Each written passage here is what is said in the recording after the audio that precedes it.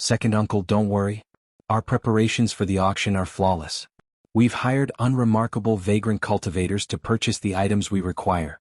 On the surface, they are unrelated to our Yi clan, and after the auction is over, they will all be killed and silenced. With some hesitation, the beautiful woman asked, "But how are you dealing with matters on the Emperor's side?"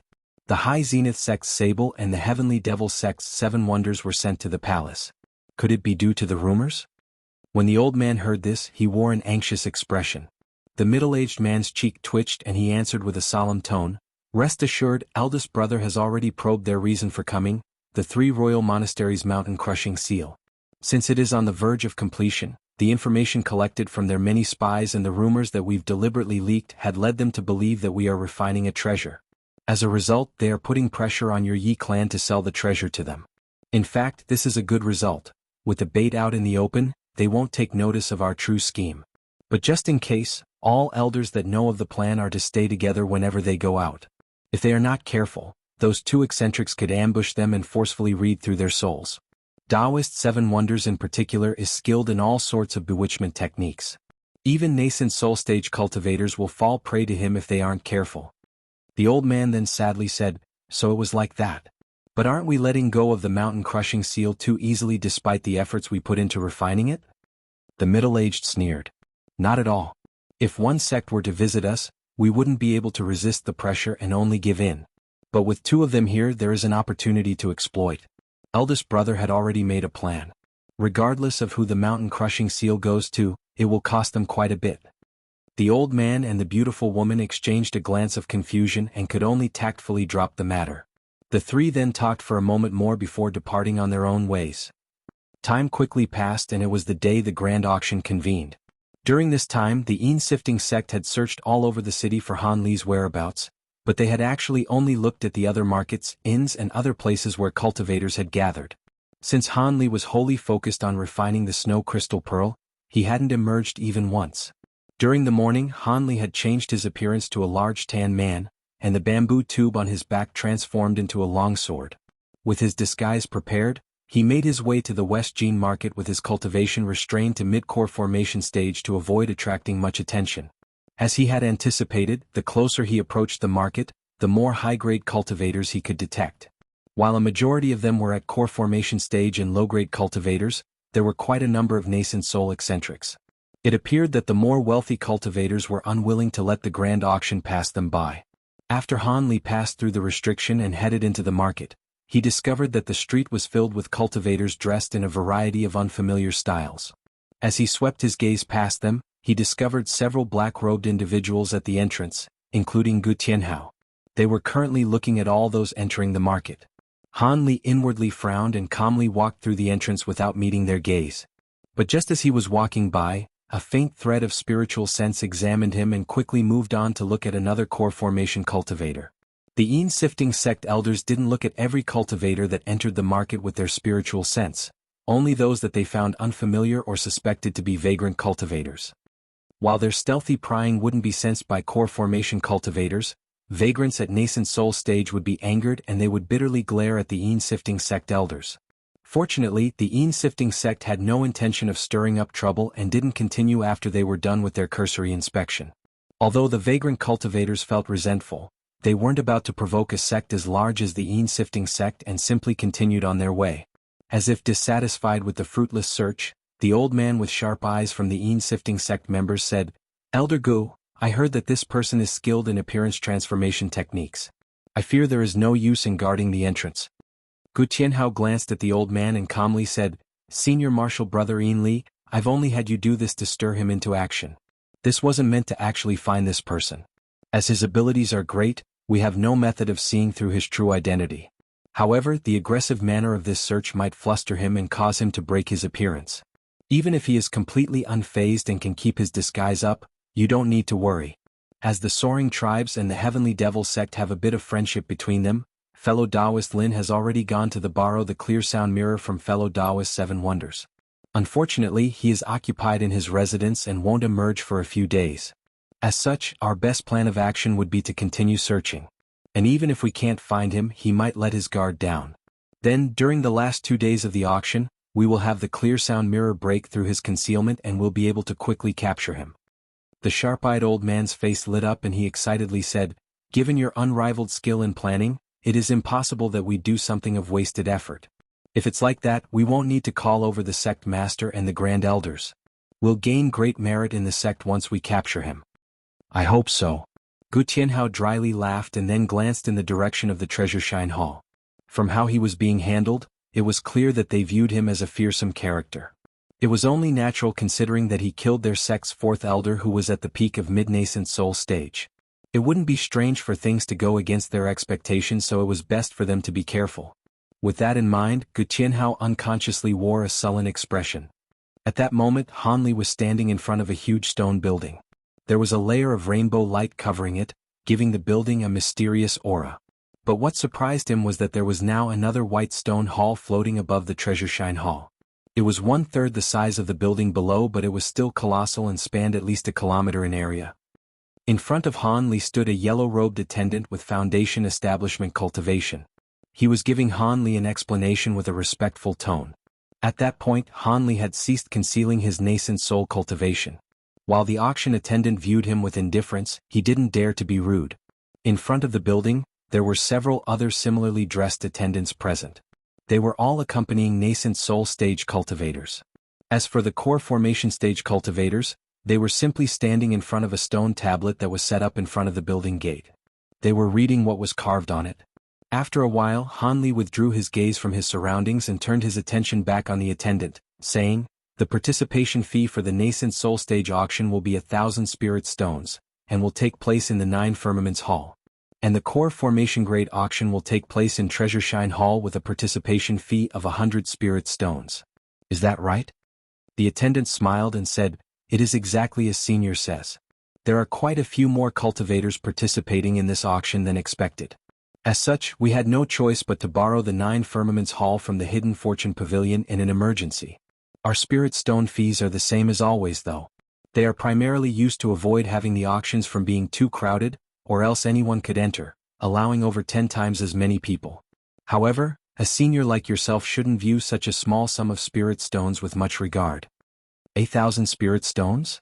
Your hall is quite skilled in acquiring riches. But as you said, so long as I am able to grab the items I desire, this amount of spirit stones is of little cost. I have no interest in the core formation grade auction and will only be participating in the nascent soul grade auction. Han Li waved his hand and tossed 10 mid-grade spirit stones towards the yellow-robed attendant. "Please come in, Senior. The nascent soul grade auction will begin in the late morning. This is an auction badge. You can this to enter the later days of the auction." The attendant took the spirit stones with a smile and handed over a jade badge over to Han Li. He accepted the badge and his body wordlessly flickered with azure light. He then flew towards the large hall in the sky in a streak of light, along with other cultivators.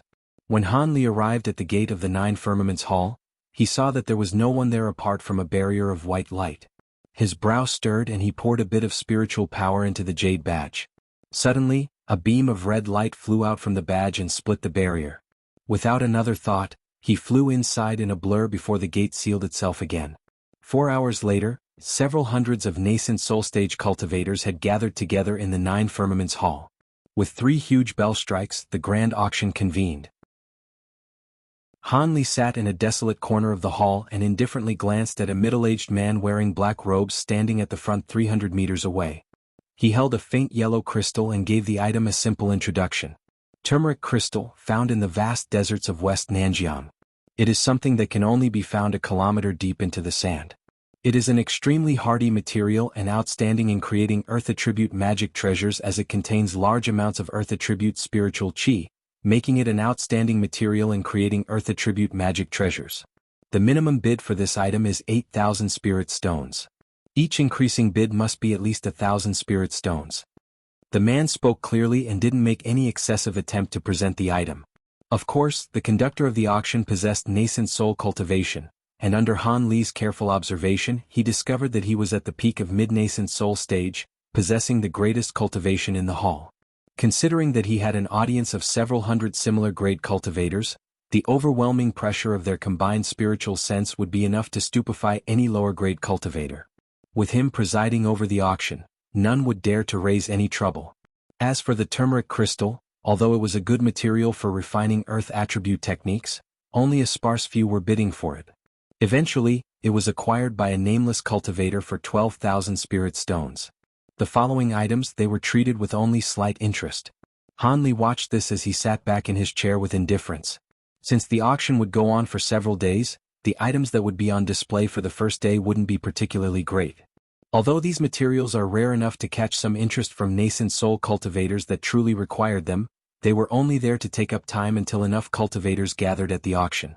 A few good items will be taken out at the end to the audience interested for the next day's auction, and these items would be where the bidding wars would take place. With that thought, Hanli didn't pay much attention and lazily observed many of the other nascent soul cultivators in the hall. Although these were a small portion of the peak cultivators in the Great Gene, they represented the Empire's various powers and factions. But what most attracted his attention were 3 large Buddhist monks with glossy foreheads sitting in the hall. One of the monks was rather lean, while another was somewhat plump, and the third had an amiable appearance and long white facial hair. The 3 all wore gray Buddhist robes and had lowered heads. Since this was the first time Hanli had seen high-grade cultivators from a Buddhist sect, he looked at them for quite a while. The one sitting at the center was the eldest amongst them and met his gaze. Although it appeared warm and peaceful, Hanli couldn't help but feel his heart tremble at the sight. The old monk appeared quite sharp, not surprising given that Buddhist sects rival Taoist and Confucian sects in the Great Gene.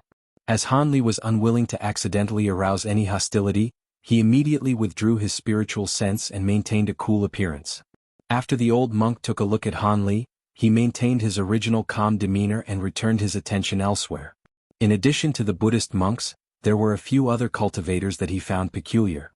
He began to match these cultivators with the information he previously acquired about the various powers in the Great Gene to their faces. There could be a later use in recognizing these characters, Hanli thought. Time slowly passed by as each of the items auctioned off.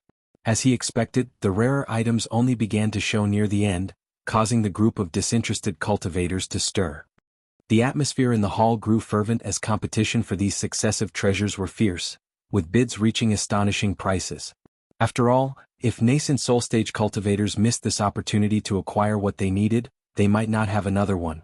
A chunk of ebony gold weighing 2 kilograms, a rare tool refinement material. Starting bid is 30,000 spirit stones. Each bid must increase the price by at least 2,000 spirit stones. The auction conductor gave a simple description of this incredibly rare material and revealed it on a jade plate. It was a pitch-black lump of metal that faintly glowed with golden light. When Hanli heard this, his body grew tense and a glint flickered from his eyes. He needed ebony gold and had been looking for quite a while. He didn't expect to find it so quickly. 36,000. 40,000. 45,000 spirit stones. As ebony gold was rather famous, several high bids were shouted before Hanli could place his own. He could only frown and calmly put out his own bid. Since he was determined to win, he decided to wait until he could compete against the highest bidder. When an unknown cultivator bid the highest price for 60,000 spirit stones, the competition came to a sudden stop. Hanli then pointed to his jade badge. After light flashed from it, he shouted, 65,000. 67,000 spirit stones. While the other person appeared to truly want this item, he was hesitant to continue. 70,000. Hanli shouted. This time the other bidder turned silent. Although ebony gold was rare, he decided to give up on the item at such a high price. When Hanli saw this, he smiled. The auction conductor felt quite satisfied to see the item bidded for such a high price. Just as he thought to ask the crowd twice to make sure that no one would bid higher, a cold voice sounded out, 75,000 spirit stones. Hanli and the auction conductor blanked when they heard this, and the other cultivators were all left shocked. Hanli quickly regained his thoughts and shouted, 80,000. 82. The voice calmly raised the bid. He appeared to require the item just as Hanli did. With this spoken, the participants in the hall couldn't help but look in the old man's direction. However, they saw a cultivator covered in a dim black mist sitting in the back. While his true appearance was hidden, they could see enough to know he was an old man. Hanli was bewildered by the old man's competition, but he didn't have the mind to continue to waste time with him. With a sullen heart, he shouted out his price. 120,000 spirit stones. When this was uttered, all of the other cultivators present were confused. This number of spirit stones could easily purchase a decent ancient treasure, far beyond the ordinary price of ebony gold. An uproar commenced and many cultivators couldn't help but look at Han Li. However, he had changed his appearance to that of a cultivator with a sallow complexion. It was natural that none could recognize him. Han Li didn't pay any notice to their gazes. Rather, he focused his attention on what the opposition would do next. The old man was clearly astonished when he heard this large price. If he were to spend any more spirit stones, he wasn't certain he would be able to acquire an even more important material coming up and would prove disastrous. From the high price his opponent raised, he clearly wasn't about to let go of the item without a fight. With that in mind, the old man didn't further contend for the item and was finally won by Han Li. However, this bidding match had attracted much attention to the two. Afterwards, nothing else had caught Han Li's eye and he simply rested in his seat after acquiring the ebony gold. When the old man saw the even rarer material firepart sand, he contended against a large group of cultivators before eventually acquiring it for over 200,000 spirit stones. Though his spending was quite eye-catching, that isn't to say that the old man had spent the most spirit stones in the auction. At the very end, high-grade ancient treasures, cultivation medicines, and other such rarities had all sold at 300,000 spirit stones and more. However, spending 200,000 spirit stones of mere refinement materials was rather out of the ordinary. With the first day of the auction concluded, Han Li departed alongside the crowd of cultivators. The group from the Yin-sifting sect were no longer at the market entrance as if they've given him. He smiled at the sight of this and calmly returned to the Taoist monastery. As for the mysterious man shrouded in black qi, he slipped away to an unremarkable home in the Jin capital. The old man wearing a black hat from the Yi clan was there waiting for him. He immediately handed over the firepart sand to him without a word. The old man smiled after receiving it and said, "I already know about the ebony gold. Thanks for your efforts, fellow Taoist Gao. I didn't expect that someone else would pay such a high price, or I would have handed over more spirit stones. Fortunately, someone should be selling ebony gold in the underground auction in a few days. I already asked around for what it was being traded for and I've already prepared it for you. When the time comes I'll have to trouble you to make another trip." Taoist Gao dryly laughed and replied, "Brother Yunyi had given me more than enough spirit stones, but I feared I wouldn't be able to acquire firepart sand. It was something that was unexpected. Of course, I will be heading to the underground auction in a few days. With fellow Taoist Gao handling matters, I am reassured. I have prepared a medicine pill for the trade. When the matter is concluded, I will give you several more of them as a reward." Yun Yi nodded with satisfaction and handed over a jade box. "Yes. Since you keep your promises, I will strive to do my best." Old man Gao happily examined the pill in the box and nodded as well. Then he took a storage pouch of spirit stones from the old man as well as a jade slip detailing the items to be bought at the auction on the next day before departing. When Yun Yi saw old man Gao leave the building, his smile disappeared. Yin Yi also had met with two vagrant core formation cultivators after nightfall. They both traded a few materials for rewards and departed happily. In the following days, Han Li arrived at the Nine Firmaments Hall in the morning to participate in the grand auction. Since he was able to find something he wanted on the first day, Han Li was quite hopeful of finding more. It was as old man Fu had said, there were no other items of the rarity Han Li desired, apart from the 10 some items that were auctioned at the end of the day. And of these, a majority of them were completed magic treasures. It seems that the appearance of the ebony gold had only been a lucky occurrence. However, Han Li was not currently attending the grand auction, but was instead looking for information about the underground auction. According to the information he acquired, the first few days in both the underground and the grand auction were more and less the same, apart from a particular emphasis on Devil Dao materials. But when the last day came, there would be a trade fair that was targeted for nascent soul-grade cultivators. In the past, rare items would often make an appearance there. It was quite possible that would be where he would find the materials he was looking for. Not anyone could join though, only cultivators related to the Devil Dao or those that were recommended could participate. With that figured out, Han Li turned his attention back to the grand auction. Several days had passed and the final day of the grand auction had arrived. Another item that he required was presented, much to his excitement, and he managed to win the item for over 100,000 spirit stones. Not long after, the grand auction came to a close. Han Li departed with the rest of the cultivators, but he didn't leave the market. Rather, he made his way to the Hidden Fortune Pavilion. Unbeknownst to him, this had coincidentally allowed him to escape from calamity for the time being. The Yin-sifting sect elders that were waiting at the market's entrance several days ago had made a sudden reappearance. This time with the soaring sky saintess in tow. Currently, the Saintess was fiddling with a small mirror sparkling with silver light as she looked at the cultivators leaving the market entrance. She would occasionally glance at the mirror and frown as her eyes wandered. With time, the silver light flickering from the small mirror grew ever brighter, but the Saintess had remained silent. Gu Tianhao and the others gradually grew more sullen when they saw this, and their expressions eventually became unsightly. Soon, she sighed and hesitantly said, "Although I discovered many cultivators that have masked their appearance using various illusion techniques, I haven't caught sight of him. Could it be he didn't take part in the grand auction? If that's the case, the last few days were spent in vain." "Impossible," Gu Tianhao stated. "All the high-grade cultivators that arrived in the Jin capital recently should have taken part in the grand auction. I personally saw him looking at the Treasure Shine Hall when we first saw him in the city. His intentions were obvious." The Saintess unconsciously nodded, but the heavy expression on her face had yet to disappear. The sharp-eyed Yin-sifting sect elder asked, "Could it be that the clear sound mirror isn't as miraculous as rumors stated? Or was it because fellow Taoist Lin was unable to fully display its strength due to the short amount of time she's refined it?" "That's impossible," the Saintess shook her head and explained. "The clear sound mirror is one of Taoist Seven Wonders' 7 profound treasures, whose fame had spread throughout the cultivation world. As for the matter of refinement, it is a peculiar ancient treasure that only needs some refinement to fully use. It will take us to where the underground auction is being held. I'd already informed them we were coming.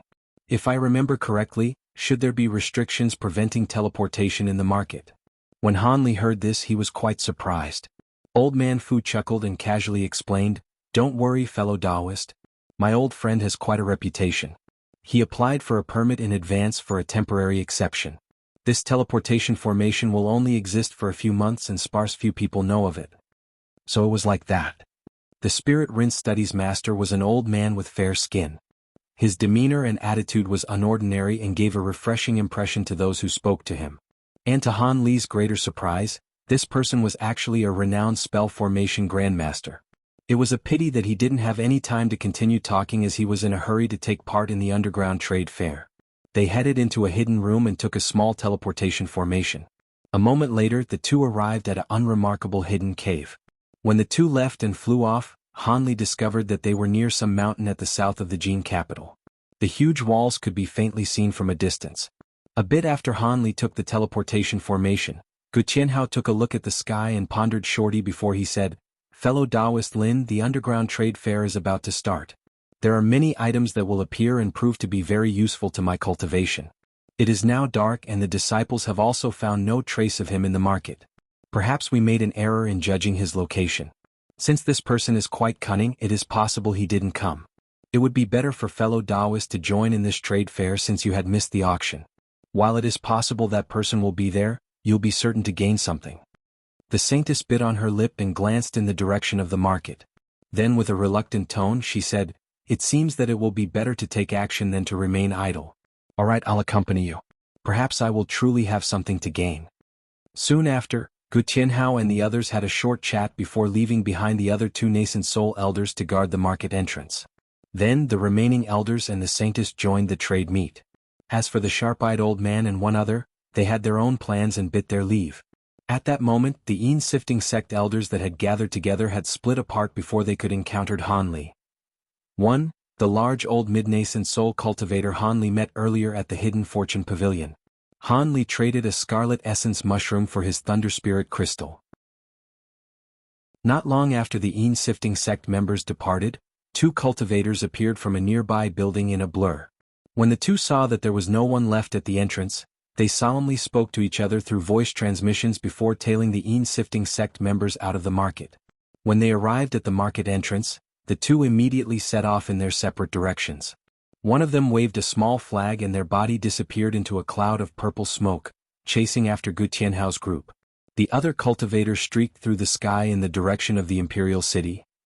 Near a nameless mountain close to the Jin capital, Old Man Fu glanced at Han Li with a curious look and said, "Don't you have anything you want to ask?" After the teleportation, Han Li carefully glanced around the transportation formation and had found nothing amiss, much to his relief. He calmly replied, "What's the point? I am somewhat puzzled as to why Brother Fu used a transportation formation to leave the market, but I'm sure you have your reasons."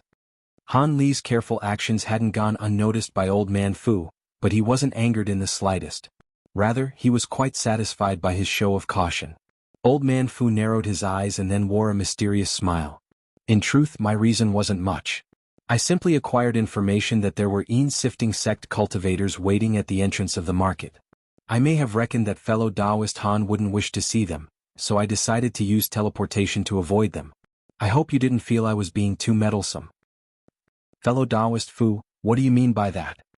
Han Li's heart trembled, but he managed to keep a calm attitude. Old Man Fu chuckled, still wearing his mysterious smile, and slowly said, "There is no need to worry. If I truly wished to mean you harm, I would have set up an ambush here. When Brother Han stood in front of the Treasure Shine Hall, didn't you clash with Gu Tianhao and his sect members?" After a moment of silence, Han Li replied, "I didn't expect that Brother Fu would know this. But why did you help me? I'm not convinced that you would risk offending the sifting sect over our appointment." Old Man Fu calmly stated, "Risk offending the sifting sect? It appears Brother Han is unaware of my background. I am the enforcement elder for the Nine Serenities sect. We're already at odds with the sifting sect to begin with. I will happily obstruct them if the opportunity arises. Though, the main reason I helped you is because I have a request." When Han Li heard that he was an elder of one of the 10 great Devil Dao sects, he was alarmed and grew vigilant.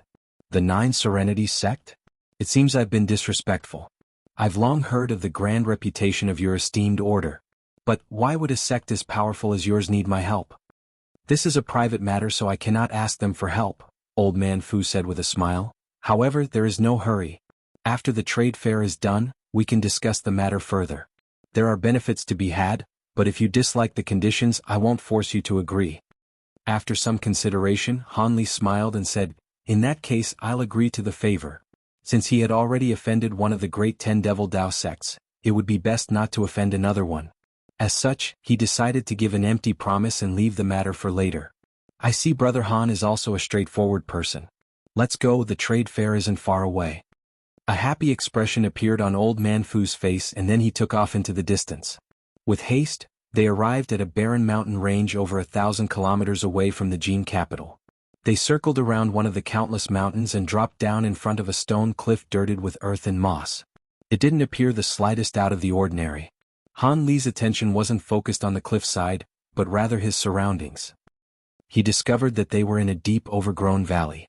If he wasn't led here, he wouldn't have noticed there were cultivators present in the area.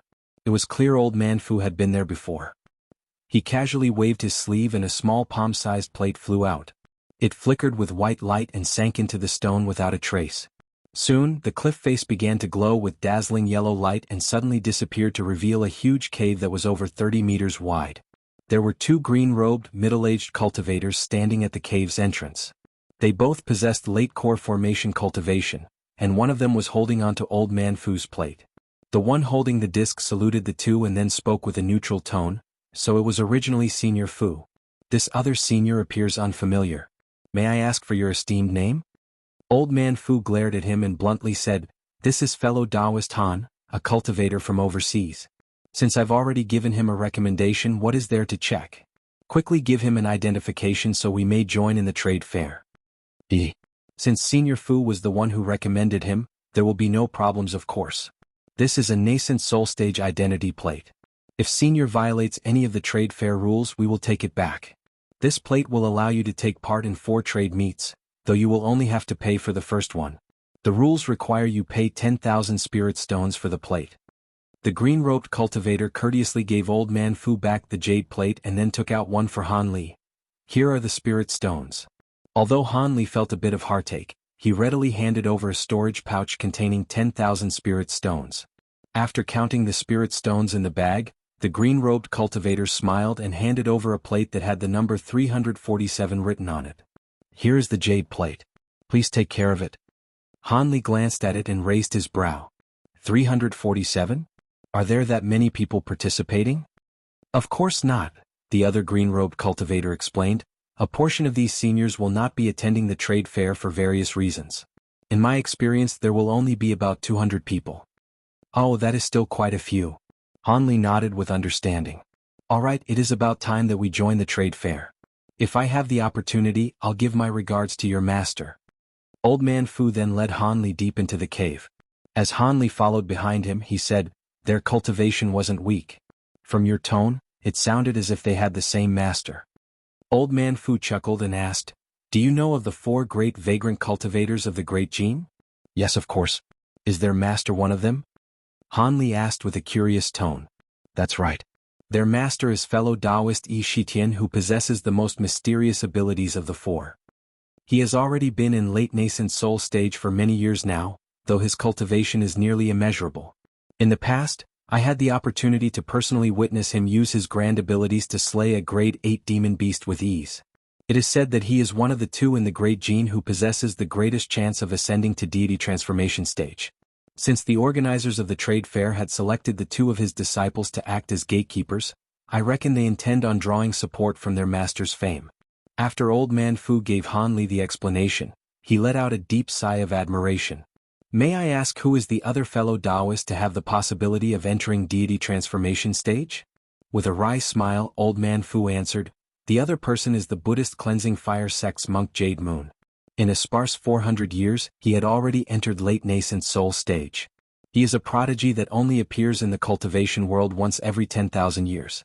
While I do consider myself one of the outstanding talents, we aren't close to exceptional when compared to those 2. But Brother Fu's cultivation is quite profound and I hold you in quite some admiration.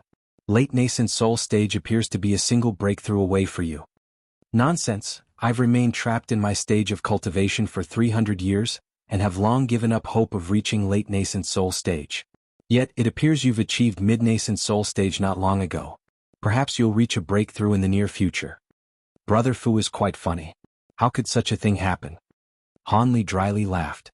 Of course, he wasn't about to take his words seriously. With Old Man Fu taking the lead, Han Li eventually saw a white light shine in front of him and a large hall bustling with activity from the opening. He couldn't help but grow excited. In an area over 50 kilometers away, Gu Tianhao wore a fierce expression and black qi was roiling from his body. He was holding onto the head of an unfamiliar cultivator in a rigid grasp, forcefully extracting the memories of the victim's soul using secret soul-searching techniques. The victim's appearance became warped, his eyes flickered, and his body trembled in a display of gruesome agony. The Endless Sky Saintess and a middle-aged black-robed cultivator were watching at the side. A short moment later, the victim of the soul search suddenly trembled and fell to the ground with a stream of black blood flowing out his nose. Gu Tianhao frowned and he set the corpse alight in a black inferno, instantly turning it to ash. He then closed his eyes and began to look through the memories he extracted. When Gu Tianhao eventually opened his eyes, the Saintess asked, "What was his identity? Why was he stealthily following us?" "He's a cultivator from the Yi clan," Gu Tianhao said. "The Yi clan? The Imperial Yi clan?" The Endless Sky Saintess said with surprise. "Does fellow Taoist Lin know the person who sent them?" Gu Tianhao asked with an odd expression. "He is a Yi clan elder surnamed Han. This man has the same appearance as the person we're pursuing." "It was like that?" The Saintess asked with surprise. "Are those 2 the same person? What does that person have to do with the Yi clan?" Gu Tianhao said with a solemn expression. "I'm not sure. The person I soul-searched was only a vagrant cultivator recruited by the Yi clan. Even if they aren't the same person, they are certain to be closely related. Otherwise, they wouldn't have sent someone to follow us. If that person is truly an elder of the Yi clan, it will be somewhat troublesome." The Saintess smiled and said, "Is the Imperial clan that large? I recall that the Yi clan was under the control of many large sects, including your own. What is there for you to fear?" "The Yi clan isn't a common cultivator clan," Gu Tianhao explained with a sigh. "Their identity as the top clan in the Great Gene doesn't come from their status as the royal imperial family. It is because they possess 7 nascent soul stage elders, not to mention the large number of vagrant cultivators that they've recruited and the secret powers they nurtured in secret. Their true strength isn't any lesser than a large cultivator sect. Although the person following us didn't have great cultivation, his flag was exceptionally effective. Were it not for fellow Taoist Lin's clear sound mirror, it would have been difficult for us to detect him following us. It was nothing. Because of my cultivation art's enhanced senses, I was able to faintly perceive something amiss ever since we left the market. It was only a matter of luck that I used the clear sound mirror at the right time." The Saintess stared at Gu Tianhao and calmly asked, "How does Brother Gu plan on handling this matter? Does your sect still plan on fulfilling your agreement with our Endless Sky Temple?" Gu Tianhao looked into the distance and chuckled. "The Yi clan might be powerful, but my sect has nothing to fear from them. Besides, it involves our sect's signature treasure and the life of our enforcement elder. Even if he was truly a Yi clan elder, our sect can make an exchange for him. Fellow Taoist Lin shouldn't worry about the matter. Now that the time has arrived, let us go to the trade meet. Brother Ji's words have put my worries to rest. The saintess nodded with a satisfied expression. Soon after, the three departed in streaks of light. Unbeknownst to them, not long after they left, a flicker of black light appeared nearby, revealing an azure-robed youth. He sneered as he looked in the direction that the three had flown off in. So the Yin-sifting sect and the Endless Sky Temple are working together? That's fine. I'll let you live for the time being, so have that draw out that youth Han. I still haven't forgotten my hatred for the death of my main soul.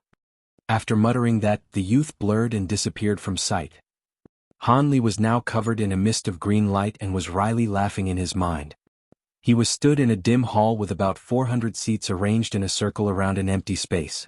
To his surprise, when he was about to enter the trade meet, a masked gatekeeper stuck a unique talisman onto him, and he then passed through a simple teleportation formation. Afterwards, he found himself shrouded in a mist of green light as he stood inside the hall. His appearance was completely hidden. He then quickly looked around him in alarm and found several tens of cultivators scattered throughout the area that were similarly concealed in mists of various colors. A few of them were standing of their own discretion. Materials, medicine pills, or magic treasures. If there is something they want in particular, how about you tell us first? If we traded it away, we will definitely feel regretful. The white silhouette chuckled and said, "This item is difficult to describe in worldly terms. You will know what it is when the time comes. As for your worries, they are unfounded. The items that are traded for it are something that common cultivators would never let go." His bold tone had stirred an uproar in the cultivators in the hall, and they couldn't help but turn curious. Still, nobody had asked any further questions. At that moment, the silhouette appeared behind the jade table and grabbed one of the storage pouches in front of him. In a flash of black light, he took out something that resembled a jujube shining with dim black light.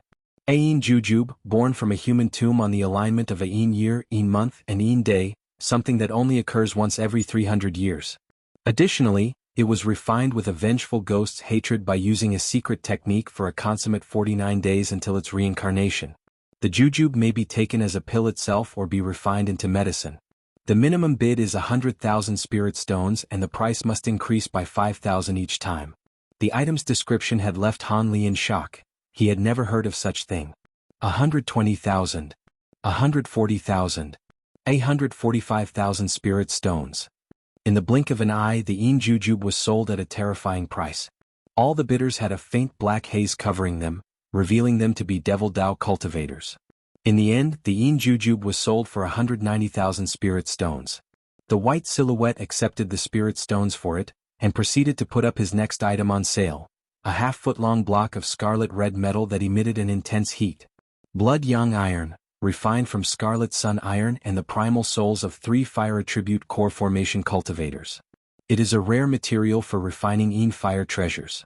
The starting bid will be 150,000 spirit stones. Every bid will increase in 10,000 stones. 180,000 spirit stones. 200,000. Han Li had recalled hearing of this material before. Although there weren't many people bidding on it, they all had great financial resources and none of them were willing to let it go. Eventually, it was won at the price of 250,000 spirit stones.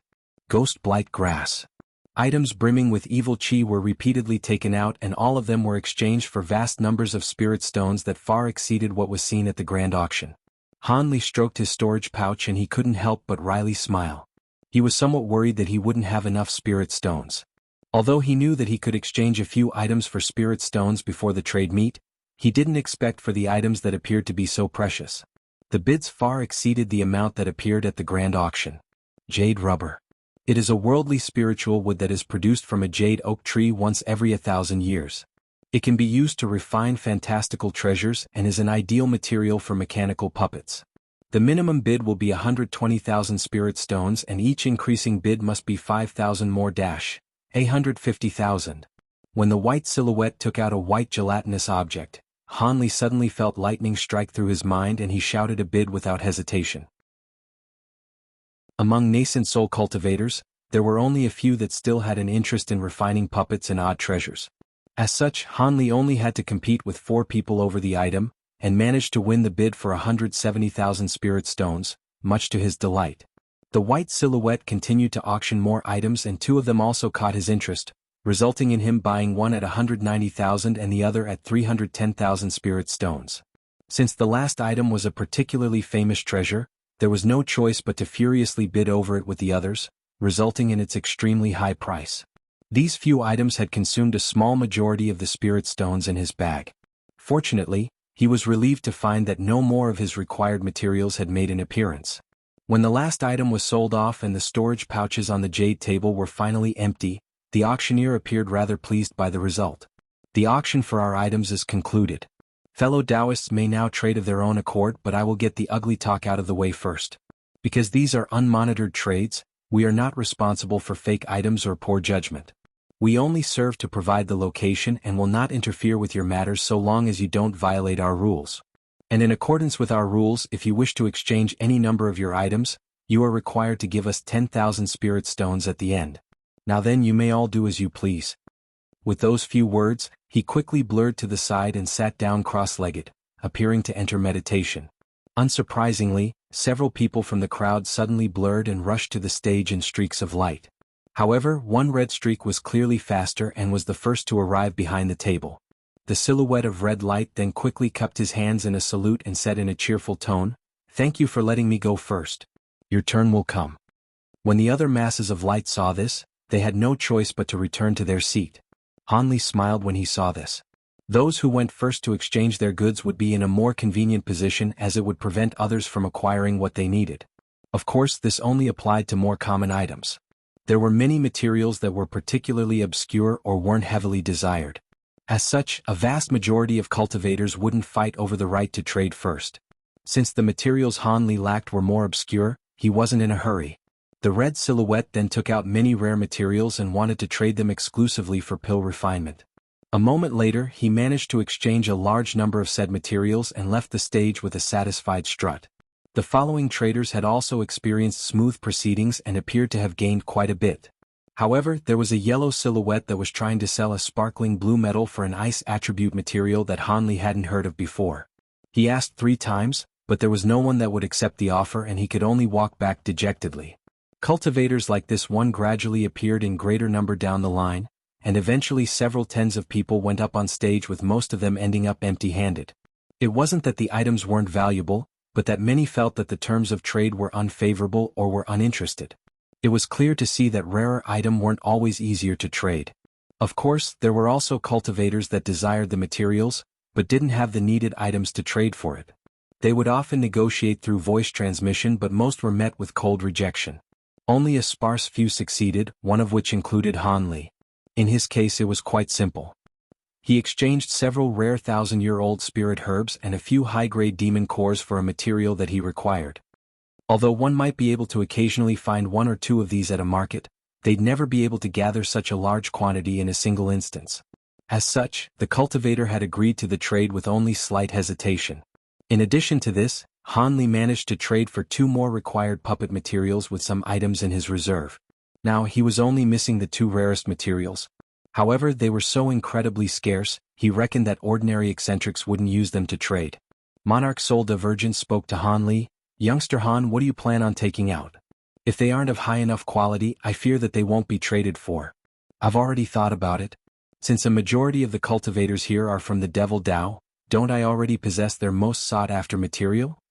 "Really, you're willing to part with it?" Monarch Soul Divergence asked with amazement. "There is nothing I can do if they don't wish to part with them, but now that we've gathered everything except for the last 2 pieces, I can't have my efforts be in vain. If Senior's puppet is truly as formidable as you say, it is worth at least this much." Hanli chuckled and then glanced around the room. When a dismayed cultivator backed down from the stage without managing a single trade, Hanli calmly stepped forward and arrived behind the table.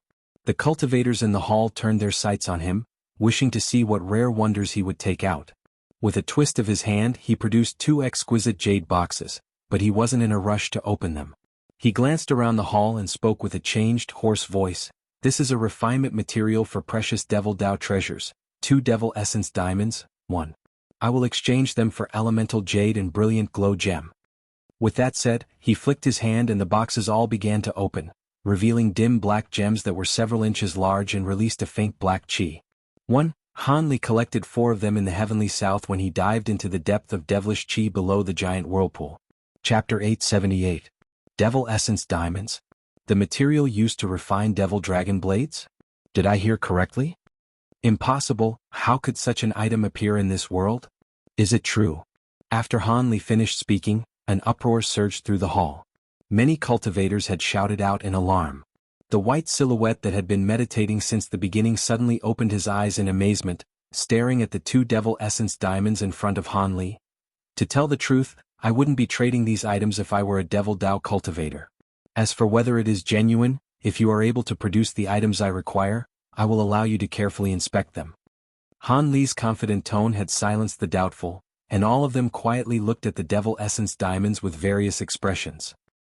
Elemental jade and brilliant glow gems were rarely ever seen in this world, but they were less valuable than the diamonds and made the trade quite tempting.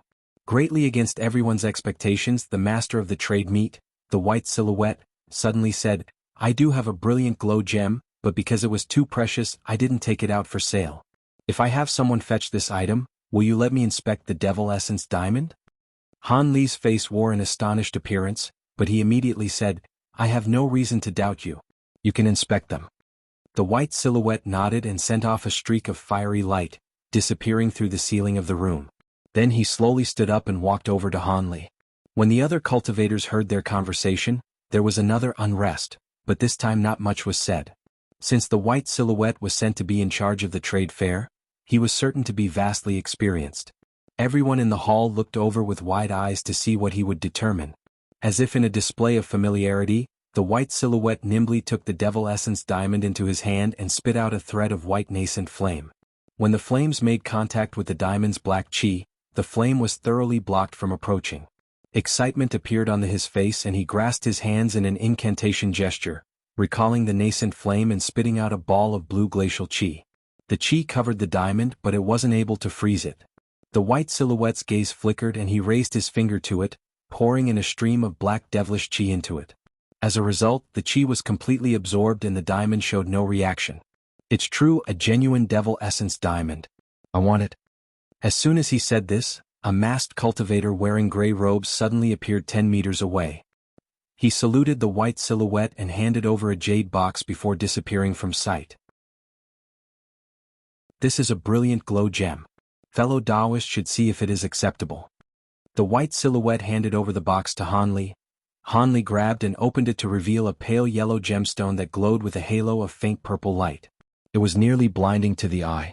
In a wave of happiness, he examined it as blue light flickered from his eyes. He then held the stone in between his fingers as he carefully examined it. While Hanli was examining the brilliant glow gem with a calm appearance, the white silhouette was completely shocked. He could only look at the gem for a short while, yet this unknown cultivator was able to stare at the crystal for such a long amount of time. Not bad. It is a top-quality brilliant light gem. Go ahead, take the devil essence diamond. Hanli then put away the gem into his storage pouch. Then I won't refuse. The white silhouette chuckled and carefully put away the diamond. He looked at the other devil essence diamond and said with a greedy tone, Now then, since there is no one else that wants to trade for it with the items you desire, I'm willing to purchase it at a high price or exchange for other rare materials. No matter the method, I will be sure to satisfy you. Who said that nobody had any materials for it? I have a piece of elemental jade. Wait, that item is mine. I forbid anyone else from having it. As soon as the white silhouette finished speaking, a woman and a man's voice suddenly spoke out from the crowd. The man's voice was deep and thunderous while the woman's was smooth and sweet. Afterwards, streaks of black and silver flashed forward before Hanli. When this happened, the other cultivators began to fill the hall with whispers. While only a few people knew of brilliant glow gems, elemental jade was resoundingly famous in the cultivation world as a top-grade material for refining jade magic treasures. However, this material was incredibly rare and would only appear in the cultivation world once every 500 years. Now that someone had produced it, there were many that were envious and shocked. It appeared these cultivators did possess such rare treasures but that they were unwilling to reveal them. When the white silhouette heard the man's voice, his expression wavered from the shock, though it was concealed by the mist of light surrounding him. The black figure ignored the slender silver mass that arrived first and stared at the white silhouette, forcefully saying, "Second Elder Yi, you dare to violate the rules of the trade meet and control the devil essence diamond?" Although one couldn't see his true appearance, his figure was tall and his voice was cold. "Brother Kuan is far too worrisome. How could I do such a thing? I was simply giving this fellow Taoist a suggestion. Since you two are here now, I won't further interfere with the matter."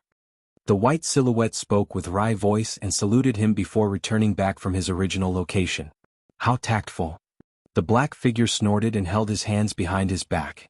The silver form to the side stood gracefully in place as if somewhat stunned by this display. A series of whispers then sounded out from all around them. "Kuan? Could he be the austere blood sect elder Kuan Wuji? His voice really sounds like it's him. Apart from that late nascent soul cultivator who could be so bold?"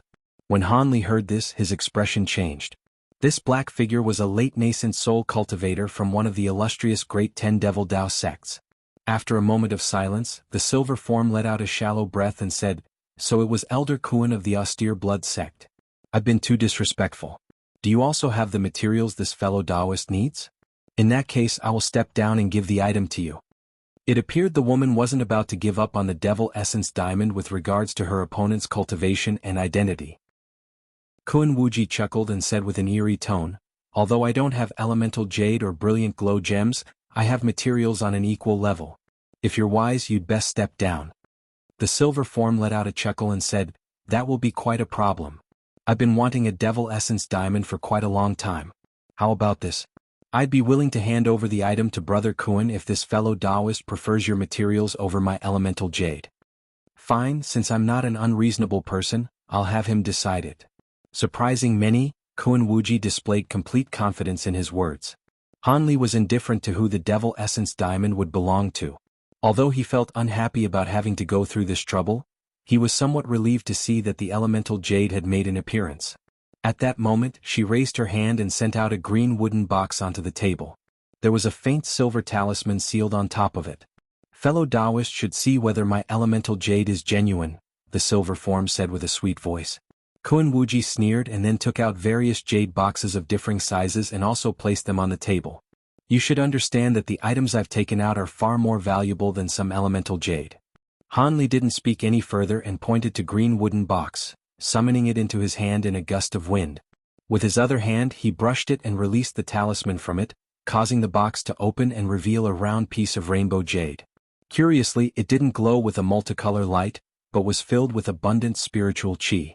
Hanli held the piece of jade in his hand and examined it for a moment before forcefully suppressing the excitement in his heart. He nodded to the silver silhouette and said, "Not bad, it's genuine elemental jade." With that said, he shut the box and turned his sights on the other boxes on the table.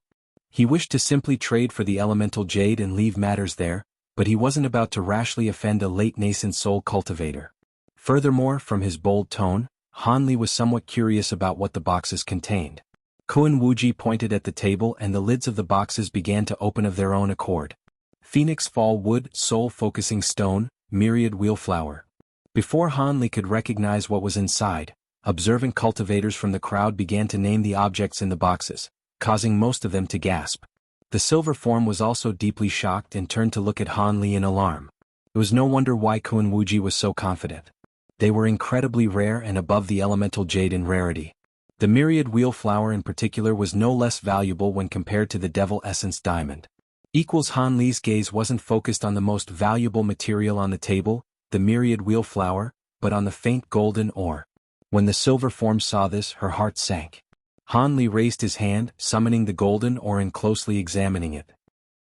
When Kuan Wuji saw this, he chuckled and proudly said, "It seems my auric essence had caught your eye. You're quite discerning. Sword cultivators will gain a massive increase in strength with this, and I reckon that only I was able to acquire a piece this large in the entire Great Gene. I will exchange the diamond for this auric essence," Hanli said. "Please wait, don't you want my elemental jade dash? Quiet.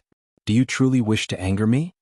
Kuan Wuji's initial joy suddenly changed to fury and his body released an astonishing pressure, suppressing the silver form.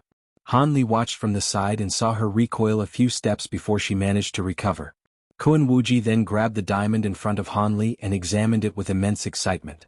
"It's a true devil essence diamond. My trip was worth it. If those old devils knew that one would appear at this trade fair, they would be filled with regret. He put away the diamond and wildly roared with laughter. With a wave of his sleeve, he took away the remaining jade boxes on the table and made his way to the entrance of the hall in a blur. The white silhouette then said, "Brother Kuan, don't you want to remain behind until the end and look at the grand treasure I have to offer?" "What grand treasure is valuable to me? Now that I have the devil essence diamond, I wish to hastily return and refine the pure devilish chi it contains. I'm not in the mood for any grand treasure." Cackling with laughter, Kuan Wuji's silhouette flashed from the hall's teleportation formation and he disappeared without a trace. Refined devilish chi? Han Li was surprised, but then came to a sudden realization. These devil essence diamonds were something that were condensed in the deepest depths of devilish chi and should contain a significant concentration of devilish chi. A devil Dao cultivator would be sure to gain many benefits from it. It was no wonder why Kuan Wuji had no interest in any other treasures after he managed to acquire it. At that moment, Silver Form was furious from having the devil essence diamond seized from her, and reached out to recall the elemental jade back into her grasp. Suddenly Han Li held the box to the table and said, "Wait! I also want this." "What does fellow Taoist mean?" The silver silhouette's voice suddenly grew cold. When the other cultivators saw this, they all revealed alarm. Han Li faintly smiled, and with a hand still holding the box down, he slapped his storage pouch and took out another jade box. The silver silhouette unconsciously received the box and annoyedly said, "I will only trade for a devil essence diamond. I have no interest in anything else." "You should take a look at what's inside first." "There's no harm in that," Han Li said with a deep tone. The silver silhouette hesitantly opened the box and took a quick glance before letting out a gasp of surprise. "Good, the elemental jade is yours," the silver silhouette cheerfully said. She had only opened the box halfway before carefully putting the box away and returning to the crowd. All the cultivators around them were left completely baffled. They hadn't caught sight of what was contained in the third jade box Han Li had taken out, but it was enough to get the woman to agree to the exchange. Of course, there were a few people that guessed that it was a third devil essence diamond, but it was already shocking for a single person to possess two of them, let alone a third. Since it was so unlikely, most people had guessed Han Li took out a great treasure to tempt the woman. At that moment, the gazes in the crowd were looking at Han Li with various emotions ranging from envy to hostility. Han Li paid no attention to this and took another glance at the silver silhouette and unconsciously frowned. Her figure gave him a rather familiar impression. Could it be her? A shocking thought suddenly crossed Han Li's mind. Although the voice wasn't the same, cultivators of their stage could change their voice with ease. With that thought, Han Li used his bright sight spirit eyes to look at her. Although he wouldn't be able to completely see through the mist of light, it would allow him make out a more concrete outline. As a result, he wore an odd expression. This woman did appear to be the Endless Sky Saintess, but because of their circumstances, she hadn't discovered his identity and carried off with the devil essence diamond in delight. The last of the materials he toiled to collect was actually in the hands of a hated enemy. Han Li felt at a loss of whether he should laugh or cry at this rather ridiculous affair. While his heart was assailed by this indescribable feeling, he quickly put away the auric essence and elemental jade he had acquired and returned to his seat. He no longer paid further attention to anything as he was able to accomplish his objective, and managed to gain a large piece of auric essence without much trouble as well, much to his satisfaction. This chunk would be enough for him to temper most of his remaining swords. Another 40-some-odd cultivators later went on stage to trade their items, but none of them revealed anything as rare as the elemental jade and devil essence diamonds. As such, most attendees were bored with the display, and matters were proceeded in a hurry. Eventually, the last trader had finished and returned to their seat. The white silhouette then clapped his hands twice and said, "Since fellow Taoists had finished their trades, we will begin the auction for the final treasure of this meeting, an item that is truly a marvel to behold." With that said, two cultivators appeared at the entrance of the hall. Surprisingly, the two hadn't placed the concealment talismans on their body and were revealing their true appearance. The crowd became restless and puzzled as most of them had recognized the two. They were an old man with a black hand at early nascent soul cultivation and a middle-aged man with a square face at mid-nascent soul cultivation, the elders of the Imperial Yi clan that commonly interacted with outsiders. Only a few cultivators seemed to understand what was happening. They had received information of the treasure that would appear in the trade meet and their spirits were greatly roused. At that moment, the middle-aged man approached the table at the center of the hall and nodded towards the white silhouette. He turned around to face the crowd and slowly said, "There will be no need for introductions, so I'll keep it short. This grand treasure is something that our Yi clan had spent much effort creating. It had taken us over 100 years and we've only recently finished it. However, there have been several sects close to the Yi clan that were looking to purchase this item, but we dare not to offend any of them. As we are helpless, we have decided to auction it as the last item of the trade meet. Let's see if any fellow Taoist has the opportunity to acquire this grand treasure." With that said, he turned to the old man and gave him a nod. The old man took out a foot-long box and gritted his teeth before reluctantly handing it over to the white silhouette. The white silhouette chuckled and said, "Since that is done, I won't be wasting my breath either. I'll first show everyone the true appearance of this treasure." He then tossed the jade box into the air and a fist-sized blinding yellow streak slowly floated out from it. As soon as it appeared, it seemed to fluctuate in size of its own accord and release faint hums. He then clasped his hands in an incantation gesture and struck it with several spell seals. After he pointed at it, he let out a soft shout, causing it to wildly flash and revolve in place before it revealed its true form, a yellow seal that was several inches large. The stamp appeared as smooth as jade. But from the fluctuating light on its surface, one could faintly see layers of gold-and-silver spell formations on top of it. Each time light flickered, it would display a different set of talisman characters, causing observers to feel greatly mystified upon further inspection. In addition, the stamp released a spiritual chi that was completely massive, yet steady and calm. When the spectators sensed this, they were deeply shocked. This treasure is called the Mountain-Crushing Seal, an imitation of the ancient divine spirit treasure, the Heaven-Wielding Seal. According to the Yi clan's tests, although it only displays a tenth of the original's power, it is more than enough to flatten any mountain. Even if a cultivator possesses great enough spiritual power to wield the entirety of its might, it will be possible to wield a third of the power of the Heaven-Wielding Seal. However, this will heavily damage the treasure, so it'd be best to avoid doing this. As the white silhouette spoke, he controlled the mountain-crushing seal in front of him to continuously fluctuate in size and release an astonishing aura. Although this demonstration didn't fully display its might, it was enough to show that it was beyond ordinary. No matter their past knowledge, the seal had firmly captured their attention. When Hanli heard that it was a replica of a divine spirit treasure, he was also surprised. He had already spent a great effort to gather the materials needed to refine the tri-flame fan. Now that a divine spirit treasure replica had appeared at the auction, Hanli felt particularly gloomy.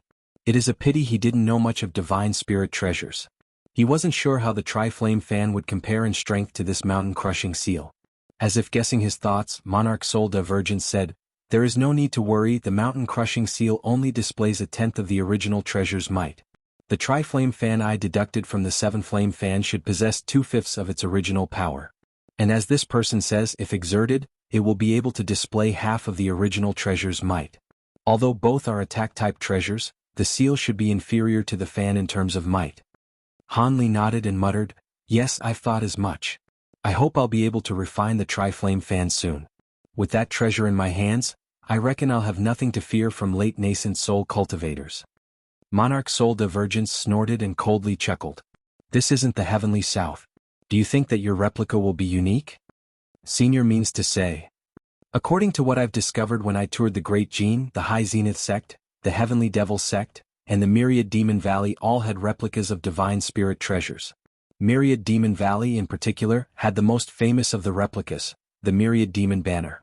It is said that the flag has already reached the same level as its original, the Heaven Demon Banner, as a result of the many cultivator souls it had devoured.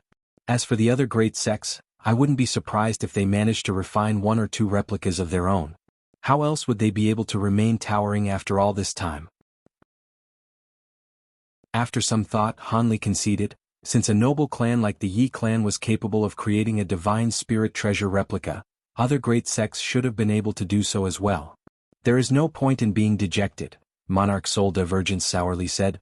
"Although they may be replicas, they were refined from rare materials. I reckon that most of these materials are extinct in this world and were only gathered together over a long period of time. Besides, don't you have a genuine divine spirit treasure in your possession? If you are able to fully wield it, none would be able to stand against you in this world." When Hanli heard this, he wryly snickered. "As if that would be easy. It will only be a daydream unless I am able to reach deity transformation stage. But if I reach that level, I'll be able to reign over the mortal world without the heaven void cauldron in hand." Monarch Soul Divergence chuckled and said nothing else. The hall was filled with an overpowering silence after the introduction of the mountain-crushing seal. The white silhouette could read the pressure from the crowd and didn't delay any further with the explanation. After a light cough, he began to describe the conditions to acquire the seal. The Yi clan has already prepared a list of the items it desires. Whoever is able to produce the most of these materials will be able to acquire this treasure. Of course, if the value of the highest trade is obviously insufficient, it will not be accepted. The final method of trade will be an auction with a minimum bid of 3 million spirit stones. When this was said, a majority of cultivators present became restless, but none had raised any objections. Although that number of spirit stones was most of the wealth that a mid-sized cultivator sect possessed, it truly was a low price for it. When the auction started, it was more than likely that the bids would reach several times the minimum. When Hanli heard the conditions of the trade, he felt a chill shake his heart as a strange thought came to mind. If he were to take out his last Devil Essence diamond and put it on auction, he could acquire a significant amount of spirit stones. However, it wasn't quite comparable. The most famous treasure of the Devil Dao, the Devil Dragon Blade, was something he had done a bit of research on. It appeared that only one of them was able to be refined, and this was during ancient times. It was said that some devil cultivators were able to kill deity transformation stage cultivators with the weapon, and its might was no inferior to a divine spirit treasure. Since the Devil Dragon Blade was a magic treasure, it had immense potential, but it couldn't be refined with only 1 or 2 Devil Essence diamonds. Even so, a devil cultivator could greatly increase their cultivation by absorbing the diamond's pure devilish chi, which caused its immense value. Just as these random thoughts appeared in his head, the old man took out a jade slip containing the list of materials and began to read them out loud. Although his voice was soft, everyone in the hall could clearly hear him. After this was said, Hanli grew indifferent and no longer had any intention of fighting over the treasure. It wasn't that he couldn't be tempted by the treasure, but that he was aware of his own limits. As a lone cultivator, how could he possibly compare to the vast wealth of the greatest sects of the Jin Empire? Even the entire fortune of a smaller sect couldn't hope to compete. After hearing out the list of items they wanted in exchange, Hanli became certain the Yi clan was willing to take out the mountain-crushing seal at this auction because they taking advantage of being pressured by the various superpowers to sell the item. The old man hadn't uttered the name of materials as rare as elemental jade or auric essence, but since the requested items were both uncommon and essential, large sects would always keep a stockpile of them. It appears the Yi clan were planning to deal a striking blow to these sections. With that in mind, Hanli stood up and headed towards the teleportation formation of the hall. The action had aroused quite a bit of attention and bewilderment, as many cultivators had taken note of him after he produced 2 Devil Essence diamonds. Hanli paid little notice of this and continued on his way out. But just as he was about to enter the glowing formation, he heard the sound of a familiar voice. "Fellow Taoist Han, why are you leaving now?" Old Man Fu had sent him a voice transmission. Hanli stopped and replied, "I've become a target of attention. It'd be best for me to depart before I attract problems. I still haven't forgotten about Brother Fu's affair. If you aren't in a hurry, how about we talk about it in a few years after I finish refining a treasure? My matter isn't urgent at all. However, Brother Han has taken quite the effort to conceal himself from me. I didn't have the slightest clue you possessed something as precious as Devil Essence diamonds. It is no wonder the Yin-sifting sect is pursuing you. Anyways, in 4 years' time, could you meet me in Nanjian Province's Chaoyin Prefecture? At that time, I will have arranged for other fellow Taoists to meet me at Twin Scorpion Mountain. I guarantee that although the matter will require some effort, you will most certainly be rewarded." 4 years? That will be enough time. I'll see you then. With that said, Hanli stepped into the formation and disappearing in a flash of white light. After the time it took to finish a cup of tea, Hanli flew out from the underground trade meet, flying a circle in the air before heading east. A short moment after Hanli departed, several cultivators quietly departed from the trade meet as well, having more or less had the same thoughts about the mountain-crushing seal. Most, however, decided to remain behind. After all, there were to be even more rare materials, along with the fierce competition involved. After quickly flying 500 kilometers away, he passed by a nearby mountain and had heard a peculiar sword cry. Hanli's expression vastly changed and he came to a sudden stop. He took a deep breath and sharply glanced around him. Tens of golden flying swords were simultaneously released to densely fly around him with great momentum. With blue light flashing from his eyes, he stared at an empty space and coldly said, "Your tracks have already been revealed. There is no point in hiding, come out." Hehe. You are truly clever. As expected of the cultivator who slew my main soul.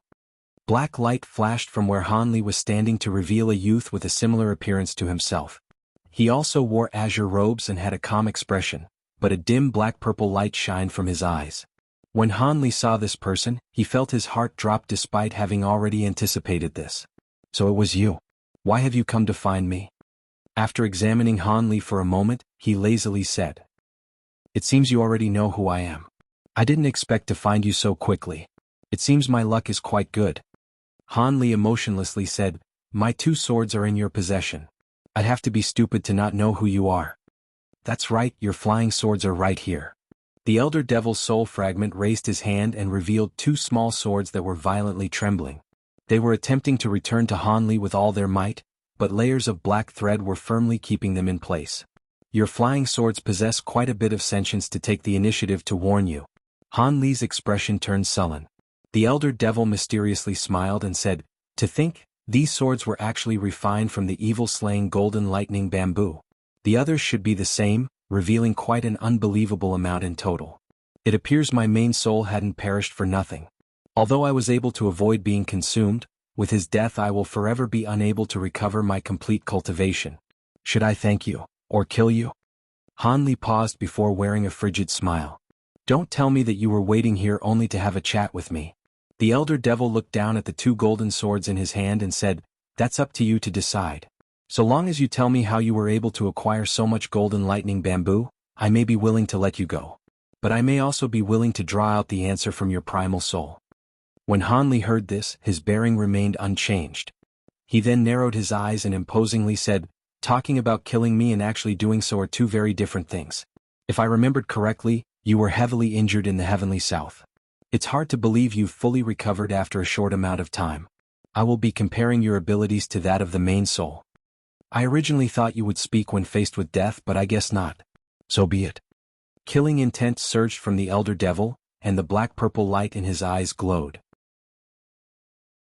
Just as Hanli and the elder devil were about to clash, the devil's expression suddenly stirred and he glanced behind him. Hanli also soon sensed something as well and glanced in the same direction with a raised brow. Soon a blaze flashed from a distance, followed by a streak of light. When he saw how quickly it was traveling, along with the faint sounds of a storm, he was surprised. A fierce aura bled from the devil as he flew forward to meet the approaching light with an ominous glint in his eyes. In a mere moment, the streak closed the distance of over 10 kilometers, revealing a monk with disheveled hair. Heck had a stern expression on his face, with one hand holding a scarlet alms bowl and the other a meter-long green staff. When he saw the 2, he was surprised to see that they had the same face. The monk looked at them both and smiled, asking, "May I ask which one is the fellow Taoist that emerged from the trade meet?" Hanli's expression stirred and he silently glanced at him. The monk possessed mid-nascent soul cultivation and had unordinary treasures, so it came as no surprise that he would dare to follow him. However, Hanli was disinterested since he didn't know his intentions. As for the elder devil, when he saw the intruder, he looked to the sky with his hands behind his back and ignored him. The monk grew furious. Ever since he entered nascent soul stage and came into possession of his bloodfire bowl and coiling dragon staff, those of equivalent strength had all treated him with great courtesy. Now these 2 disregarded him, despite appearing to possess somewhat similar cultivation, and he couldn't help but hold an unsightly expression on his face. To make matters worse, their appearances were similar, so they appeared to be together. If he were to fight them, he couldn't predict the outcome despite his confidence. As such, he could only forcefully restrain himself as he began to plan how to best strike them down. But before he could conceive an approach, more lights shined from over the horizon.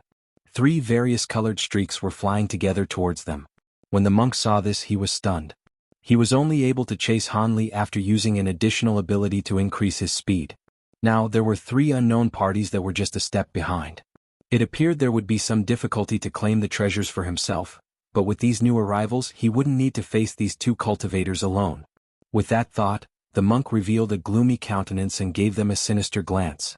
As if sensing the monk's ill intent, the elder devil suddenly focused his gaze on him and then looked at the incoming lights with impatience. "How troublesome. I originally believed that you would be the only bother. I didn't think that there were more people coming after you." Since that's the case, let's start off with him. After those cold words were said, the elder devil's body flashed with black light and rushed towards the monk. The monk inwardly shouted in alarm and instantly flipped the alms bowl, releasing a cloud of scarlet flame and forming a barrier around him. Then the dark green staff in his other hand transformed into an emerald flood dragon and charged forward to meet the streak of black light. With green mist trailing from the flood dragon's mouth, it fiercely swiped at the elder devil, but before the strike landed, the devil's body quivered with light and disappeared. Tapping his vast experience in battle, the monk instantly raised his hands to form an incantation gesture and released several green spell seals into the barrier of flame protecting him. The inferno surged and began to circle with astonishing momentum, turning into a green-red whirlwind that reached 100 meters tall. Still feeling ill at ease, the monk slapped his storage pouch to take out another protective treasure. But before he could, a black blip flashed 10 meters away from him, followed by two arms covered in black-purple light reaching out towards him. In that instant, the arms had already moved into the flame barrier without the slightest fear. Ah! The monk's heart trembled at the sight, and without another thought, he yelled, releasing a large golden mist from his mouth.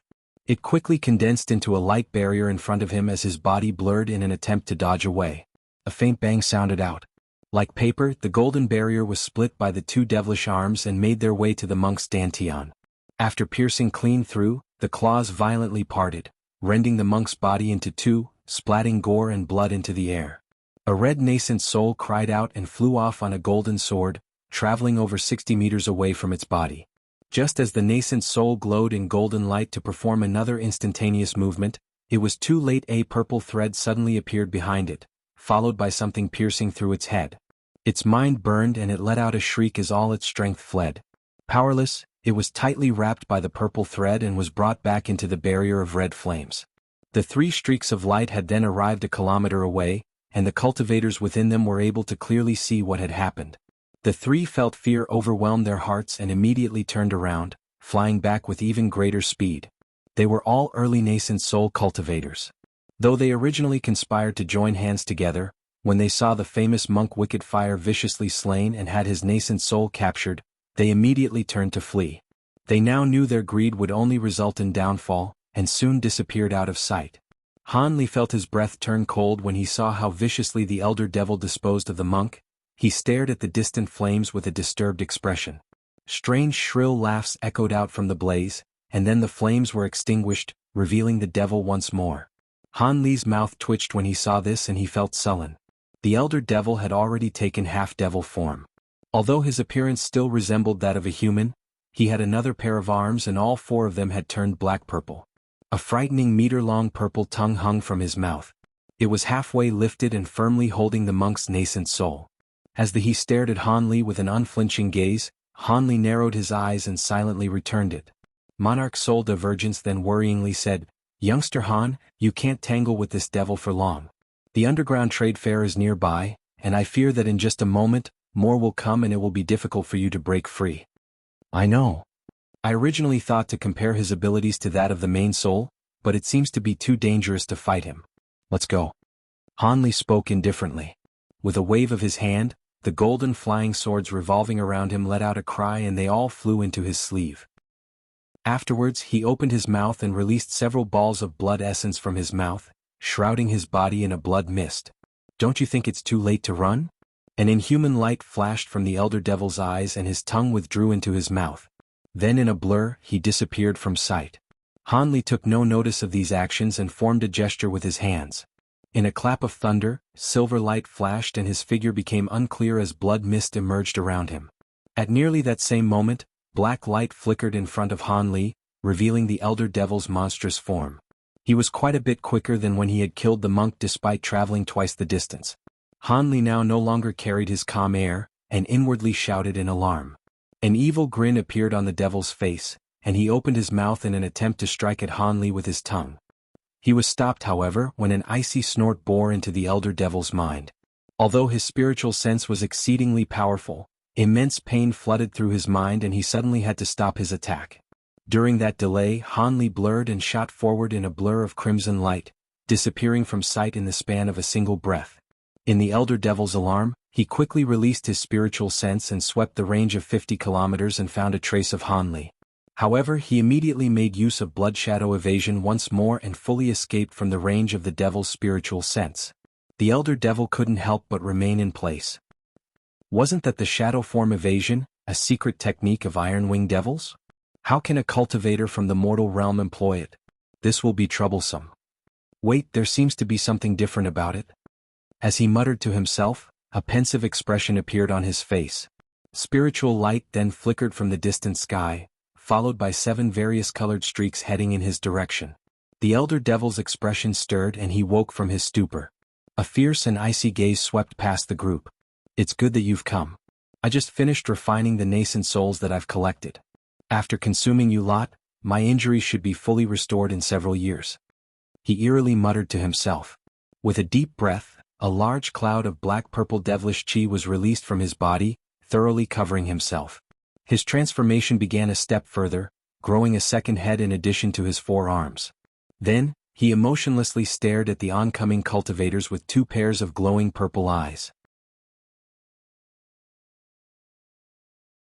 Although there was a layer of restrictions present, he was able to sense the general circumstances of the mountain. He frowned as a result. He already knew that the Heavenly Talisman sect wasn't large before he arrived, but the sect only had 100 members and he could only sense the faint aura of an early core formation cultivator.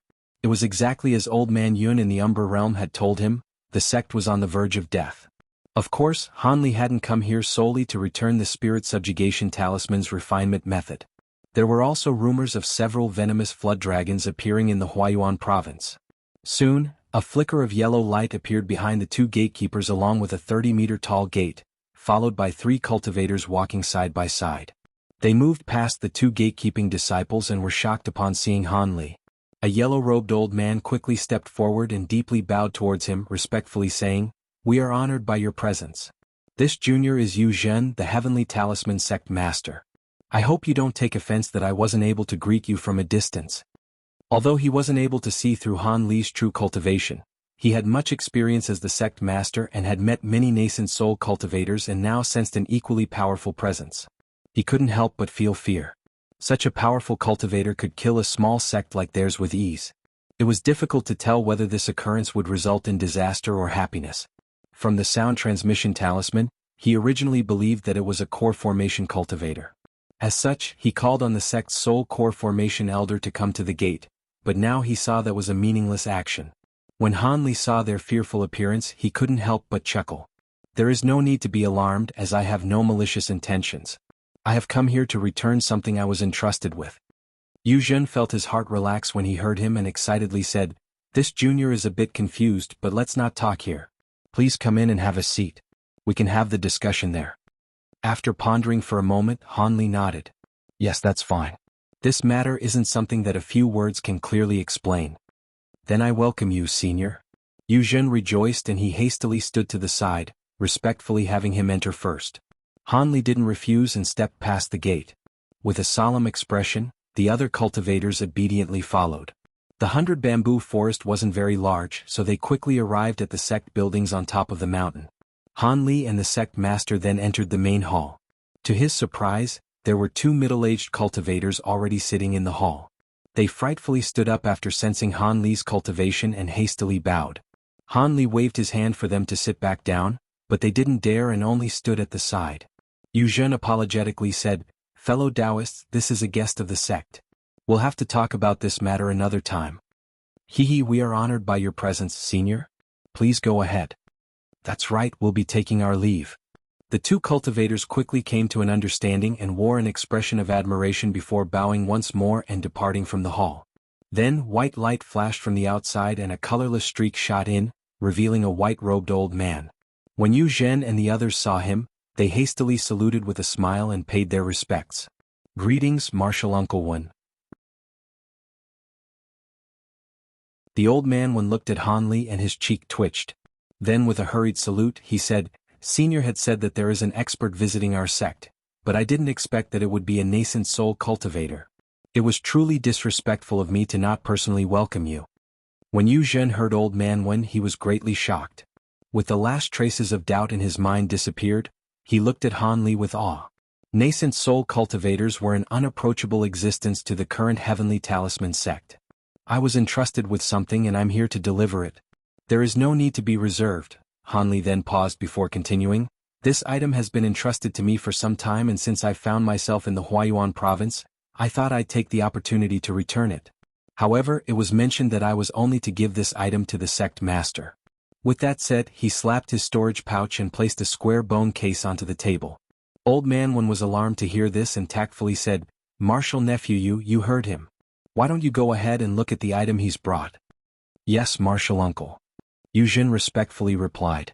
Then he took the bone case into his hands and curiously opened it, revealing several pieces of bone with tiny characters carved into them. He picked up a piece and asked, "What's this?" Han Li simply smiled as he waited.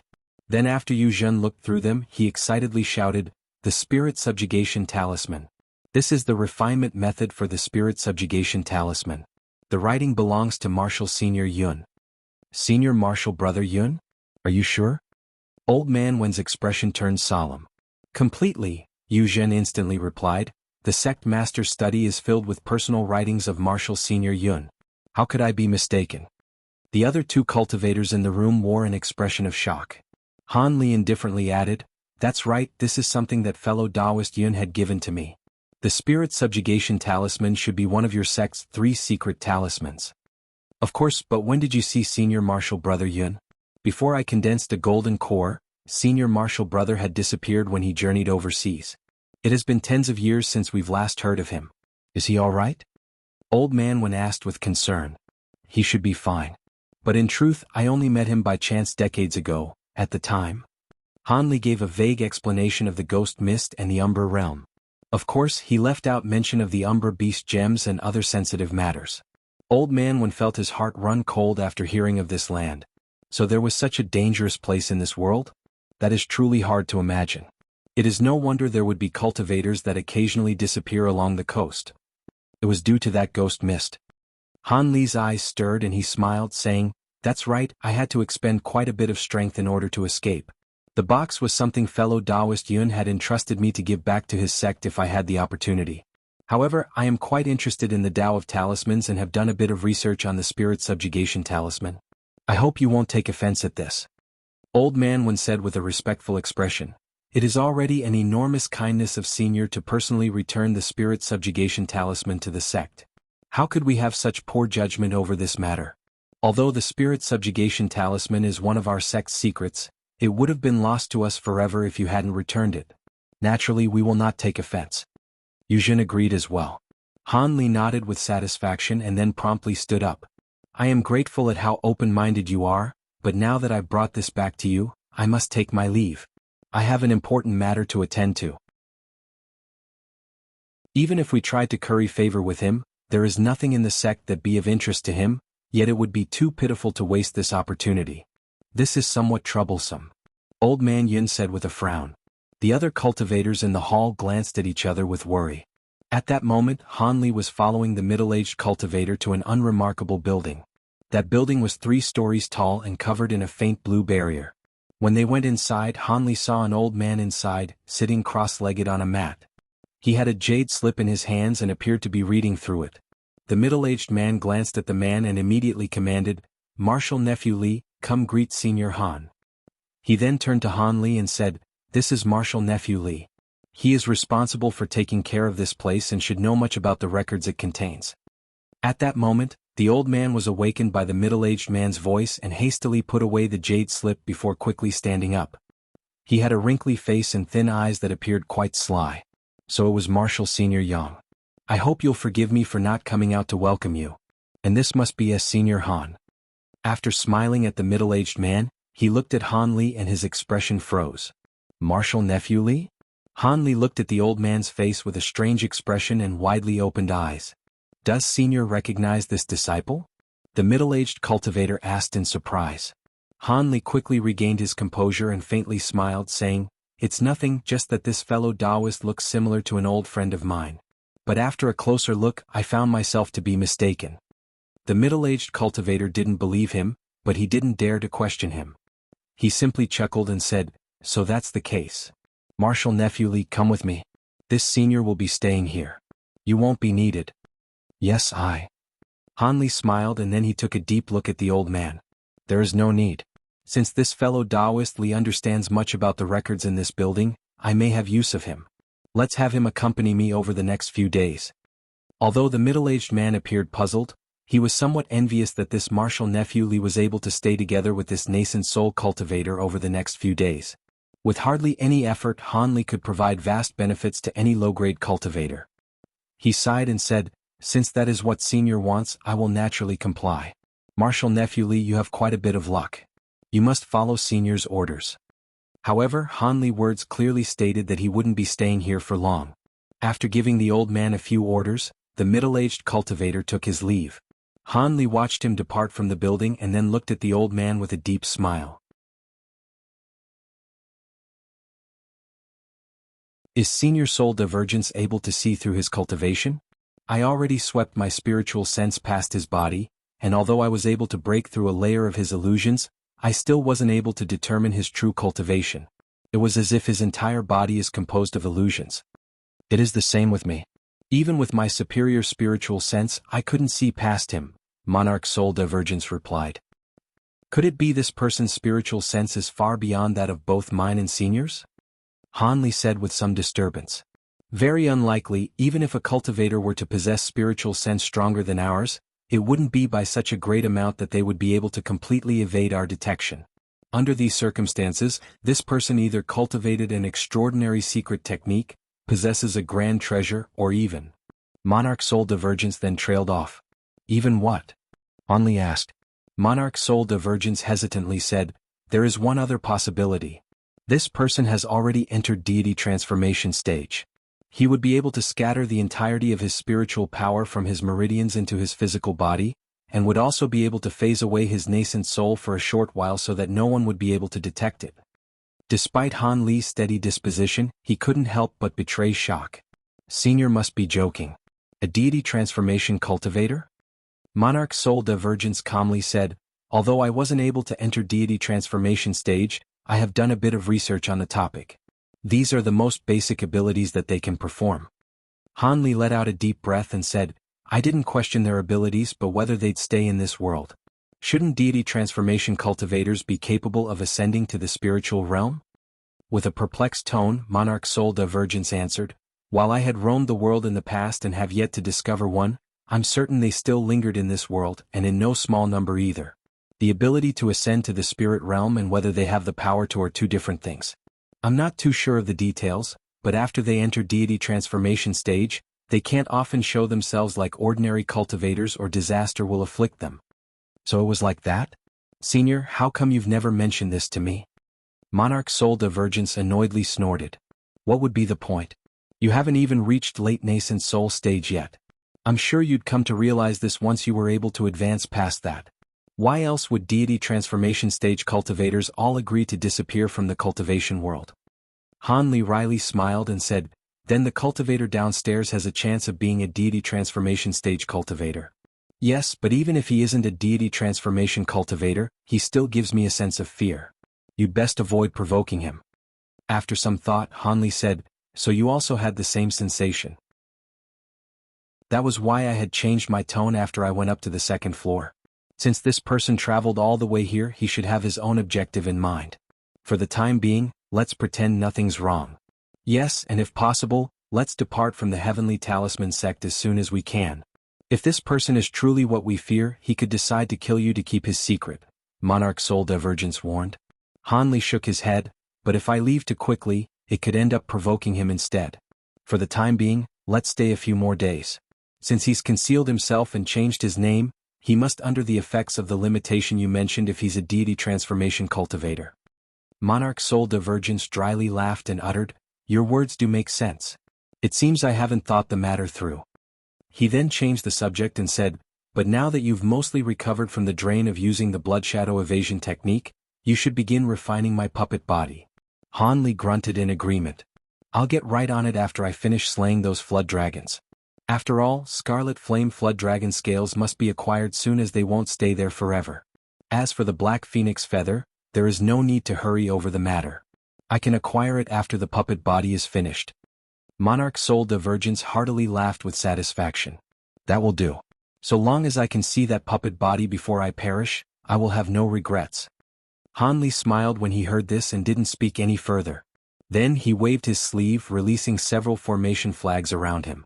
In a flash of light, the flags disappeared to be replaced with a faint azure mist covering the entire floor. Although he didn't believe that the old man would suddenly attack, it never hurt to be prepared. Han Li then walked up to the table with the jade slips, and took one into his hand before immersing his spiritual sense into it. Han Li stayed in the Heavenly Talisman Sect's record hall for 3 days and read through the jade slips related to talisman refinement. There were quite a few secret techniques, and he nonchalantly duplicated some of their contents so he could further research them at a later time. Shockingly, a few records had even elaborated a bit on the other 2 secret talismans of the Heavenly Talisman Sect. The spirit form talisman was peculiar in that it entered one's body. It would then be tempered inside the dantian and could be used endlessly.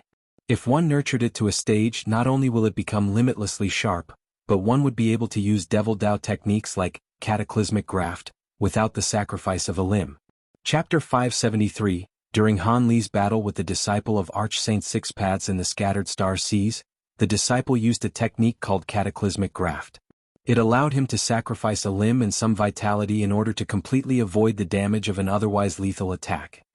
The other talisman was the Six-Peak Armor Talisman. It condenses the nearby spiritual chi into a 6-layered shield.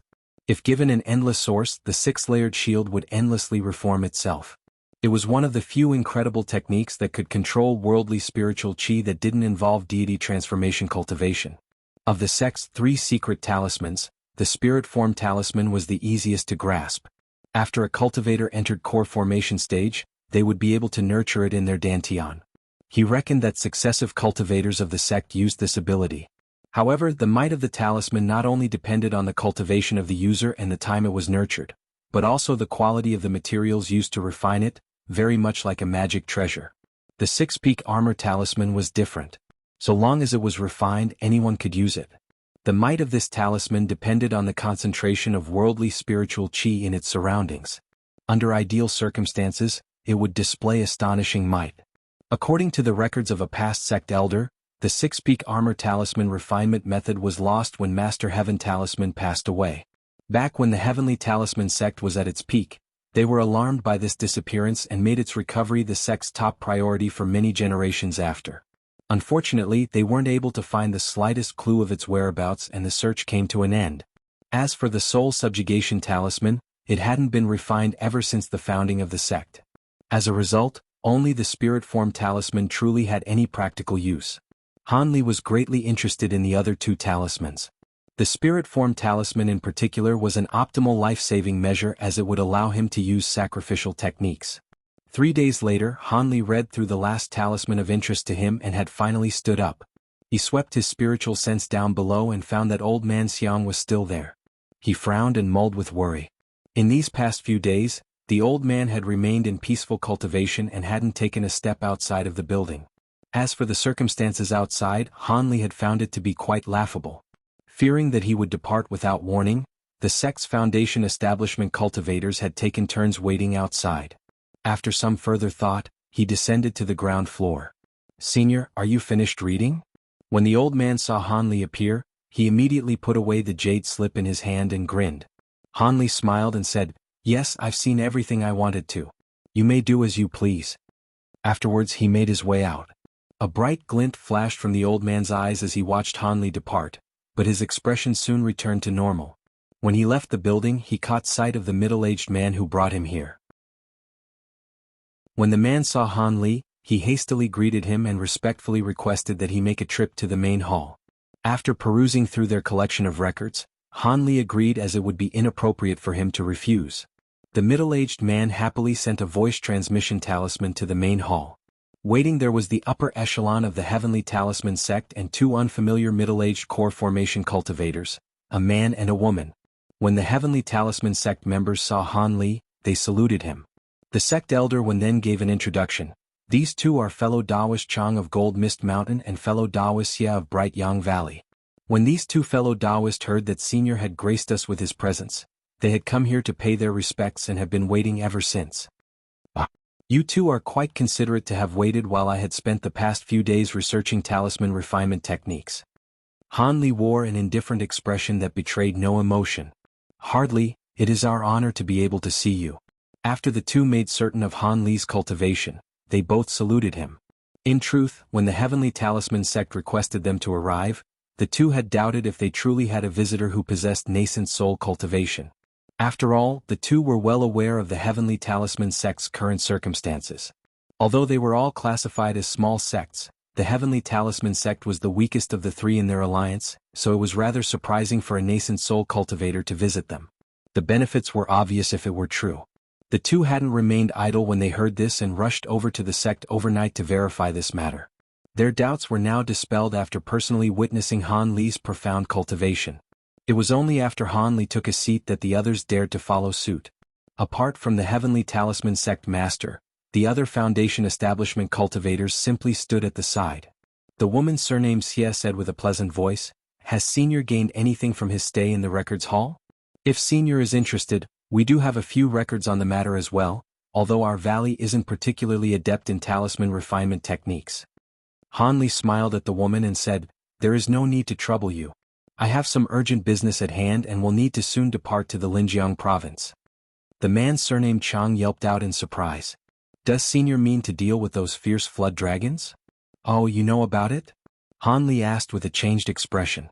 With a hesitant tone, Cultivator Chang said, "The cultivators journeying to the Linjiang province are all going for the fierce flood dragons. I'm afraid Senior's information isn't very new." Han Li's expression sank and he slowly said, "I acquired this news half a year ago at a market. Since the flood dragons are around grade 7, they shouldn't have been so quickly hunted by other cultivators." "Not at all," Old Man Wen hastily explained. "In fact, not long ago they managed to kill a flood dragon in an ambush.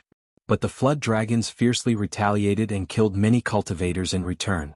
There was even a nascent soul cultivator that was gravely injured." "How was the nascent soul cultivator injured?"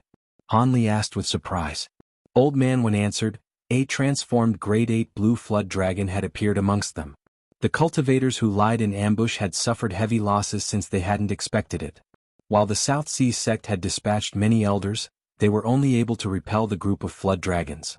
The flood dragons had made their way to the many islands by the shore and hid there, frequently attacking lone cultivators and mortal ships in the vicinity.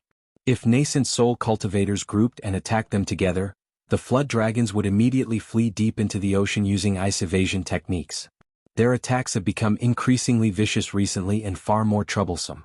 I heard that the South Sea sect have already invited many high-grade cultivators to gather at Jade Blossom Island in preparation of a hunt, as grade 8 flood dragons are rarely ever seen." "A grade 8 flood dragon," Han Li muttered to himself with a calm expression. He was reminded of the grade 8 venomous flood dragon he had killed in the past. Although the demon beast was only grade 8, they had a true strength that was beyond that of a mid-nascent soul cultivator. On top of this, it was particularly difficult to deal with when it was at sea. However, Han Li had no interest in the blue flood dragon. He then asked, "I recall that there was a red fire attribute flood dragon among them, a scarlet flame flood dragon in particular. Is this true?" Cultivator Chang seemed to know much about the matter and quickly answered, "There does seem to be a red flood dragon among them, but I'm not too sure if it is a scarlet flame flood dragon." "That will do." Han Li nodded with satisfaction. When the others in the hall saw that Han Li's face had relaxed, they all sighed with relief. At that moment, Old Man Wen and the other two exchanged a glance. Then he probingly asked, "Senior Han's cultivation is quite vast. Surely you must be an elder of a great sect?" Han Li glanced at the three and wore a mysterious smile. "Hee, I came from a rather remote region. I am not the elder of any sect in the Great Jin." Han Li's sharp gaze had startled the group, but upon hearing his words they couldn't help but rejoice.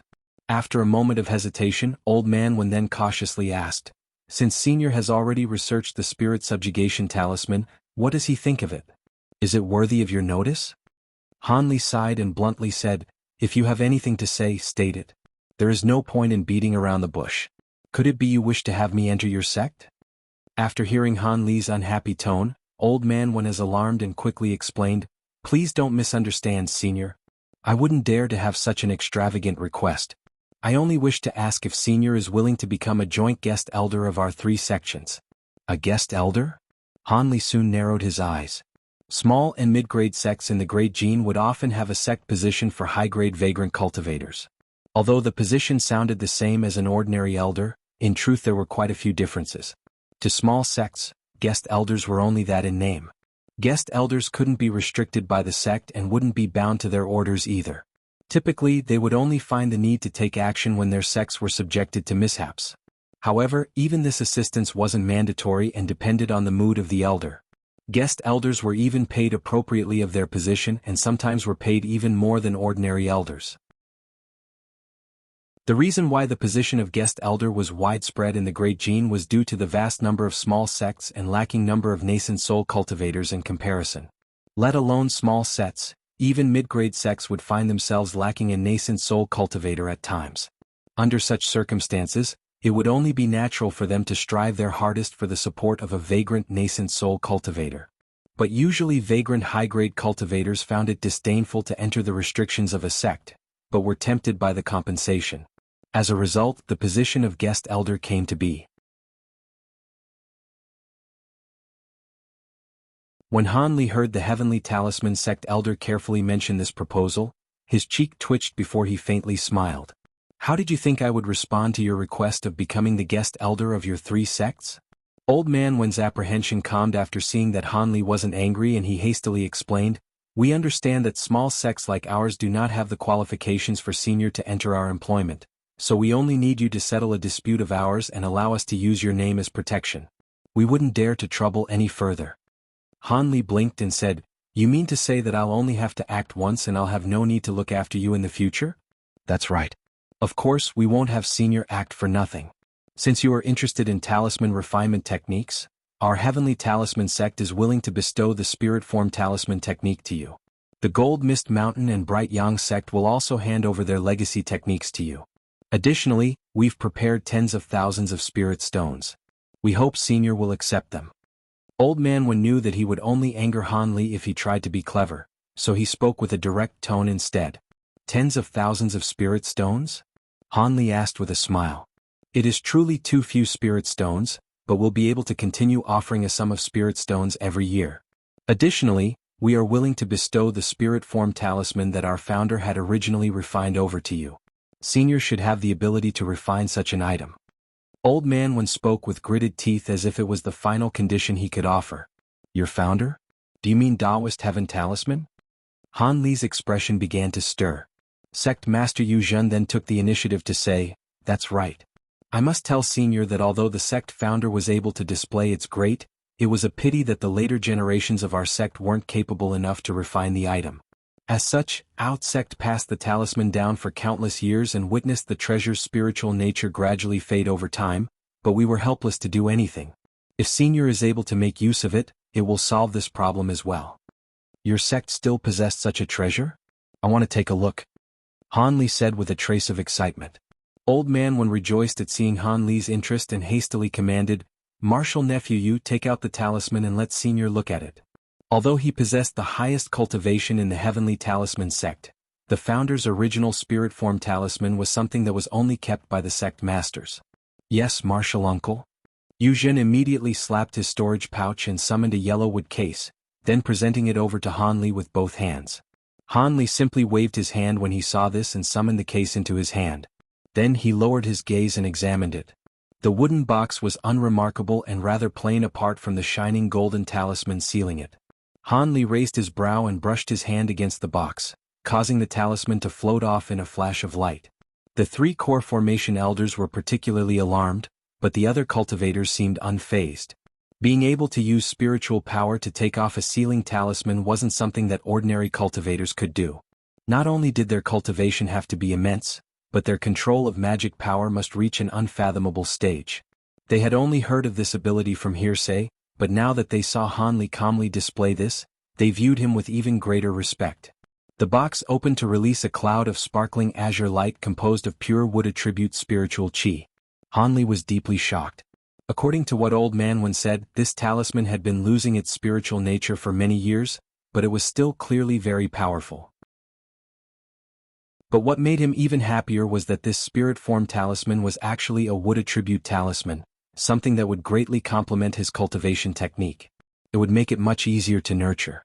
With that in mind, Han Li began to examine the glowing talisman. The talisman was the size of a hand and was emerald green, but golden and silver characters faintly surrounded it in a mysterious display. However, what attracted Han Li's attention was a small ball of faint purple light faintly revolving around the center. Han Li covered his hand in a layer of azure light and reached out for the talisman. Then in a flash of light, the talisman trembled and streaked out from the box. Han Li's expression sank upon seeing that it escaped. He then formed a fist and an illusory hand grabbed the talisman mid-air. Before the other cultivators could show their surprise, the hand of light had disappeared and the talisman was in Han Li's grasp. Han Li stared at the squirming talisman in his hand and chuckled. So this is the spirit form talisman. It is quite impressive. I heard that Taoist Heaven Talisman was a late nascent soul stage cultivator. Given the cultivation that was used to nurture this talisman, it wouldn't be easy for ordinary cultivators to refine it. And even if it is fully refined, its might will greatly decrease and will require further nurturing. This isn't something that can be done in a few short decades. If done improperly, it could take over 100 years. Old Man Wen and the other exchanged a glance when they heard this. With a sullen heart he asked, "Does Senior think this talisman?" "That would be what an early nascent soul cultivator would say. Since I'm at mid-stage with a wood attribute cultivation art, I would have an easier time refining this talisman." Han Li spoke indifferently, but in truth there were quite a few things Han Li didn't say. Although it would take quite a while for him to hone the talisman, with further tempering the talisman would certainly surpass its original strength. "So Senior agrees?" Old Man Wen happily asked. The other cultivators in the hall looked at Han Li with hopeful faces. "Not yet. First, tell me about this problem you want me to resolve." "I could accept if it isn't too troublesome," Han Li said. Then with a shake of his hand, the talisman returned to the wooden box and was sealed once more.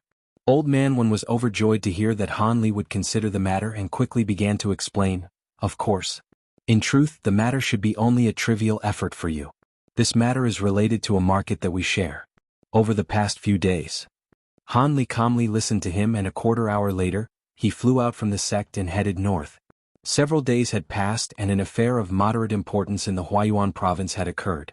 The Heavenly Talisman sect's guest elder Han suddenly arrived at the Devil Dao's Yang Fian sect.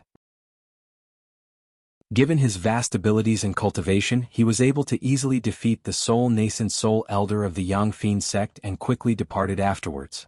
The next day, the Spirit Wind sect, who previously had the backing of the Yang Fian sect, suddenly relocated their market to a faraway region. Not only this, but the other small and mid-sized sects were alarmed by what they heard and they all abandoned the nearby region, giving the Heavenly Talisman sect and their allies complete control. For the time being, the three sects felt triumph. The three elders in particular felt that their investment had paid off. With the name of the mid-nascent soul guest elder protecting them, they reckoned they'd be able to surge in strength over the next 100 years. At that moment, the Huayuan province's top sect, the South Sea sect, had called together the Flood Dragon Extermination Hunt. Over a few short days, they managed to gather over 200 core formation cultivators and 10 nascent soul cultivators. Afterwards, they split into different squads to sweep various areas of the nearby sea for the hidden flood dragons. They would occasionally find a few low-grade demon beasts and exterminate them. Eventually, the human cultivators surged in momentum and planned to complete the hunt in a single move. However, the flood dragons were quite cunning, and when they saw that something was amiss, they hid deep in the sea for several months. With no further trace of them, a portion of the cultivators lost their patience and abandoned the hunt. As further months passed by, there were now only about 100 cultivators in the hunt.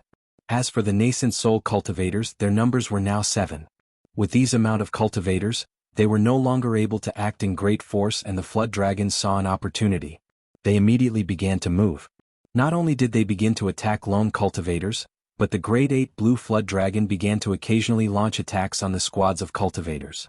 Although these squads would have nascent soul cultivators leading them, the Grade 8 flood dragon possessed great abilities and its ice evasion techniques have reached perfection. After each attack, it would immediately escape any further conflict. As a result, it was able to devour many core formation cultivators without injury.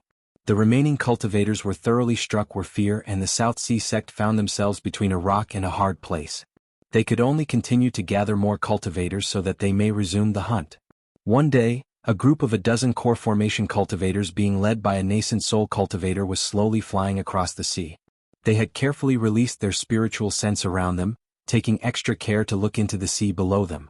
Among these cultivators was Han Li, who was disguised as a pale middle-aged man. He was flying at the back of the group with a calm expression, contrary to the irritation he felt. When the flood dragon extermination was called, Han Li entered their ranks as a core formation cultivator, hoping to take advantage of the situation. But he didn't expect that he wouldn't make any gains during this time. Ever since the flood dragons had resurfaced, all squads that went out on patrols were ambushed once or twice. The squad he joined was the only one that hadn't encountered a single one. This caused Han Li to be speechless. He truly didn't know if his luck was amazing or utterly terrible. Currently, Han Li's party was thousands of kilometers to the west of Jade Blossom Island. A few days ago, a party of cultivators were ambushed by a grade 8 blue flood dragon. Although the flood dragon was rather cunning and wouldn't likely stay in the vicinity, the South Sea sect had sent them on a search regardless to see if they could acquire any unexpected gains. When in the presence of so many people, Han Li couldn't fully use his spiritual sense or he would risk attracting the attention of the nascent soul cultivator leading their squad. He could only release enough spiritual sense for him to detect traces of the flood dragons ahead of time, which was 5 kilometers around him and the surface of the ocean. As the day went on, they finished most of their search, but surprisingly they weren't able to find anything. Suddenly, a cultivator at the front yelled out in surprise, "What's that?" Han Li turned his attention from the sea to the sky after hearing this, catching sight of surging clouds that spanned for over a kilometer flying towards them. An uproar was raised amongst the group and one of them shouted with delight, "This is good. There should be a high-grade demon beast within. Do not allow it to escape." One of the more vigilant cultivators hesitantly said, "Something is amiss. Those flood dragons usually flee as soon as they see us. So then why would they take the initiative to approach us? Do they have some sort of plan?" The nascent soul cultivator leading the squad was a large middle-aged man who wore golden robes. He frowned when he heard the two and unconsciously turned in their direction. However, his face suddenly froze and he loudly shouted, "Be careful! There are demon beasts approaching us from another direction." When the group heard this, they were frightened into action. They all spat out their magic treasures and prepared themselves for battle, but as far as the eye could see, they couldn't find any trace of a demon beast. The cultivators glanced at one another. Just as they were about to speak, an ear-piercing roar shook the air. Then, various colored clouds had appeared in the distance. They continuously lurched and revealed the faint silhouettes of flood dragons from within. But what was most noteworthy were the two particularly large demon clouds in the east and the west, glowing in red and blue light respectively, making for a gorgeous display. At this close distance, the cultivators could feel the fearsome power of the flood dragons that the clouds contained. Most turned pale with terror, and one of them even lost himself to fear and cried out, "How can this be? 2 grade 8 demon beasts." Another grade 8 flood dragon had made a sudden appearance. They were no longer satisfied with ambushing them, but now wanted to completely eliminate them. The hunters have turned into the hunted. The squad leader was still able to keep his calm under the circumstances and he fiercely barked, "Don't panic. Quickly send word to the other squads. Divide into groups to face the enemy. Do not let them gather together, their strength will become even greater. And don't even try to escape. With their water movement techniques, they'll be able to pick us off one by one." The orders steadied the group and several immediately released a flurry of voice transmission talismans into the sky. The leader then sullenly added, "I will go and deal with one of the grade 8 flood dragons. 2 cultivators skilled in evasion techniques should tie down the other to keep it occupied for a while. You don't need to fight it. As for everyone else, go install the grade 7 flood dragons." But this time the cultivators looked at each other in dismay. Although these cultivators couldn't prove to be their match, they were confident in surviving the grade 7 flood dragons for a time. But wasn't it asking for too much for only 2 of them to fight against the grade 8 flood dragon? Even if it were only to stall for time, ordinary cultivators couldn't last for long. "If 2 won't do, then let's have 3. Their leader anxiously spoke. Not long after, thunder sounded out and an astonishing scene had occurred. An unremarkable cultivator from their group suddenly took to the skies with overbearing momentum, turning into a streak of blinding azure light as it flew towards the crimson cloud. A nascent soul cultivator at mid-nascent soul stage. Those present shouted out in both surprise and delight. Their leader also rejoiced. Could it be the South Sea sect felt that something was amiss and hid a nascent soul cultivator in my group? With that thought, he turned his sights on the incoming sapphire cloud and charged towards it without another thought. Seeing that the two biggest threats were being blocked by nascent soul cultivators, the squad's morale rose and they flew off in different directions to obstruct the other approaching demon clouds. Soon, lights began to shine in every direction, followed by the sounds of distant explosions. But unlike the others, the cloud in front of Han Li remained motionless as a sea of scarlet inferno burned around him. He was protected by a layer of faint purple flames, and it would only let out the crackle of an occasional singe, a sound that was nothing in comparison to the thunderous booms echoing from the other battles. 100 meters in front of him, there was a transformed half-human demon beast. He was surrounded by a pillar of flames and was coldly glaring at Han Li. Although the demon appeared to be mostly human, his body was covered in sparkling fist-sized scarlet scales and variously sized threads of flame were streaming out from his body. Han Li widely smiled and said, "So it was actually a scarlet flame flood dragon. I was right in coming. Your scales will prove much more effective than a grade 7 one. You're going to fight me?" The transformed scarlet flood dragon blankly stared at Han Li before widely grinning, revealing snow-white fangs. Then with a green glint from his eyes, the flame pillar surrounding him surged with an astonishing pressure. Despite the flood dragon's fierce display, he truly felt anxious. The cultivator who charged towards him was not only at mid-nascent soul stage, but his purple ice attribute flames were profoundly lethal. These weird flames restrained his own diligently cultivated demon flames, and that will greatly restrict his own abilities. Furthermore, Han Li's calm attitude had caused his heart to tremble for some unknown reason. The flood dragon faintly felt that disaster would soon befall him, and became even more uneasy.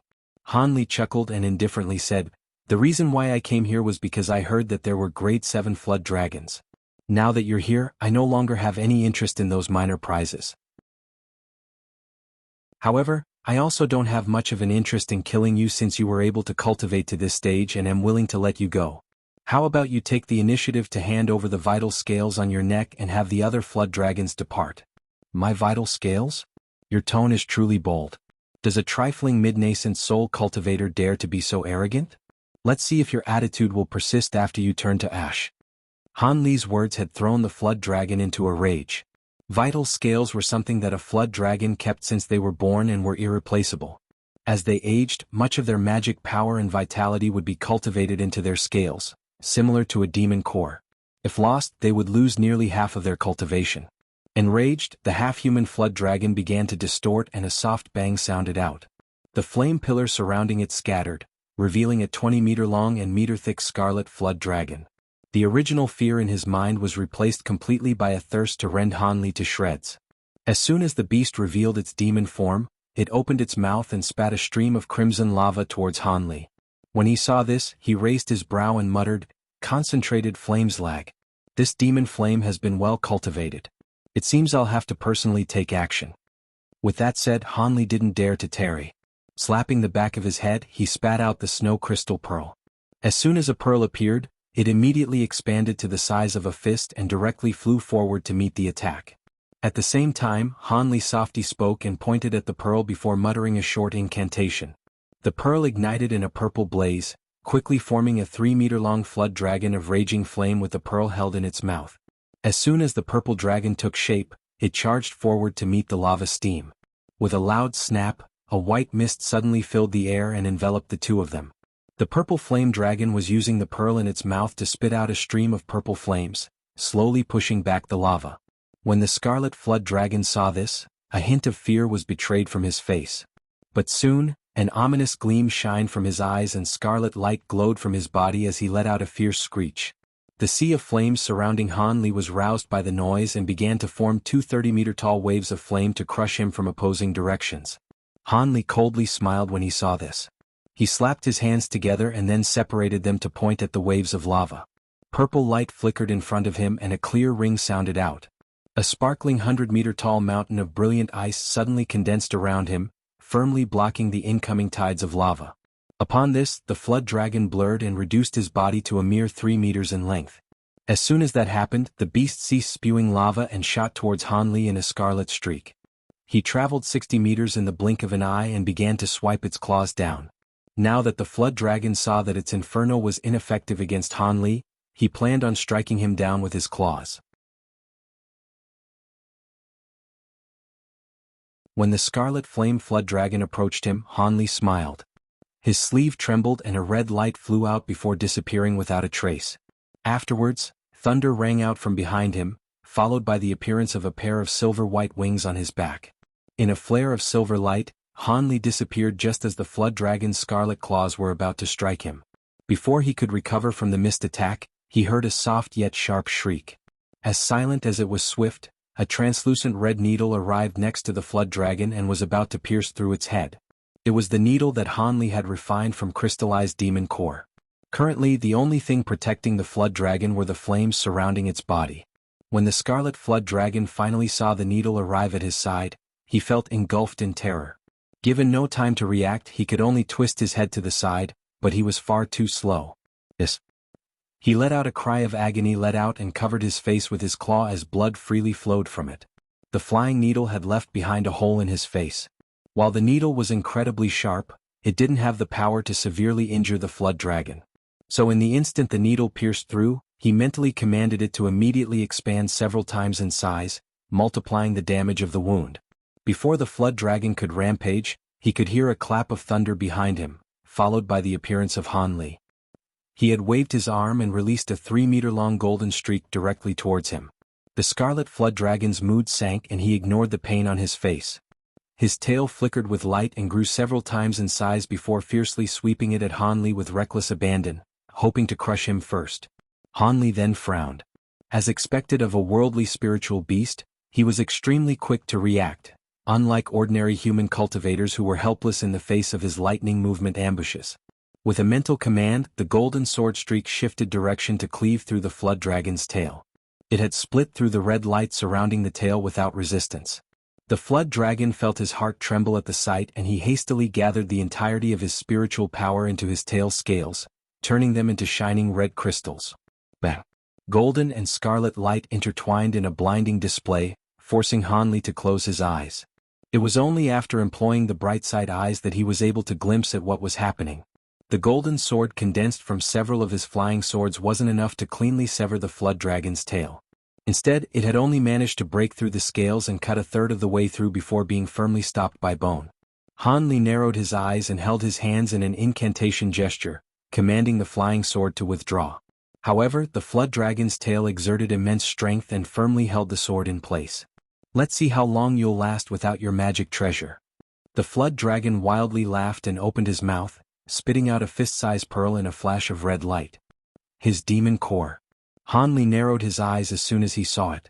The flood dragon knew he was at a disadvantage and steeled his heart, using this as an opportunity to trap the magic treasure and launch a counterattack.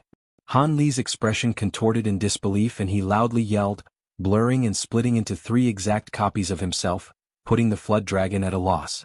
Before he could recognize which Hanli was genuine, the 3 copies all tossed their sleeve with a sneer, each releasing a meter-long golden sword streak. In furious alarm, he could only hastily deploy his demon core at the center attack and brandish his glowing claws to meet the 2 others at either side. Although he already saw the incisiveness of Hanli's flying swords, he had no way of recognizing which of the 3 attacks were real. If his demon core could block the true strike, his life would be guaranteed. But if he missed, he could temporarily block it with his claws as they were even harder than his tail, and use his demon core in the meantime to destroy him. Just as these thoughts appeared in his mind, a deafening impact sounded out. The demon core had clashed against the golden sword streak in a flash of red light and was pushed 10 meters back. So it was the middle sword, the flood dragon happily thought. However, the 2 other sword streaks brilliantly flashed beside him and he felt an unbearable pain afflict his claws as they cleanly cut through and continued towards his body. The flood dragon let out a fierce scream and his body flared with light as he attempted to dodge. However, purple flame quickly surged from beneath him in the shape of a lotus, enveloping him in a layer of frost. In that moment of delay, the 2 golden sword streaks burned with brilliant light before circling around the flood dragon's head. Swoosh! The flood dragon's head fell from his body. The dense scales on his neck hadn't offered the slightest resistance. With this, the other 2 clones had disappeared in a flicker of azure light. Before the final strike, Hanli had formed an incantation gesture inside of his sleeve, channeling most of his body's spiritual power into the 2 flying swords. As a result, the fearsome might of the infused auric essence had been fully displayed, and the swords carried forward with unyielding force. Just as the flood dragon's head tumbled off, Han Li pointed once more at the two sword streaks. With a crack of thunder, two dense bolts of lightning shot out from the swords, layering the flood dragon's corpse in a net. A red light suddenly appeared from the stump of its neck, revealing a miniature flood dragon that flew out in a panic, but it was caught by the net of lightning. Just as it thought to change the direction of its escape, the net quickly closed in and captured it. The flood dragon's soul was struck with terror and it spat out strands of scarlet flame at the net with all its might in an attempt to break free.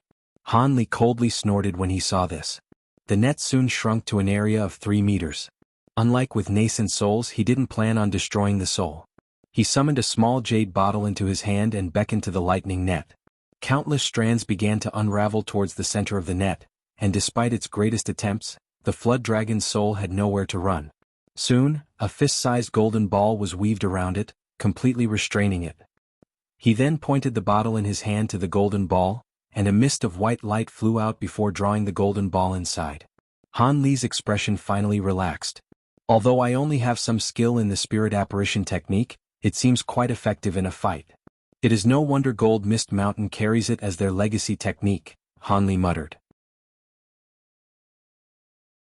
He reached out to the still blazing flood dragon corpse and recalled the golden sword stuck in its tail. Afterwards, he kept the head and the rest in the corpse in a storage pouch he specially prepared. As for the masterless Grade 8 demon core, Han Li had carefully put it away in a jade box before turning his attention to the sea of flame and demon cloud surrounding him. Without the flood dragon's magic power to sustain it, it was gradually scattering away. He took advantage of this opportunity to look at how the other battles were going and he unconsciously frowned. The core formation cultivators were doing well enough since they had a numbers advantage against the Grade 7 flood dragons. However, their nascent soul stage leader was at a great disadvantage and appeared to be on the verge of defeat. An icy glint flashed from his eyes and he muttered, "Grade 8 demon beasts are rarely encountered. I may as well take the second one." Han Li's body began to spark with azure light, intending to interfere with the battle. Monarch Soul Divergence hurriedly sent a voice transmission. "Youngster Han, don't get carried away by greed. I've already sensed others on their way. If you delay, you won't be able to escape." The South Sea sect had spent an enormous amount of resources to slay these flood dragons. They won't easily let you go with the Grade 8 flood dragon in your possession. In his surprise, Han Li quickly verified this with his spiritual sense and sullenly said, "The South Sea sect have already arrived? They act quickly. What a pity, let's go then." Before the final traces of the demon cloud faded away, Han Li could no longer be seen.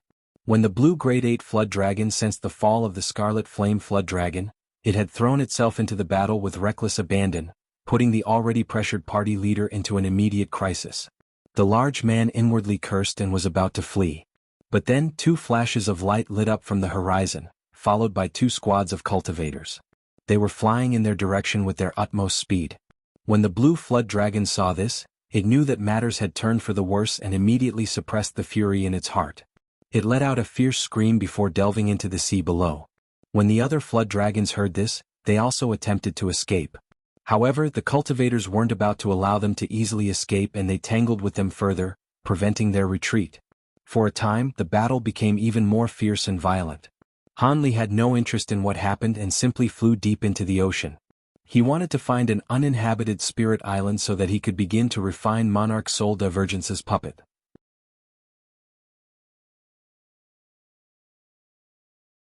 Han Li had already bought a map of the sea in advance. He followed a path that cultivators rarely traveled and found a small uninhabited island a month later. The island was only 20 square kilometers and had a small, unremarkable spirit vein that spanned 4 kilometers. If the spirit vein was closer to the mainland, it would be certainly occupied by a small clan, but no small clan would dare to move into the sea where demon beasts roamed with the vein's current location. As for the higher-grade cultivators from larger clans, they would find the spirit vein to be of little interest. Additionally, the island wasn't near any traveled sea route and was far from any human contact. Han Li found the island to be quite satisfactory and immediately flew to a small mountain at the center, releasing his flying swords to cut a flat surface before summoning his hidden fortune mansion on top of it. In just a moment, it expanded into a small, exquisite immortal abode.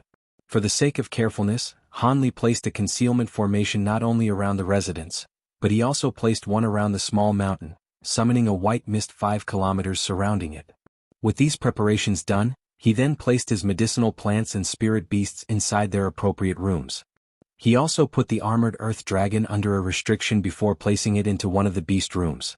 As for the large number of materials he carried, he put them all in his hidden chamber.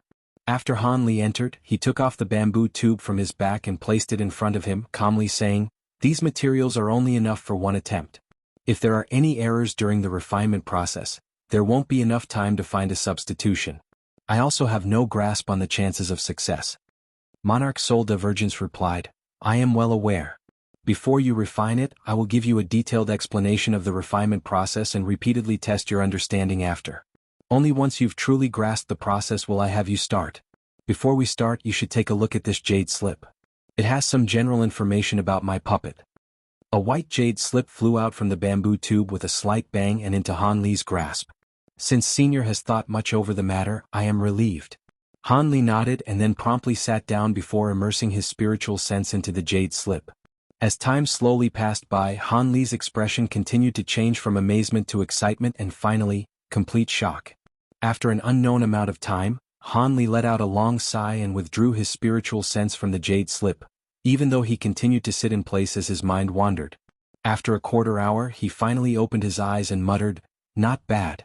If I succeed in refining this puppet, its might will be unrivaled. Provided enough spirit stones, it will be able to rival a late nascent soul cultivator. However, there is something I'm unsure of." Monarch Soul Divergence promptly said, "Since I've already given the puppet formula to you, there is no point in being reserved. Go ahead and ask." Han Li frowned and solemnly said, "In that case, I'll be blunt. According to the puppet formulas I've learned in the past, the higher the grade of the puppet, the stronger the soul that is needed to fuse with it. But I feel that a demon beast soul isn't suitable for a puppet of this strength. Even the grade 8 Scarlet Flood Dragon's soul won't be enough to use it. And I'm left somewhat confused since Senior never mentioned the matter of a soul before. Could it be that you have something else in mind?" Monarch Soul Divergence chuckled and said, "So it was that. I also had this problem when I was researching it. I was already planning on giving you an explanation on this, or you wouldn't be able to refine the puppet with confidence." Han Li let out a dry laugh and casually said, "Senior must be joking. To display the true might of this puppet, it will require the soul of a grade 9 demon beast. I truly doubt Senior has a way to resolve this." With this question still in mind, Han Li grew vigilant. He wasn't about to abandon his ever-cautious attitude because of his relationship with Monarch Soul Divergence as both student and friend. With a deep voice, Monarch Soul Divergence nonchalantly said, "There is no need for any demon beast soul. When the time comes, just use my soul to refine the puppet." "Use Senior's soul?" Han Li spoke with a tone of complete shock. Monarch Soul Divergence indifferently said, "What? Do you think my soul is inferior to that of a grade 9 demon beast?" "Of course not," Han Li hesitantly said. "Senior originally had the cultivation of late nascent soul stage and cultivated the great development techniques as well. Your spiritual sense would rival even that of a deity transformation cultivator. But, do you have no intention of reincarnating? Once your soul is fused with the puppet, you'll lose your sense of self." Monarch Soul Divergence chuckled and boldly answered, "Of course I plan on reincarnating, but there is no guarantee I'll set foot on the path of cultivation once more." "What do you mean?" "If I understand correctly, Senior plans to fuse his soul with the puppet but is unwilling to lose his chance at reincarnating. Could it be that Senior has a technique that can accomplish this?" Monarch Soul Divergence clearly explained, "Youngster Han, that is exactly right. Because I used the soul attachment technique to a puppet, I was trapped for thousands of years and had little else to do but research a method that would be able to use a soul's power to control a puppet rather than magic power. That research had resulted in failure, but I had discovered a technique to divide one's soul in the process. This soul division technique is quite different from ordinary soul splitting techniques. This is genuine division of one's soul. When the time comes, I will split my soul into two. One of the halves will carry a majority of my soul's power and will be fused into the puppet. The other half will carry my memories and emotions, allowing me to enter the cycle of reincarnation once it disperses." When Han Li heard this, he astonishedly said, "But will that method be appropriate? Dividing one's soul can't be easy." "Don't worry," Monarch Soul Divergence reassured, "I will only be dividing the power of my soul. It won't obstruct the cycle of reincarnation. The strength of my soul would dissipate regardless if I were to simply die from age." "So it was like that? Then I am relieved." After some thought, Hanli had no further questions and nodded with reassurance. Good. Now that there are no problems, I will begin to explain the various refinement process of each of the parts and areas you should take particular note of. I will first explain the puppet's body. It consists of a dozen core parts and their required materials are. With roused spirits, Hanli completely focused on the explanation.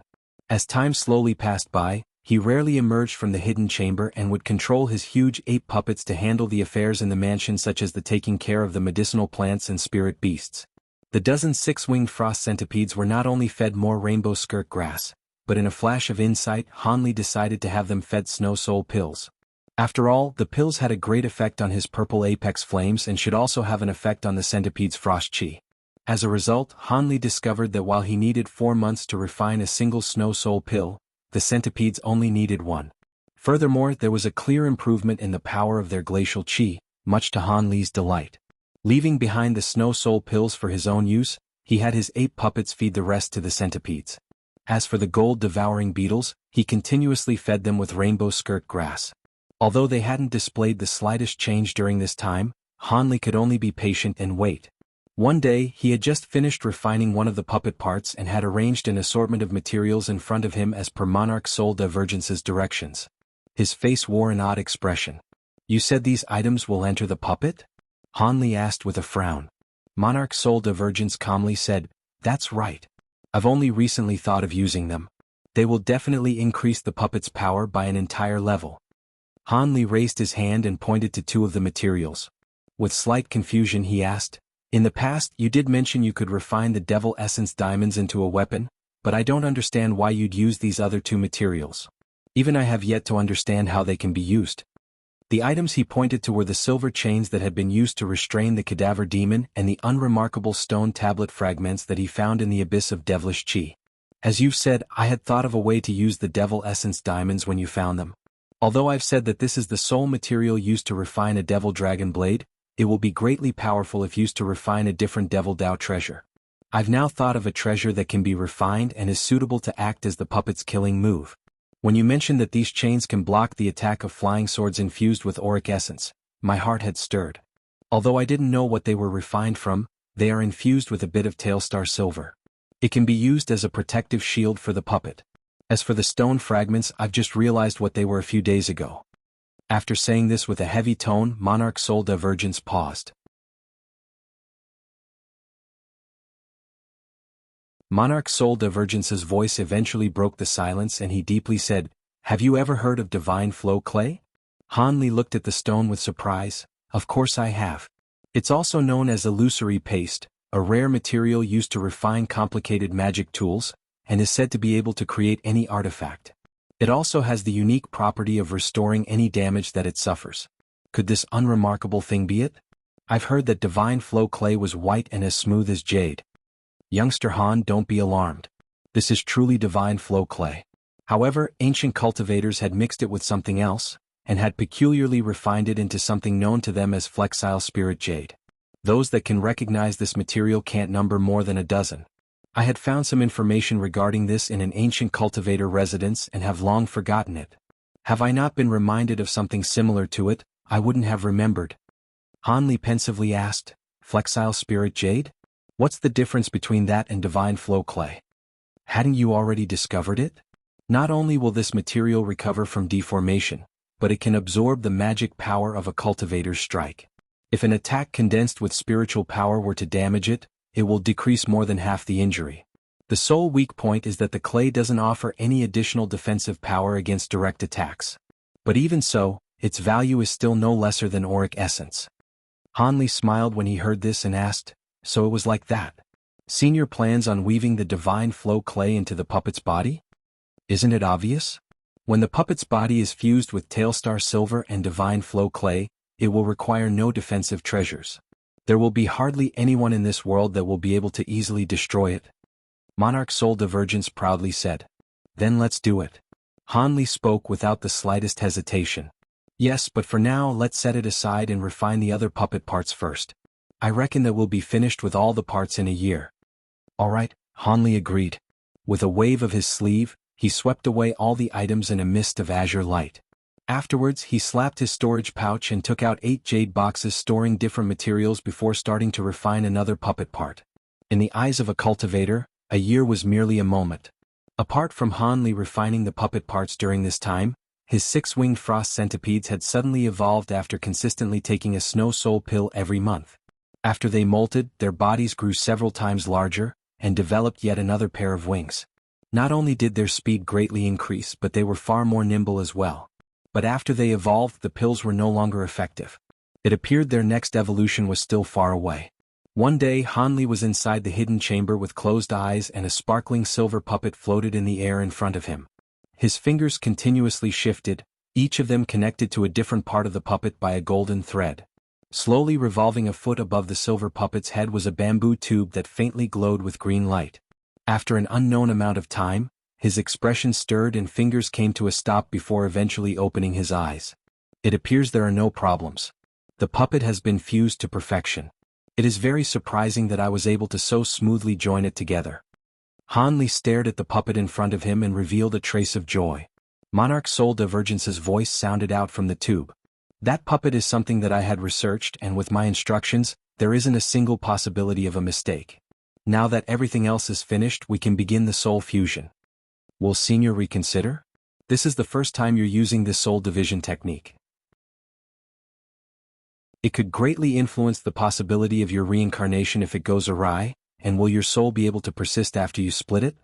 Monarch Soul Divergence softly chuckled and casually said, I've spent most of my life dedicated to the art of puppets. I am perfectly willing for my soul to become one. And even if I don't use this soul-splitting technique, the end of my lifespan will soon approach.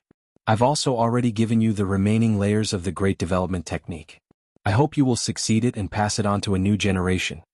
When Hanli heard this, he tensely frowned and let out a long sigh.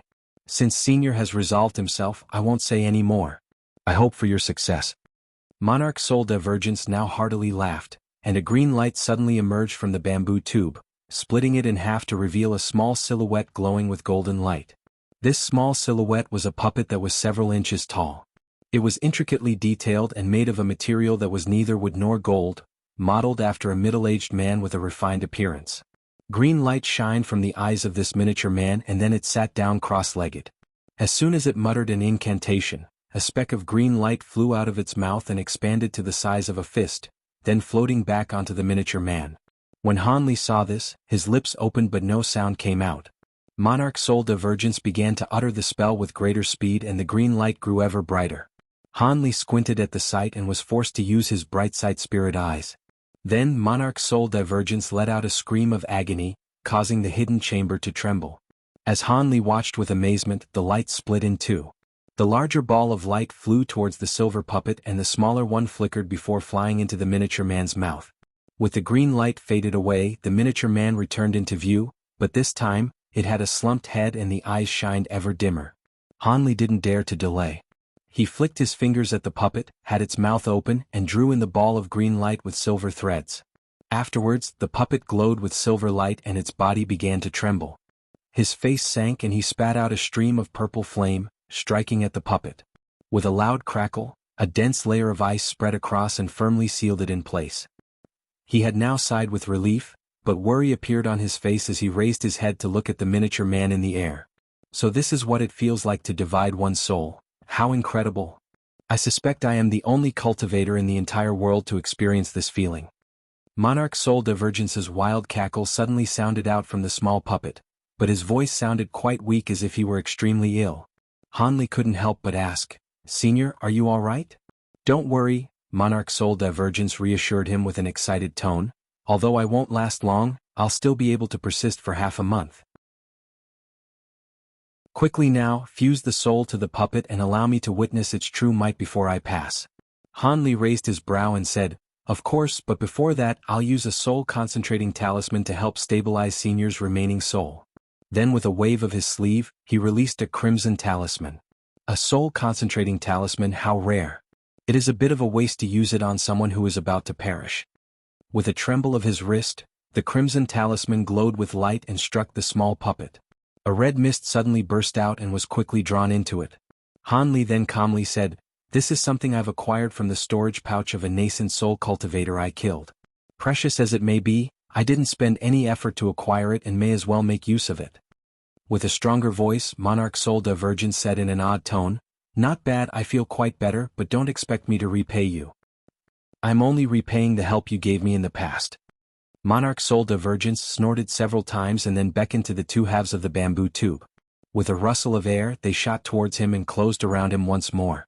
Afterwards, it floated back to Han Li's side.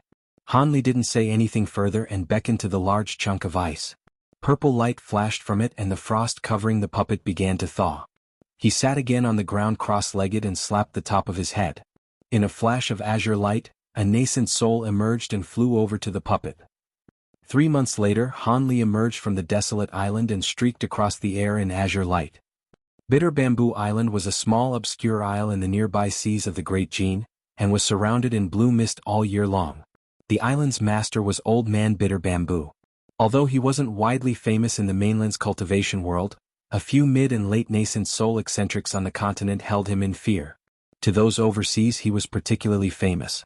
Although he was only a mid-nascent soul cultivator, he had over 365 glacial bitter bamboo swords created from the divine mulberry tree on the island, and was held at the same level as the 3 great overseas cultivators.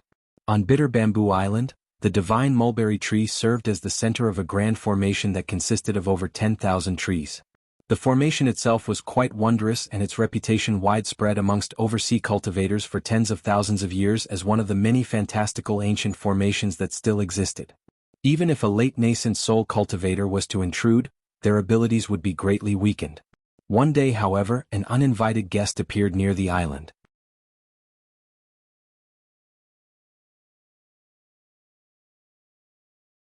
They ranged from foundation establishment to core formation stage and were being led by a late core formation cultivator. "Who are you two? Why have you... May I ask why you two seniors have paid our island a visit?" When the old man arrived, he originally thought to rebuke and interrogate them, but when their leader swept his spiritual sense past Han Li, he discovered he possessed mid-nascent soul cultivation, much like his master. When he wasn't able to see through the other's cultivation especially, he felt his heart drop and his tone quickly changed. Han Li blinked and smiled, saying, "I've long heard of fellow Taoist Bamboo's famous reputation, and decided to pay him a visit.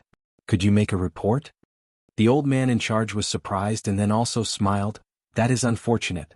The master had entered seclusion several years prior and cannot meet with guests. If you two seniors have any important requests, can you first mention them to me? The matters of Bitter Bamboo Island have been left in my charge." Han Li calmly said, "Fellow Taoist Bitter Bamboo is in seclusion? What a pity, but it'll be fine since you can handle it. I heard that your esteemed island was nurturing a black phoenix, is this true?" The old man felt his heart tremble. "What does senior mean?" With an unchanged expression, Han Li calmly said, "It's nothing much. I just want to refine a treasure that will require 3 of its tail feathers. I am willing to trade a grade 7 and 3 grade 6 demon cores. Are you willing to agree?" After that, he summoned 4 jade boxes in front of him with a sweep of his sleeve. He casually pointed to each of them, and they opened to reveal 4 various colored demon cores with one of them slightly larger than the others. "Exchange these for phoenix feathers?" the old man asked with confusion. As Han Li's request was beyond his expectations, he couldn't help but feel at a loss. Han Li's smile faded to reveal a solemn expression. "That's right. Your black phoenix should be a grade 7 demon beast. It should be a fair trade with this many demon cores and show that my intentions are sincere." The old man's expression wavered for a long while before eventually shaking his head. "These demon cores would be more than enough for the trade. However, this isn't something that I can decide." When Han Li heard this, his face turned cold as he silently glared at the old man. When he saw that Han Li appeared angered, his heart sank and hastily explained, "Please don't misunderstand, senior. I don't mean you any disrespect, but the black phoenix is undergoing a crucial point in its cultivation. We cannot do anything that would harm it. So it was like that, but I cannot give up on those feathers. How about this? I'll add another grade 7 demon core to compensate you for your loss." Han Li frowned and then took out another jade box. The Bitter Bamboo Island cultivators then looked at each other in dismay. "What, are you still unwilling to accept?" Han Li gloomily sighed and then looked at those present with an icy expression. The old man trembled under Han Li's frigid gaze. After taking another glance at the unknown cultivator at Han Li's side, He eventually gritted his teeth and said, "Since this matter is so incredibly important, I truly cannot make the decision. Please wait a moment, I will take upon the risk of offending the master and send him a message. Let us wait for his reply. If he handled this improperly or ended up provoking a powerful enemy, he would be punished regardless." "Good, I'll wait." Hanli nodded and his face relaxed. As a result, the old man made certain of the details and then released the voice transmission talisman back to the island. Knowing the vast cultivation of the two cultivators, he had no other choice but to disturb his master. Hanli didn't wait for long. As he examined the restrictions on the island, he heard an aged voice echo out. "So it was a nascent soul-stage fellow Taoist that has paid a visit. I hope you'll forgive me for not coming out personally to greet you." With that said, Old Man Bamboo then commanded his disciples, "Bring them to the Phoenix Pavilion. I'll come shortly." The old man hastily bowed in salute and respectfully replied, "As you command, master." Then he turned and smiled, "Seniors, please follow me. The master has agreed to meet you." Hanli glanced around and said with an unchanged tone, "Good, I was interested in taking a look at this well-renowned island." Afterwards, he descended with the puppet in tow. With the assistance of the late nascent soul stage puppet, Hanli reckoned they wouldn't be able to restrain him even if they activated the myriad tree formation. In the blink of an eye, the party flew into the island through an opening in the barrier. As soon as Hanli entered, he suddenly felt a wave of spiritual chi immerse his senses. He looked down below at the large verdant trees, seeing them grow up to heights of over 100 meters. There were a large variety, including those that were rarely ever seen. Among them, there were a dozen that were clearly larger than the others, mulberry trees that were a bizarre purple. They were strangely arranged throughout the island, presumably in accordance with Taoist principles. Hanli frowned and suddenly asked the old man, "These are your island's divine mulberry trees? Wasn't there only said to be one? How can there be a dozen?" The old man stole a few glances at the unknown cultivator and silently thought, why has he never spoken or face moved? Could he possess a peculiar character?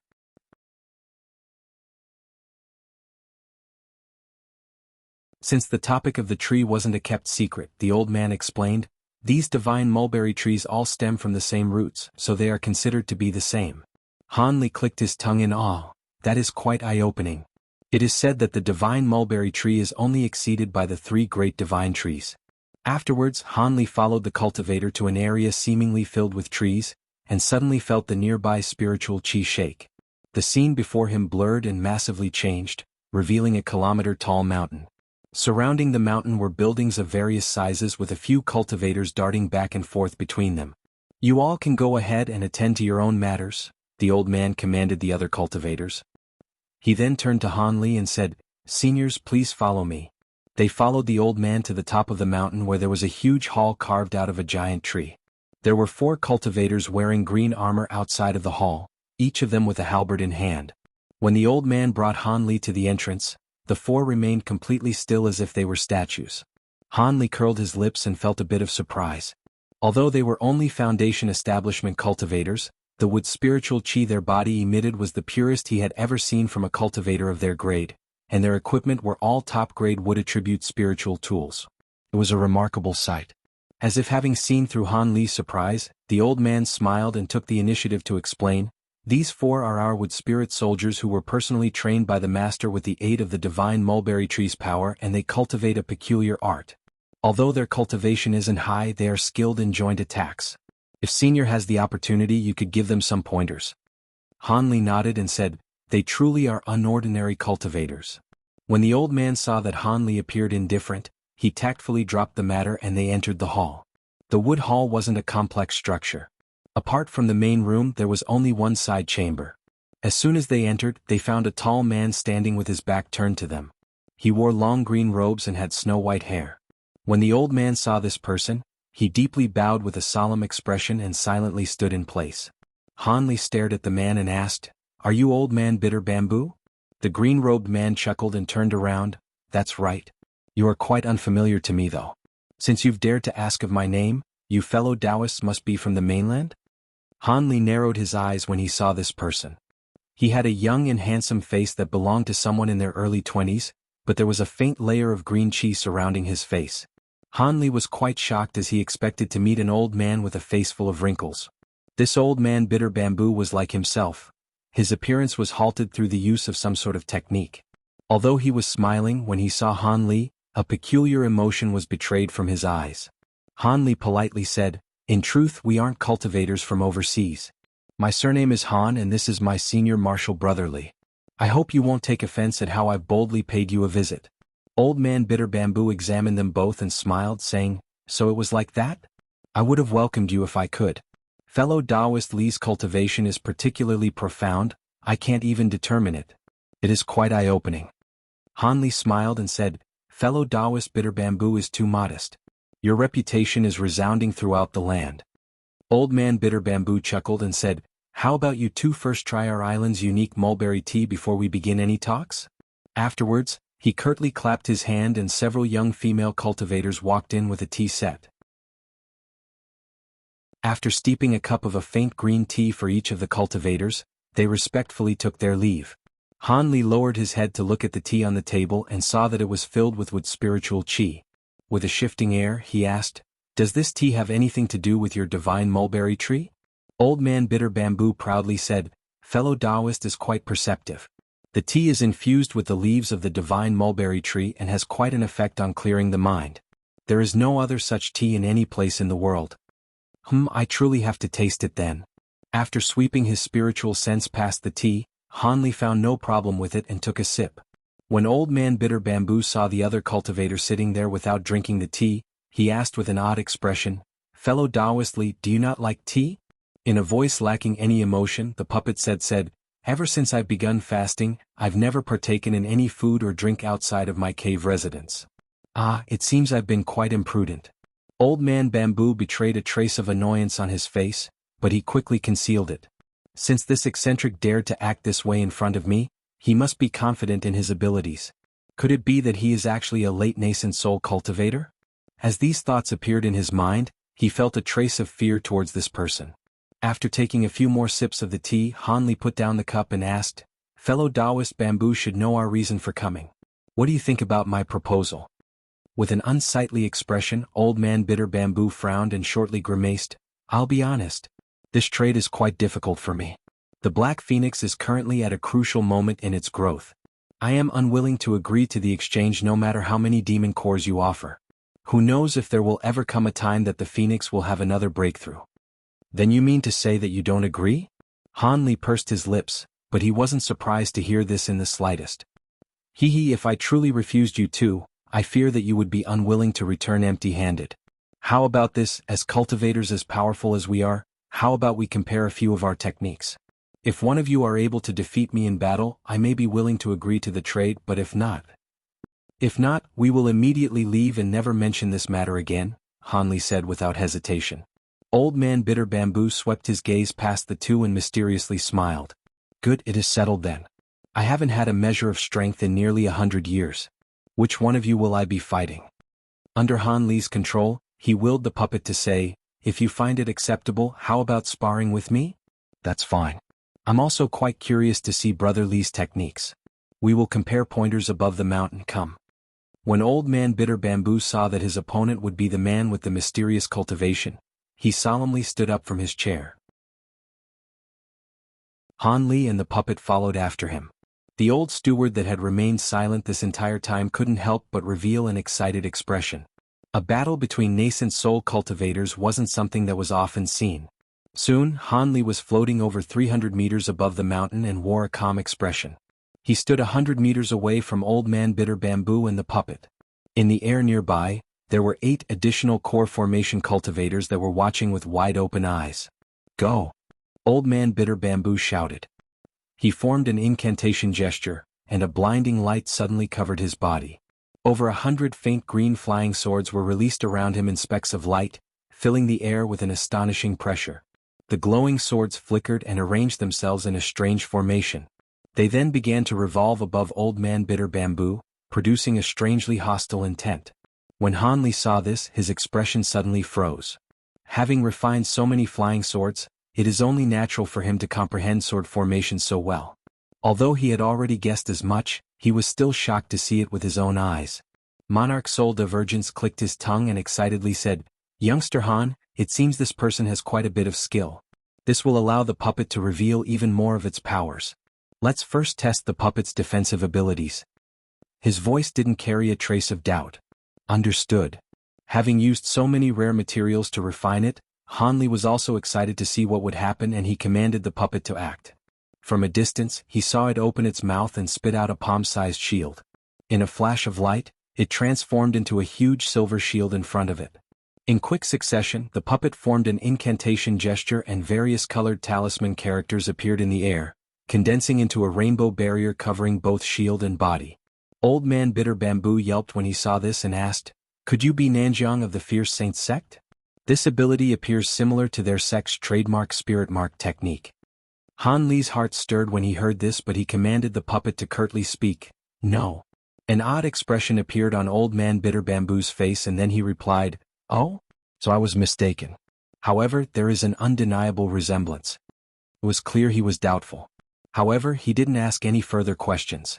When he saw that his opponent did nothing, he felt as if he was being underestimated. Annoyed, his expression turned sullen and he began to mutter an incantation. The hundreds of flying swords above him began to buzz and tremble before shooting out from the formation as 3-meter-long sword streaks, obscuring the sky with their barrage. They all combined into a huge ray of light en route, producing an astonishing pressure and dazzling radiance.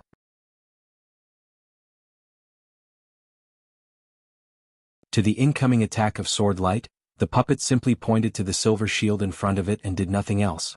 In a flare of light, the shield grew several times thicker before flying forward to meet the attack.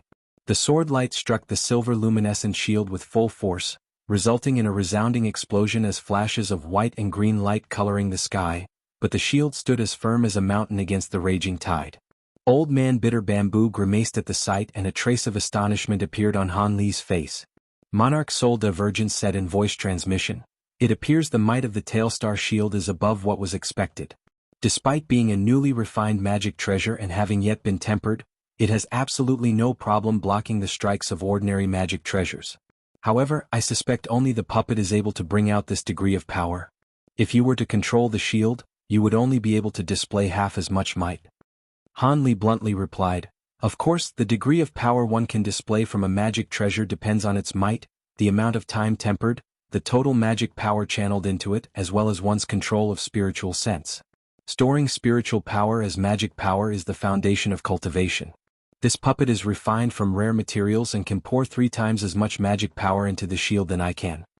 Having spent so many days under Monarch Soul Divergence's personal guidance, his grasp of puppet techniques had reached a profoundly high level. Monarch Soul Divergence may still prove his superior by far in this regard, but there are no others in this world that could hope to best him in puppet techniques. Monarch Soul Divergence chuckled and added, "Although the Tailstar shield was something that you refined and gave to the puppet, it was created with its characteristics in mind. It is quite different from an ordinary magic treasure. Even if you channeled as much magic power into the shield, you still wouldn't produce as much of its strength as the puppet." Han Li nodded and said little else, turning his attention back to the battle. At that moment, Old Man Bitter Bamboo gave his swords another order. Seeing that they were helpless in the face of that shield, he had them create another sword formation above his head in preparation for an attack. After pointing to the formation, the swords let out a ring and began to spin around in the air. In a flash of light, they formed a 3-meter-wide wheel. He struck the wheel with several spell seals, causing it to rotate with increasing speed. Blinding green light then blazed at its center and concentrated in a beam of energy, fiercely striking at the silver shield. A muffled bang sounded out, and a ball of green light erupted from the shield. The ball was massive and caved in the center of the shield of light. The depression quickly grew deeper as if it were on the verge of collapse. At that moment, the puppet pointed to the shield and it began scattering into specks of white light. Then the huge ball continued its overbearing charge forward and directly struck the physical shield behind it. The silver shield trembled violently against the strike, but rather than shattering, it suddenly flowed with intermittent light and the surface became reflective like a mirror. Under the silver glow, the ball of light intensely quaked and began to decompose into countless smaller balls, shrinking down to less than half its original size as they scattered away. Then the shield tilted and burst with silver light, repelling the remaining attack before it ruptured in the air and disappeared. Old Man Bitter Bamboo let out a deep sigh and was unable to conceal his shock. He stared at the puppet across from him with a grave expression. Although that previous strike hadn't displayed the sword formation's full might, The shield was still able to block such a heavy attack with ease, revealing an unfathomable defensive capability. As he pondered about activating the sword formation's final ability, hesitation lingered in his mind. Monarch Soul Divergence then said with a pleased tone, "Alright, since the Tailstar shield is this powerful, the elemental barrier won't need to be tested. Created from the elemental jade, its might won't be any lesser. Now let's test the puppet's attacks." "Got it," Hanli calmly replied. Purple light began to glow from the puppet's eyes and it silently twisted its hands, producing a ball of faint red light. Then in a blinding flash, it turned into a several-inch-long red bow. It had an exquisite appearance with the carving of a flood dragon and sparkling red scales. A dragon-piercing bow. Old Man Bitter Bamboo immediately shouted. The puppet remained expressionless as it uttered, "This is a thunderfire bow, not a dragon-piercing bow. I must warn you that it's refined from the tendons of a flood dragon, and its might is even greater." The old man immediately felt his heart sink. Soon after, the puppet summoned an emerald green arrow to its other hand in a clap of thunder. It quickly muttered an incantation, and the miniature bow and arrow began to brightly shine with light before expanding to a normal size. Talisman characters flickered on the surface of the bow as scarlet flames wrapped around it. As for the green arrow, it shined with golden light and released several arcs of lightning followed by pangs of thunder. The puppet knocked the arrow and slowly pulled back the bowstring. Lightning and flames had already begun to fuse together around the arrow before release, letting out deafening booms. Then, an overwhelming spiritual pressure was released from its body. When the distant core formation stage observers felt this spiritual wave, the air grew heavy as the light barriers protecting their bodies began to waver. Those with particularly weaker cultivation began to turn tail with fearful expressions. After sensing the puppet's spiritual chi, Old Man Bitter Bamboo paled and loudly shouted, "Stay your hand. The competition ends here. I forfeit." Although he said this, he hadn't overlooked his defenses. With a flip of his hand, a triangular pendant shot out and began to surge with green, red, and yellow light, forming a strange barrier in front of him. Then he waved at the sword wheel spinning in the air, dissolving it and having them revolve around him in a protective formation. Hanli was surprised to see him take such drastic measures. He frowned, asking, "Is the might of the Thunderfire bow so great that it can inspire such fear?" With the massive spiritual power of a late nascent soul cultivator, any magic treasure would be fearsome. With the addition of a bow refined from the very bones and tendons of a scarlet flame flood dragon, your arrow refined from golden lightning bamboo, and the complex fusion of their powers, it is no surprise he felt such danger. After all, he isn't a late nascent soul cultivator. If you were to use the puppet's full power, there is a 40% chance of slaying him in a single strike. Do you have an interest in killing him? Monarch Soul Divergence asked with a cold laugh. Hanli inwardly shook his head and said, "Forget it, I'm not particularly interested in slaughter and the Black Phoenix feathers take priority. If the strike fails to kill him and he activates the island's restrictions, it will be trouble. And given his grand reputation, he should have a method to preserve his life as well, and the attempt could spectacularly backfire. It seems we won't be able to test the puppet's true offensive power." Monarch Soul Divergence sighed and muttered, "It is no matter. I've already personally witnessed the puppet easily suppress a cultivator at the peak of mid-nascent soul stage. It clearly illustrates that its abilities are no lesser than that of a late nascent soul cultivator. I no longer have any regrets now that I know my life's efforts weren't wasted." When Hanli heard this, a trace of sadness was betrayed from his face. The astonishing spiritual chi from the puppet's body slowly disappeared.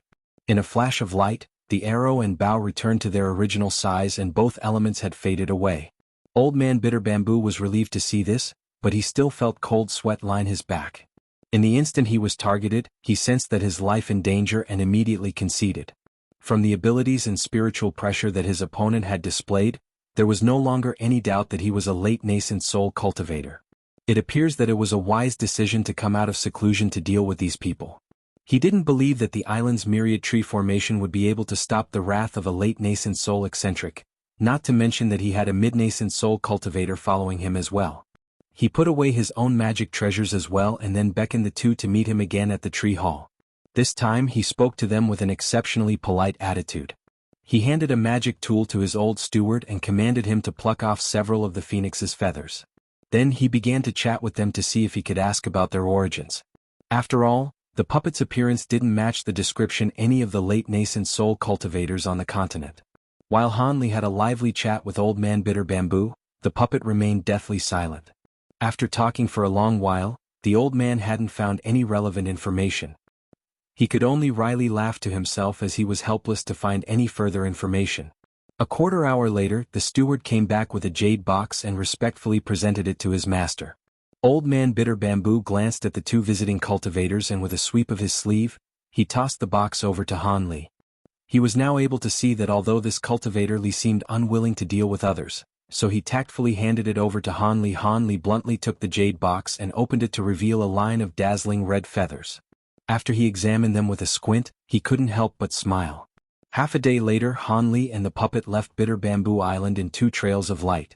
In the blink of an eye, they disappeared from the nearby skies.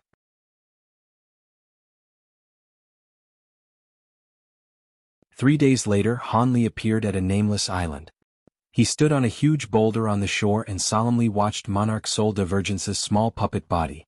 Hanli slowly asked, "Does Senior truly wish to pass away of his own accord? I still have methods that can allow your soul to persist for another month or 2. The miniature puppet shook its head and said, "What does a few more days matter to me? I don't want to trouble you in this matter. In that case, I won't say anything else. I hope you'll be able to reincarnate and have the opportunity to cultivate in your next life." How could the path of reincarnation be so easily tread? Even if I reincarnate, I might not take the body of a human. Ah yes, youngster Han, do you remember that you'd agree to one request since I researched the refinement process for the Tri-Flame fan? Of course I remember. Do you think I'd forget if you hadn't mentioned it? Hanli said with a wry smile. Monarch Soul Divergence snorted. In that case, I will make good use of it. My request is quite simple. If it is possible, I hope you will reclaim the Thousand Bamboo School in the far west, take in a disciple on my behalf, and continue my legacy. Do not allow my teachings to die out. The current head of the school is not someone that had stemmed from my own personal disciples. I feel ill at ease over the matter. It is no problem, Hanli quickly replied. When the time comes, I will take in a talented disciple and teach them all of your puppet techniques. Later, I will have them become the Thousand Bamboo Sect Master. Monarch Soul Divergence bellowed with laughter. Your words have put my heart at ease. I've collected all my techniques, life's experiences, and knowledge into a set of jade slips I call the Great Development Treasure Scriptures. I've left them all in my Heaven Fortune cask. Learn as much of it as you can, and teach them to the succeeding disciples of the Thousand Bamboo School. Only then will my legacy be truly passed on. A fist-sized ball of green light then shot out from the puppet body and soared to the skies. As a series of cryptic incantations sounded out from it, the light suddenly surged, quickly turning into a blinding 3-meter-wide wheel 100 meters in the air, forcing Hanli to squint his eyes at the sight. Then the incantations came to a sudden halt and the area became silent. A quarter hour later, the wheel shrank and loudly ruptured, filling half of the sky with specks of green light in a marvelous display. Hanli sadly watched this funeral unfold. With this, the sect establishing Grandmaster known as the Monarch of Soul Divergence had passed away. He quietly peered upon sky for a long while and drew a deep breath before lowering his gaze to find a lifeless small puppet floating in midair. After putting it away in a wind of azure light, he slapped the bamboo tube on his back and summoned several jade slips out from it. Hanli swept his spiritual sense through the jade slips and read that they did indeed contain the experiences of Monarch Soul Divergence's life, including many secret techniques as well as many strange secrets of the cultivation world. After a while, he put away the jade slips in his storage pouch and muttered to himself as he sank into thought. Now that the grand puppet was complete, the next step was to refine the Tri-Flame fan. Then he should have enough strength to face the Elder Devil. However, the fan would be somewhat troublesome to create. He would need the assistance of the true flames of earth, heaven, and man. During his time at the 100 Possibilities Pavilion, he grew quite interested in their vein of earth-lung fire. In truth, he had wanted to use the flames to assist him in refining the materials, but now that he was in the Great Gene, the matter was impossible. If he wanted to refine the materials that required earth fire, he'd have to find another pure reservoir. There were many in the Great Gene and quite a few famous ones that didn't belong to any sect. Rather, these areas were easy to find, but they were desolate lands that lacked spiritual chi. As for flames of man, a true fire of any cultivator would do, including his nascent flame. The sole problem was finding the flames of heaven. According to the jade slip, the so-called heaven fire was the flames produced from heavenly lightning. It would require a violent storm as he would be using the naturally occurring lightning in the refinement process. Even if he were to use a heavenly lightning bead, something that was refined from worldly lightning, it wouldn't require lightning but that power turned into flame. So long as the conditions were fulfilled, he'd be able to refine all the materials in about 3 months. Then, the completion of the tri-flame fan would only be a matter of time. Additionally, he still had enough time to meet with the 9 Serenities sect's Elder Wei at the Empire's south border. Although Han Li had agreed to his request with ulterior motives and didn't regard it with importance, there was a volcano at the southern border named Silver Snake Mountain. It erupted year-long and was a famous fire vein in the Great Gene. Many cultivators would go there to refine their magic tools and treasures, allowing him to kill 2 birds with 1 stone. He was also quite interested in the matter, given how seriously Elder Wei treated the request. To tell the truth, he had completed about half of his objectives in the Great Gene. All that was left was for him to acquire the removal incantation for the Soul Seal Curse from the Yin-Sifting sect and seize back the 2 flying swords from the Elder Devil. Before then, he would have to refine another set of his flying swords with the new auric essence. After thinking about this for a long while, he settled on a plan of action, but there were still 2 matters he had to handle first. He promptly flew towards a small mountain range on the island and released his hidden fortune mansion on top of one. After placing down a few concealment formations, he entered his hidden chambers. 6 days later, he had taken in the spirit form talisman that he acquired into his body. With that done, he sat down cross-legged and flung a spirit beast pouch from his waist into the air. The bag opened and white mist spilled out to reveal a meter-long yellow demon beast that resembled a pangolin. It was the armored earth dragon he acquired several years prior. The beast had various colored restriction talismans stuck all around its body, and its limbs were pierced with several sparkling golden needles, leaving it motionlessly lying on the floor. When Han Li released it, its eyes anxiously wandered and it looked at Han Li with a miserable appearance. It appeared that these few years had greatly weakened the beast's unruliness.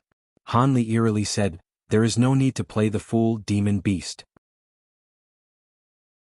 You will agree to pay allegiance to me, release your spiritual senses of your own accord, and allow me to subject you to a soul restraint. Otherwise I'll simply kill you. Your demon core and scales should fetch me a good price." When the armored earth dragon heard this, its body trembled and fear betrayed in its eyes.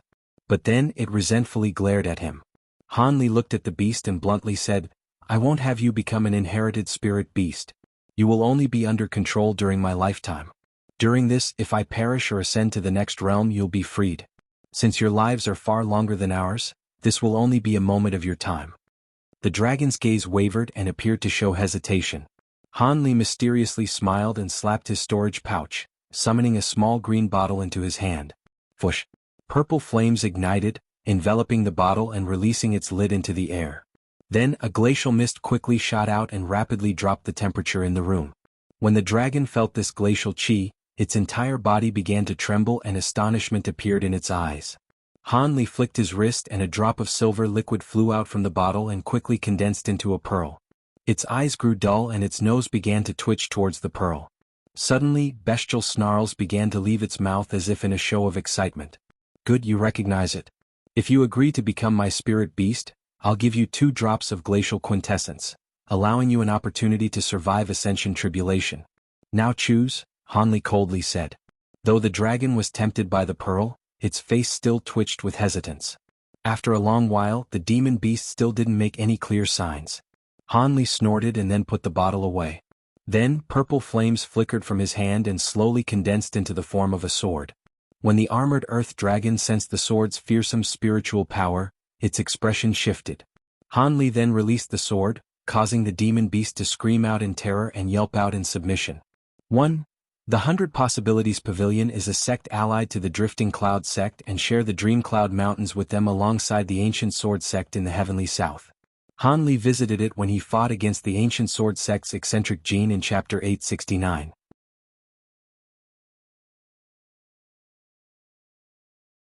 Half a day later, Han Li put away the hidden fortune mansion and flew off to the mainland in a streak of light. He rapidly reached land after a few undisturbed weeks. He didn't revisit the Heavenly Talisman sect and instead rushed to Nanjiang, the southern border.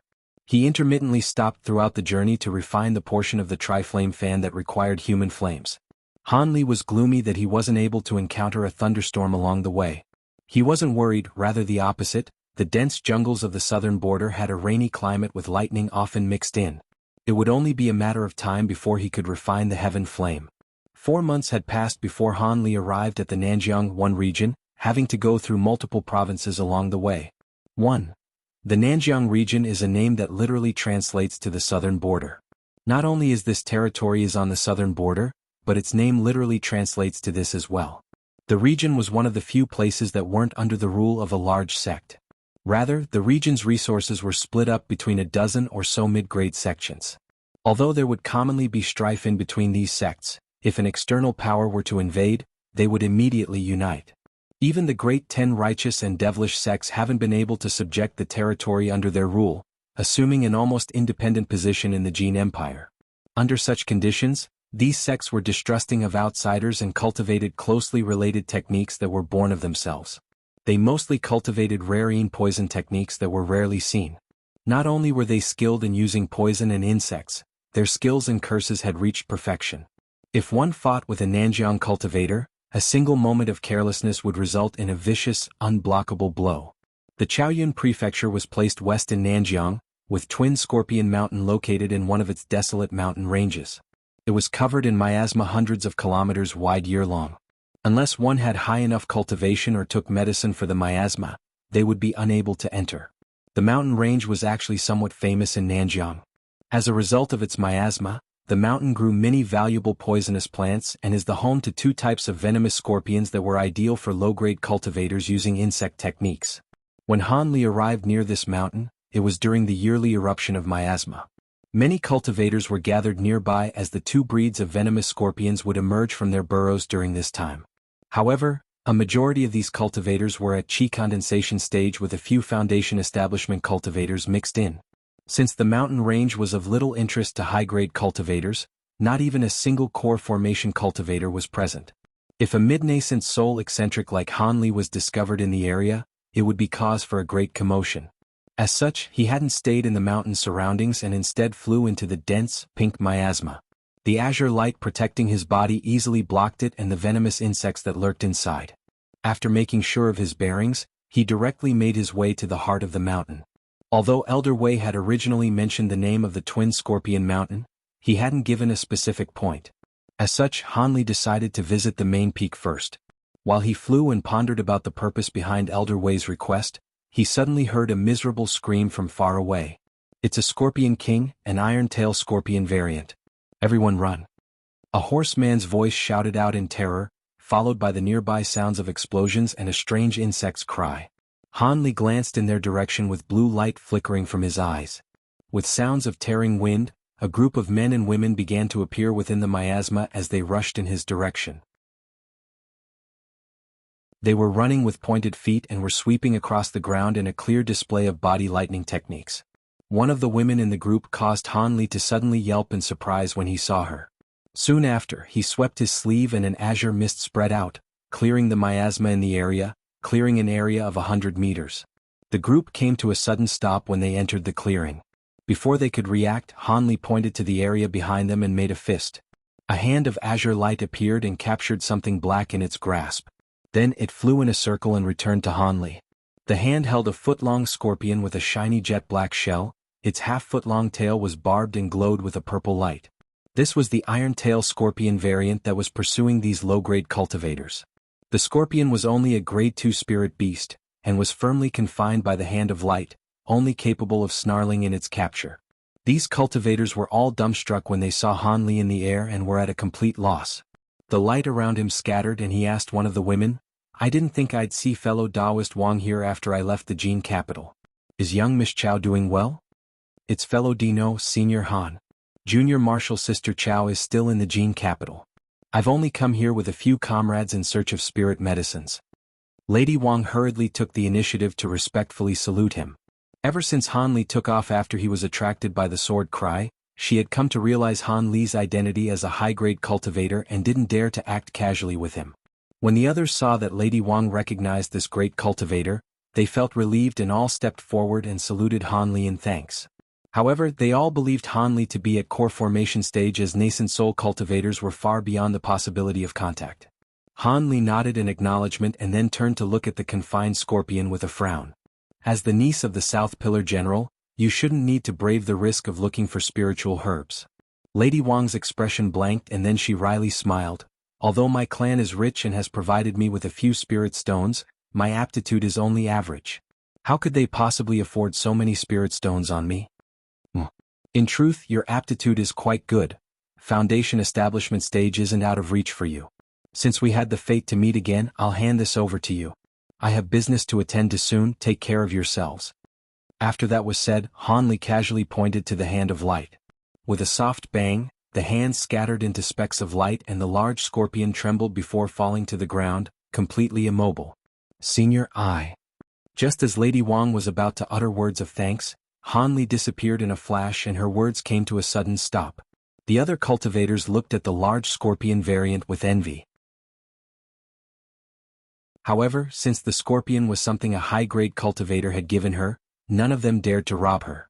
They could only watch as the woman stuck several talismans on it and happily placed it in her spirit beast pouch.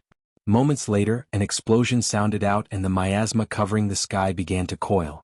Then a furious wind scattered some of the miasma to reveal a black storm cloud floating in the air.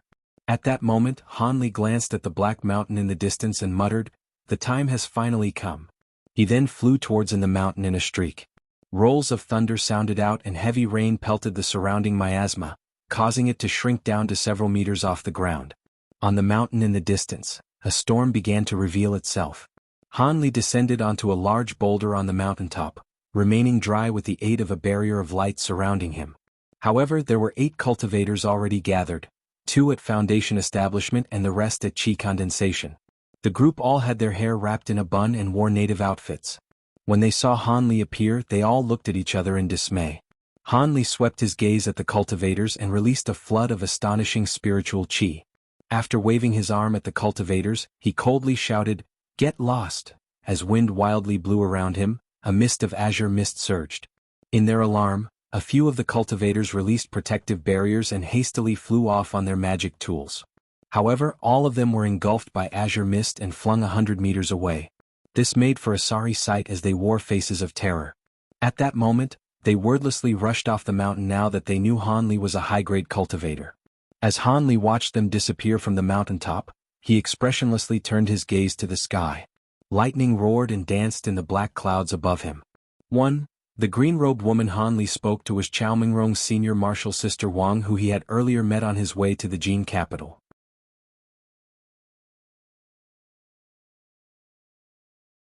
After his outburst, Hanli felt the last trace of distress from Monarch soul divergence's passing dissolve. In any case, since he planned on gathering the storm's lightning, he didn't want any interruptions. With a long sigh, he slapped his storage pouch and took out various colored spell flags, sending them off in every direction with the wave of his hand, burrowing into the ground without a trace. He looked at the unceasing lightning in the sky and the corner of his mouth twitched. His body glowed with light as he floated 100 meters in the air. Forming a strange hand gesture, he began to mutter an incantation. Suddenly various colored light flashed from down below. Muffled pops sounded out, followed by several pillars of luminescence emerging to the sky and forming huge spell flags. They stood off the ground and remained completely motionless. Continuing his incantations, the spell flags beneath him began to release threads of spiritual qi and slowly took the form of a 30-meter-wide spirit-gathering spell formation. Within the brilliant glow, talisman characters began to rise from the center, fully activating it. In that instant, the lightning flashing in the distant skies were suddenly attracted towards the formation and gradually grew closer as the sounds of thunder quickened. Hanli narrowed his eyes and ceased casting incantations. He flipped his hand and summoned a slender jade bottle, a magic tool he had specifically refined to capture the lightning. He released it into the air and struck it with an azure spell seal, causing it to quickly spin several times before it held still in the air. At that moment, Hanli clapped his hands and raised them, releasing 2 dense bolts of golden lightning, both simultaneously striking the bottom of the jade bottle. In a clap of thunder, the bottle trembled and completely absorbed the lightning. With a murmur, Hanli pointed at the air. Crackles sounded out as lightning arced from the bottle and formed a flickering 10-meter-tall pole pointing up into the dark sky. Silver lightning split the sky and struck the golden pole before it was dragged into the bottle. This happened in great succession as more and more silver bolts struck down and was easily collected. 2 hours later, the bottle gathered another dense bolt and began to release the sounds of a rumbling storm. When he heard this, he inwardly rejoiced. He raised his arm and reached out for the bottle, causing the golden pole to disappear and summoning the jade bottle into his hand. He then flung his sleeve into the sky and produced another bottle of a similar appearance, repeating the process all over again. With that done, he began to carefully examine the bottle that he recovered. It rumbled and trembled without end, flashing dazzling silver light from its mouth as if it could rupture at any moment. Han Li slapped a golden talisman onto it, and the bottle's activity came to a sudden halt. After properly placing the lid and putting it away, he turned his attention to the sky once more. Half a day later, Han Li collected his fourth bottle, but the thunderstorm showed no signs of stopping. Rather, the rain only grew heavier. He pondered to himself before putting away his fourth bottle. He believed he nearly collected enough lightning to create the heavenly flame he needed for the Tri-Flame fan's materials. But his expression stirred solemn and he suddenly turned to a corner of the sky. He faintly saw a flash, followed by the appearance of a white streak. He knew that with the shining spell formation beneath him and the bolts of lightning wildly dancing above him, his position was extremely noticeable. The white streak hurriedly shot in Han Li's direction. It stopped 100 meters away and the light disappeared to reveal a woman in palace robes. She had a slender stature and a dainty appearance with a pair of vivid eyes, seeming to be a beauty in the prime of her youth. Her robes were made of some sort of rare material that not only shined with silver light but also glowed dazzlingly. Han Li swept his spiritual sense past her and discovered that this woman was a mid-nascent soul cultivator much like himself. She looked at him and sweetly smiled. She said with a soft, pleasant voice, "I am North Night Islands by Yaoi. Are you also here on business with fellow Taoist Fu?" Han Li's heart trembled and he astoundingly asked, "Are you a cultivator from the North Night Palace?" Bai Yaoi chuckled, "I am the North Night Palace's external affairs elder. Since we are located in a remote area, I am surprised that you know of it. May I ask for your esteemed name?" Han Li calmed down and answered, "My surname is Han, a vagrant cultivator from overseas. I have indeed come to meet with fellow Taoist Fu, though I have long heard of your palace's resounding reputation." Bai Yaoi stole an interested glance at Han Li and asked, "Oh, does fellow Taoist Han know or have a relationship with any of the three great overseas immortals? I've never met them as I'm not someone who often deal with others. I normally cultivate in seclusion on my island. So it was like that I've been presumptuous. Does fellow Taoist Han need any assistance in collecting lightning? Many thanks for the offer, but I am about done. This will be the last bottle." When Bai Yaoi heard him, she flew a circle in the air and landed on another rock. "Ah, then I will go ahead and rest as we wait." She raised her hand and summoned an umbrella magic tool up into the sky. It swirled in the air before releasing a cloud of white light down below, blocking any rain from approaching her. Then she calmly sat down and summoned a palm-sized object into her hand in a flash of cold light. Han Li narrowed his eyes and immediately glanced at the item. It was as white as fresh snow and shined with sparkling glamour. Ice jade. He immediately recognized the same myriad-year ice jade from the bottle, the glacial quintessence he acquired. Using the plate of ice jade in her hands, she closed her eyes and sank deep into meditation. It appeared that the woman's cultivation art wasn't purely an ice attribute, but rather that of glacial een, else she wouldn't have needed to draw on the support of the jade's glacial power. This would produce a somewhat similar result to Han Li's snow soul pills, but it couldn't possibly compare to the effectiveness, no matter the quality of the jade. Though Han Li's expression remained calm, he unconsciously grew wary of the woman. Given how the North Night Palace would rather fight to the death against high-grade demon beasts every several generations than hand over some of their glacial quintessence, it was clear to see how much they valued it. If he allowed this woman to know he had her sect's signature treasure on hand, it would certainly be troublesome. Not long after, he put away his fifth bottle full of lightning and slowly floated to the center of the spirit-gathering spell formation. Then after striking it with several spell seals, it formed an azure barrier around him, blocking the storm from disturbing him. Then he took a seat with his eyes closed. Of course, he couldn't refine any of the Tri-Flame fan's materials in this woman's presence. Soon, only the sounds of thunder and wind could be heard. After an entire day, the rain finally began to slowly go away and the scorching sun appeared in the sky. The weather immediately became hot and humid as miasma slowly restored its domain, enveloping the entire range once more. In addition, the many insects that had taken refuge had again emerged from the ground. With great calm, Han Li slowly released his spiritual sense to a 10-kilometer range. Able to sense everything from the trees to the smallest insect all clearly in his mind, he sank into tranquil meditation. Whenever low-grade cultivators made their way up the mountain, they would immediately flee with terror after discovering the astonishing cultivation of the two nascent soul cultivators. As for Han Li and the palace-robed woman, they remained seated for 3 entire days. On the morning of the 4th day, another high-grade cultivator eventually arrived on the main mountain. This time it was a man with a towering stature. He had a grotesque appearance and dark, shiny skin. From the result of some unknown technique, he left behind an evil wind in his tracks as he flew here on a large tortoise shell. When this large man saw them both, he heartily laughed and found another boulder to sit on. However, he had no intention of meditating. Instead, he took out a sparkling golden book and began to read it. His scholarly actions made for a drastic contrast with his appearance. Although they had turned a blind eye to his actions, Han Li was in truth inwardly frowning. This towering man was also at mid-nascent soul stage. It appeared that Old Man Fu's objective would be unordinary to gather so many cultivators at their level.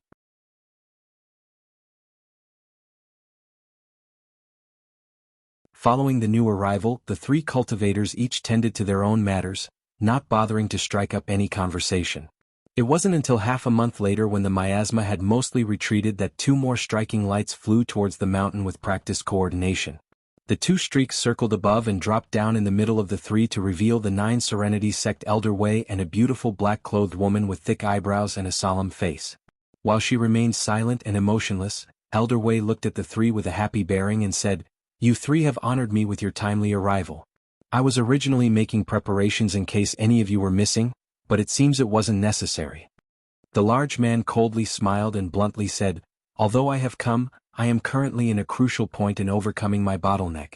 If Brother Fu's affairs disinterest me, I will immediately leave. Don't worry, Brother Yuan. You should know that I speak truly, since I've requested fellow Taoists Han and Bai to come as well. But before that, an introduction is due. This is my junior martial sister Chang Jifeng, the 9 Serenity sect's internal affairs elder. Since you've stemmed from the Nanjiang's sacred poison sect, we'll especially need the assistance of a native like yourself, Brother Yuan. As for fellow Taoist Han, he possesses astonishing abilities and is a vagrant cultivator from overseas. Fellow Taoist Bai is."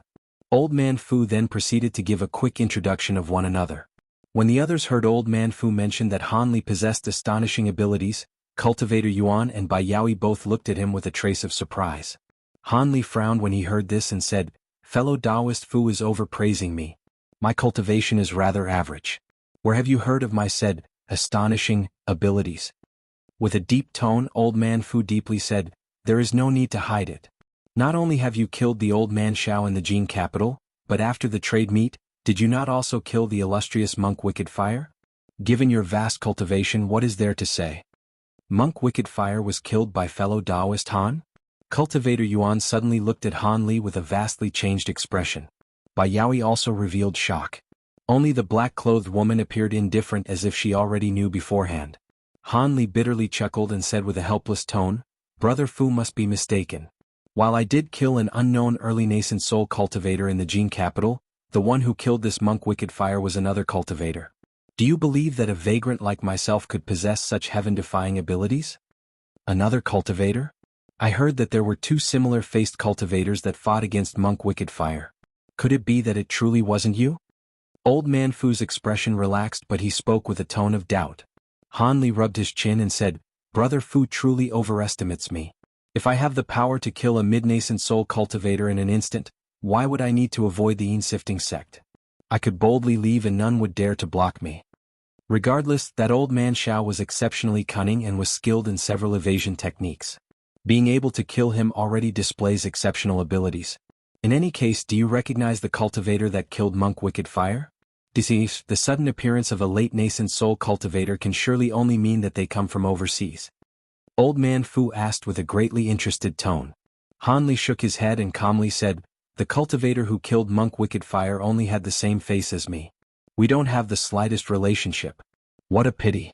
If we were able to find him, our odds of success would be even greater." With that said, Old Man Fu dryly laughed and dropped the topic. Cultivator Yuan then asked, I also heard that a two-headed and four-armed devil appeared near the underground trade meet on the last day. It devoured several early nascent soul cultivators. Was it not for the great cultivator overseeing the trade meeting, the entire group would have been eliminated.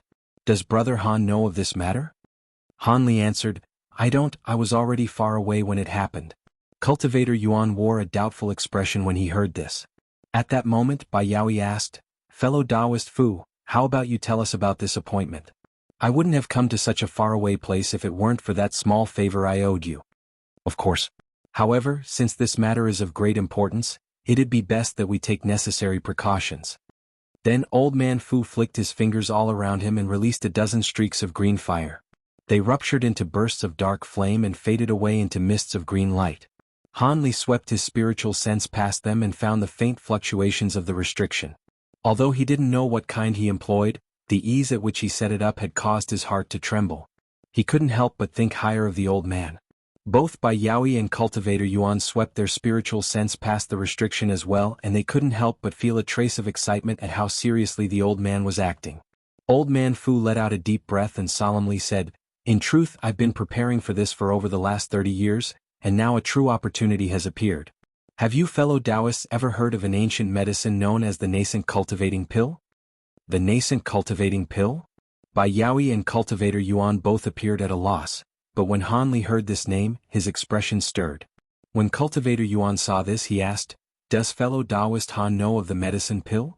After a moment of thought, Han Li elaborated, Yes, a little bit. The nascent cultivating pill was an ancient sect's signature spiritual medicine, and can be considered of divine quality.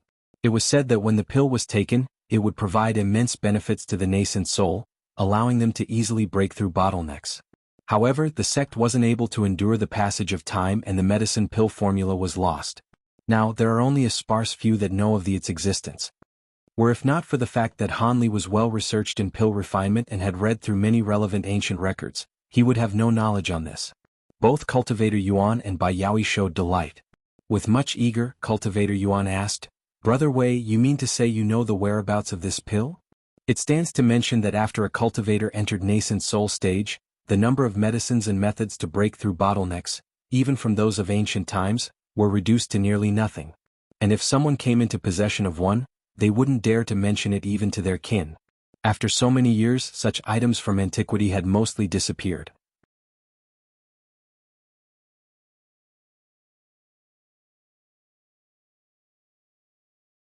After Old Man Fu declared that he had found the whereabouts of the Umbra Een horse, a moment of silence passed. Cultivator Yuan then asked, Since fellow Taoist has already found the nest of the Umbra Een horse and still needs our assistance, could it be that you've encountered a problem? Old Man Fu replied, Although the horse is extremely skilled in concealment techniques and leaves no tracks as it travels, it isn't too difficult for me to capture given enough time. But the problem is that its nest lies in the Myriad Poisons Valley's Yin Yang Cave. I cannot chase after it there, and with its exceptional intelligence, the horse will only journey to the cave's entrance at most and won't take even a step out. The Yin Yang Cave? Bai Yaoi's complexion paled and Cultivator Yuan gasped as well. Having never heard of this place, Han Li bafflingly asked, What is this Yin Yang Cave? Is it so fearsome? Fellow Taoist Han doesn't know of the Yin Yang Cave? Bai Yaoi yelped in surprise and then she said with calmer voice, I've nearly forgotten that you were from overseas. The Yin Yang Cave is widely known as one of the 7 most dangerous places in the Great Jin. Common cultivators do not return once they enter. What is so dangerous about it? Han Li curiously asked. Old Man Fu explained, as suggested from its name, it is a place where Yin and Yang clash. Let alone everything else, the soul-chilling Yin winds that blow year-long are enough to scatter a nascent soul. The cave is also host to several kinds of vicious ghosts. Even if a living person is able to endure the Yin winds after entering the cave, the ghosts will devour them. Cultivator Yuan snorted and said, Not just that, but several kilometers deep, there are countless chains of intertwining passages and caves. There were even cultivators that have somehow managed to make it to the bottom, but were unable to clearly explore the depths. The Yin winds would obstruct them from releasing their spiritual sense, and they could see no more than an ordinary mortal. There were even those that said the depths of the cave conceal a fearsome ghost monarch. However, This had forever remained unconfirmed as most are unwilling to brave the risks. Bai Yaoi relaxed her brow and added, "There is also little of value that was discovered in the cave. In ancient times, it was the location of extremely rare ores, but only inferior veins remain. Now that Brother Fu has discovered an Umbrian horse, it would appear that the Yin-Yang Cave isn't such a simple place." Having passed through Heaven Void Hall, Devilfall Valley and other such dangerous places, Hanli naturally experienced many of these dangers and he icily said, "Since Brother Fu wasn't able to capture it after so many years, there must be some complications behind it." Old Man Fu confidently explained, "Correct, that is why I've been preparing for the past tens of years. I specifically refined several treasures to resist these ghosts. And to block the soul-scouring Yin winds, I've brought my sect's dark violet pearls. With this, you'll be able to weaken the Yin winds to half of their power." Cultivator Yuan and Bai Yaoi's heart stirred when they heard this. The dark violet pearl was one of the 3 signature treasures of the 9 Serenities sect. Old Man Fu slowly asked, "How about it? If you do your best to assist me and manage to capture the Umbrian horse, I will immediately use it to refine the nascent cultivating pill and I guarantee you each a single pill. As the pill is something that can only affect your body once, it will have the same effect no matter how many you take. For anything else you might find inside, that would be left up to chance. Even if we encounter a fearsome ghost monarch within, we'll be able to deal with it well enough with our combined strength." The 3 were silent when they heard this. Even Cultivator Yuan, the most excited of them, wore a pensive expression. Bai Yaoi moved a strand of hair from her face and calmly asked, "Since Brother Fu has already made such preparations, why did you seek us out? If you wanted mid-nascent soul cultivators, it shouldn't be hard to find them in your 9 Serenities sect." When the other 2 heard this, their expressions stirred. Cultivator Yuan in particular closely stared at Old Man Fu's face. A fierce look appeared on the old man's face and he angrily said, "This might be true for others but not to me. Because of grievances in the past, I've become hostile with most similar great cultivators in my sect. Apart from my junior martial sister Chang, the rest are looking forward to the day I die. Even if they agreed to help, I fear they would be waiting for opportunity to betray me." Hanli was stunned by how empty these words were. Who could tell if they were true? However, since he said this, it would be difficult to further pursue the matter and they could only remain silent. Bai Yaoi lowered her head in thought. Then she raised her head and said, "Given how dangerous it is to enter the Yin-Yang Cave, I must properly think about it. Can you give me 3 days to come to a decision?" "Of course. We won't even begin until half a year regardless. We must first wait for the 20-year cycle when the Yin winds are weakest in the cave, and you should also prepare treasures to deal with the ghosts beforehand. But before we depart today, I will require you all to sign this Underworld River page with your blood essence, swearing a venomous oath that you cannot mention this to any other. I am a coward first and foremost and a gentleman later. I don't want this matter attracting any attention down the line." Old Man Fu smiled and with a wave of his sleeve, a piece of yellow paper appeared in a flourish of black flames. "An Underworld River page?" Cultivator Yuan cried out in alarm. The wicked tool used to befall calamity on those who break their oaths. Hadn't it disappeared several hundred years ago? When Hanli heard this he felt shocked. Old Man Fu indifferently replied, "I had to spend quite a sum in the underground market to acquire this. While it isn't nearly as outrageous as legends swear, it can at least keep you quiet for a short time. Fellow Taoist Han might not know of the death of the Heavenly Devil sect's Feng Tianxing, but fellow Taoists Bai and Yuan should know. Feng Tianxing was a mid-nascent soul cultivator like us and I hope that none of you would wish to test its effectiveness." Cultivator Yuan's expression wavered for a long while, and then he decisively said, "Fine, I won't let something as valuable as a nascent cultivating pill pass me by. In half a year I will arrive on schedule." Afterwards, he summoned the flaming black page-o-meter in front of him with a wave of his hand. He then spat out a cloud of blood essence next to it. He dipped his finger in the blood essence and quickly wrote a few ancient characters on the page. Shortly after, a malevolent ghost face emerged from the black flames and wickedly smiled at the large man. Then, it sucked the bloody characters on the page into its mouth before disappearing into smoke. The strange scene caused Han Li's heart to thump. Old Man Fu recalled the page and examined it for a moment before revealing a satisfied expression. Then he turned his gaze to Bai Yaoi. The woman shortly hesitated before resigning herself and summoned the page towards her. Following the same events, the ghost had also made a strange and abrupt appearance. When Old Man Fu turned his sights on Han Li, he inwardly sighed. Although he felt a trace of fear towards this item, it appeared he didn't have a choice over the matter. He expressionlessly pointed at the page and summoned it. After staring at it, he bit the tip of his tongue and spat out a cloud of blood essence. He quickly wrote down that he swore not to divulge the details of the day's meeting, and in a flash of crimson light, the ghost face appeared once more from the black flames. It sinisterly smiled, and when it opened its mouth, but something suddenly stirred inside of Han Li and it let out a strange cry.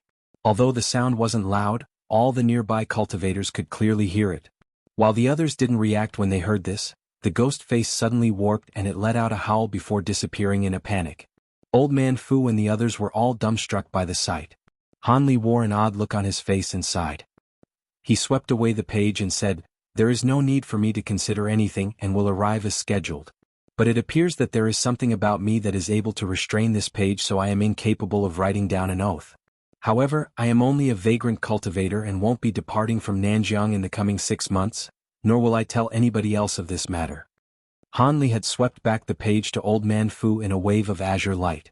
He grabbed the page, still wearing an astonished expression, and appeared to be at a loss.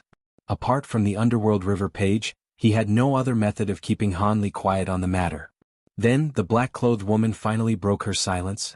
"Senior Marshal Brother Fu, I feel that fellow Taoist Han's words are reasonable. I'll trust him to keep quiet." The woman's voice was somewhat hoarse, but it invoked an indescribable attraction. With a flutter of her bright eyes, it felt like she could bewitch someone with her beauty.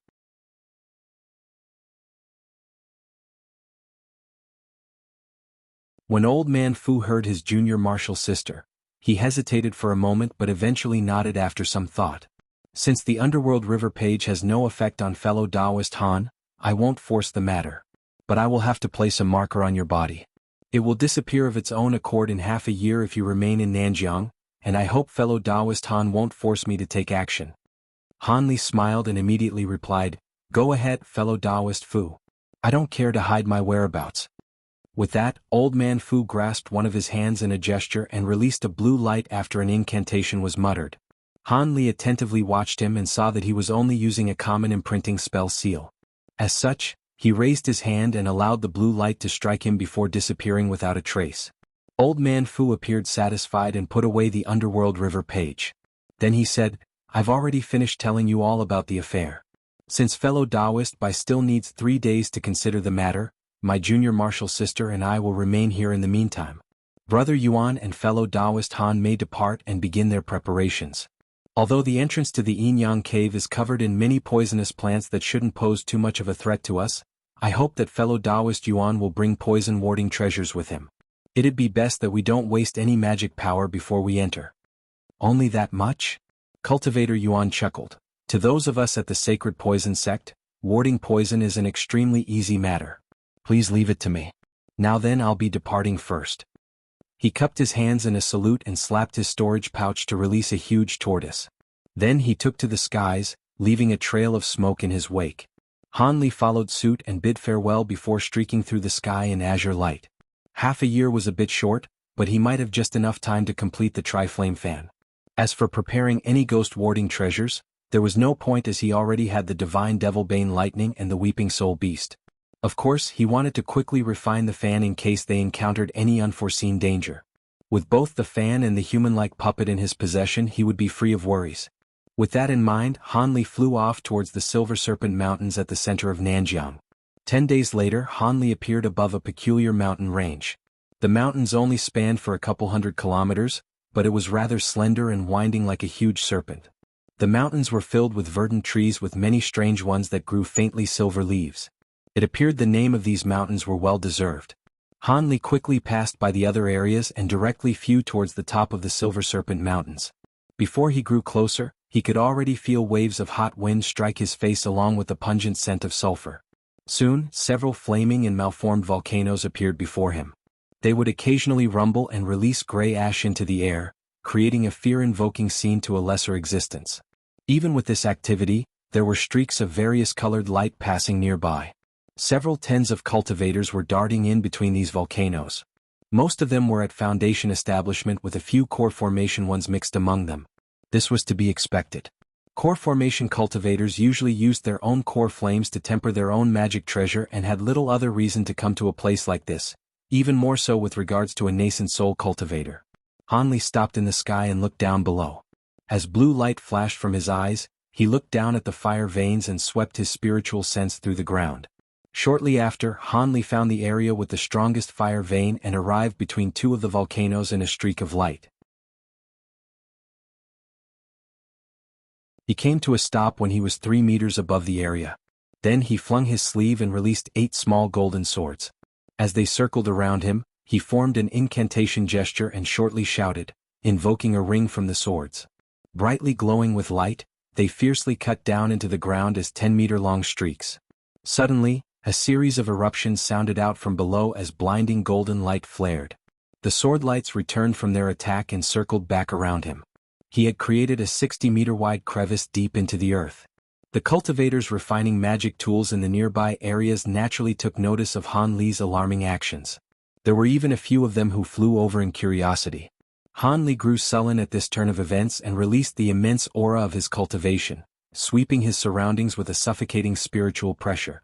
All of the cultivators in the nearby 10 kilometers who felt this were alarmed, and those who originally thought to investigate the commotion hastily withdrew.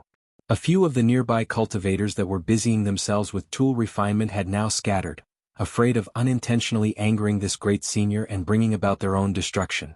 When Han Li saw that the nearby cultivators had tacitly departed, he was greatly satisfied and turned his attention to the crevice down below. Soon, the cultivators that came to Silver Serpent Mountain to refine their magic tools had all scurried off, knowing that there was a nascent soul-grade cultivator nearby, turning a 5-kilometer area around Han Li into a temporary restricted area. As time passed by, the crevice was silent with no activity, but after a month, the sounds of thunderous explosions would occasionally call out. These explosions grew more sparse after another month passed by, but they were instead replaced with a series of clear rings similar to a phoenix's cry. Soon after, all that was left was silence. While Han Li was busying himself with creating the tri-flame fan, there were a dozen variously dressed cultivators gathered together in a side chamber of the Great Jin's imperial palace, including those dressed in Taoist, Buddhist, and Confucian attire. These cultivators all possessed nascent soul cultivation. 2 in particular possessed mid-nascent soul cultivation, a square-faced cultivator and an old Taoist nun holding a golden cane. The old man with a black hat was amongst them as well. These dozen people were all sitting in the hall, but none had uttered a word. They would only impatiently look at the hall's door. The square-faced cultivator turned to a white-haired Taoist priest and asked with a trace of apprehension, 11th brother, are you sure it is him? 300 years ago, I personally saw our 7th uncle perish. Given how unique 7th uncle's appearance is, how could I have mistaken him or his magic treasure, the glacial moon blade? The old Taoist nun gloomily asked, 2nd brother, there is no need to be nervous. It will only be a moment before we know for certain. What is there to fear now that we've all gathered? If he is truly our 7th uncle, then he will be of tremendous help to our Yi clan. If he is fake, then he won't be setting foot outside of this hall even if he were a late nascent soul cultivator. That's true, but we may as well be careful. The square-faced cultivator felt that her words were reasonable and sighed, speaking no further. After 2 hours had passed, the sounds of bell rings sounded from a distance. A lanky silhouette then appeared at the hall's entrance. He took a step forward in the air before strangely arriving at the center of the hall. His appearance was clear to see. He had fine eyes and withering eyebrows, but more notably his head that was far larger than what was considered ordinary and his swaying neck that appeared to be on the verge of snapping at any moment. When the cultivators all saw this peculiar appearance, they all stood up in shock. The square-faced cultivator took a deep breath and carefully asked, "Are you truly our 7th uncle?" The eccentric chuckled and tossed a green jade slip towards him. "Second nephew, have you already forgotten me after a few hundred years? However, this is not surprising. My return from death is sure to raise doubts. I have third nephew's sound transmission slip here. Take a look." The eccentric chuckled. The square-faced cultivator caught the jade slip with an alarmed expression and quickly sank his spiritual sense into it. After a long while, his expression fluctuated several times before withdrawing his spiritual sense. Then with an expression of joy, he deeply saluted the eccentric and said, "So 7th uncle's death was something that our grand elder had orchestrated. Forgive me, I have been lacking in manners." The uncle waved his hand and said, I am happy that you acted with such care. How could I blame you? The other cultivators then began to look through the jade slip, and soon, all of them called out to him with delight and paid their respects. It truly is seventh uncle. I pay my respects to my third great uncle. The eccentric waved his hand with a chuckle and took the main seat in the hall. You may stop. The old Taoist nun respectfully replied. Third brother stated that 200 years ago, seventh uncle had entered late nascent soul stage. Is this true? That is correct. In the past, those great sects were secretly plotting to strike me down, feeling that it was possible for me to enter it. As per the clan's arrangements, I fled after escaping calamity and managed to somehow live up to my expectations and ascended to this stage of cultivation. The last generation of Yi clan elders had schemed for me to make an appearance when our clan was on the verge of death. But third nephew, who was the only one who knew of my existence, suddenly came to find me and told me about your plans. As the grand elder of the current generation, he asked me to assist in this matter. I considered it for a while and felt that it was important enough for me to break my concealment. The eccentric's face turned serious.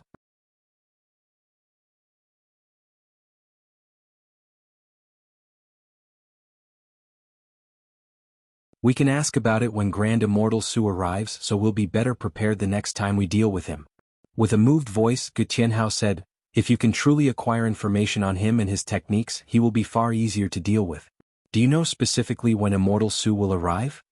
Recalling the matter of the sacred beast, she resentfully said, around 2 to 3 months. With both Immortal Su and your sect's Grand Elder, he won't be able to run this time. Gu Tianhao's heart stirred when he heard this.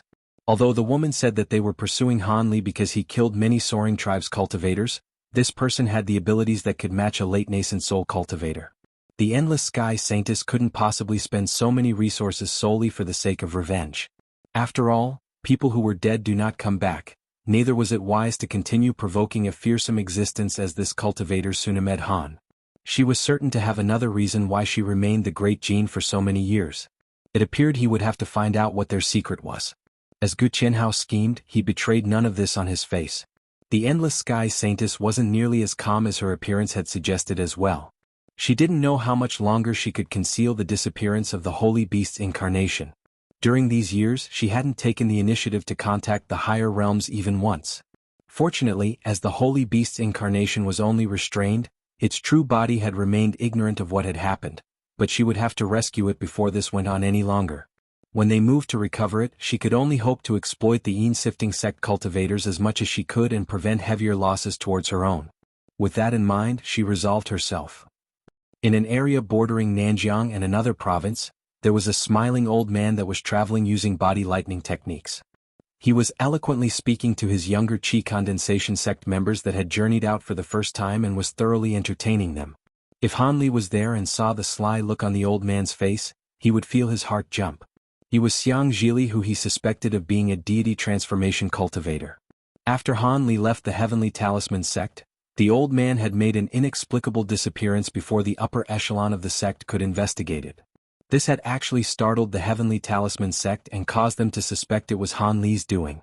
Afterwards, the sect erased Xiang Zhili's existence from the records and any mention of him was forbidden. It was rather mysterious that he would appear now after so many years had passed. The Heavenly Talisman sect weren't the only ones on edge though. There were countless significant powers in the Great Gene that felt there were storms brewing underneath the peaceful appearance of the cultivation world. A few particularly powerful sects even looked into the Great Jin's Imperial Yi clan, but they weren't able to find anything concrete. They only found that their upper echelon had started to frequently gather, yet they didn't know what they were planning. Several months later, a cheerful whistle was let loose from the Silver Serpent Mountains, echoing far beyond the sky. A blinding azure streak flew out from underground and blazed through the air before disappearing off into the horizon. The cultivators who saw the astonishing scene from a distance were shocked silent. A week later, the azure streak flew west, passing through the largest forest in the region and 1,000-kilometer mountain ranges. Soon, it arrived above a huge basin and dropped down to the side of a mist of toxic yellow miasma that had reached several kilometers in the air. Just as Han Li landed, an old man stood up from the group of nearby sitting cultivators and smiled. "Fellow Taoist Han, you're a bit late. Fellow Taoists Bai and Yuan have already arrived several days ago." Han Li saluted them and said, I was refining a magic tool and had just completed it a few days ago. I hope you won't take offense. Bai Yaoi examined Han Li and softly said, "It is no matter. The yin winds will be weakened over a period of 3 months. A few days won't matter much. Since fellow Taoist Han has hurried over here after refining his magic tool, how about he take a couple days to rest and recover his magic power?" Old man Fu grunted and said, "Fellow Taoist Bai is correct. Since we're to enter the yin-yang cave, we need to preserve enough magic power before entering." The towering man surnamed Yuan and old man Fu's junior martial sister Chang hadn't spoken, but they both appeared to silently agree. "Very well, it seems that it would be rude of me to refuse. We'll enter the valley after a few days of rest." Han Li nodded and glanced at the yellow miasma a few hundred meters away from them. It faintly concealed the black entrance to the valley. With a flip of his hand, he summoned a twinkling green mid-grade wood spirit stone. Then he sat cross-legged on the ground and closed his eyes. Although the others were full of magic power, they rested as well, honing their spirits to an optimal state. After 2 days quickly passed, Han Li stirred and old man Fu promptly shouted, "We set off." The group then stood up and surrounded themselves in barriers of light. "With my poison-warding scepter, the myriad poison valley will be easily traversed. However, be careful of the small venomous insects in the mists. Do not allow them to cut through your protective light. If it weren't for the unknown restrictions that were placed on the valley during ancient times, it would have been safer to fly in." With that said, Cultivator Yuan summoned a jade scepter glowing in silver light before heading into the poisonous miasma. The others followed suit. Cultivator Yuan pointed his scepter at the edge of the mist and uttered an incantation. Then a silver wave shot out towards the mist, pushing it away and greatly thinning it out. The large man then used a body lightning technique before rushing in, with the others employing their own techniques to charge into the valley.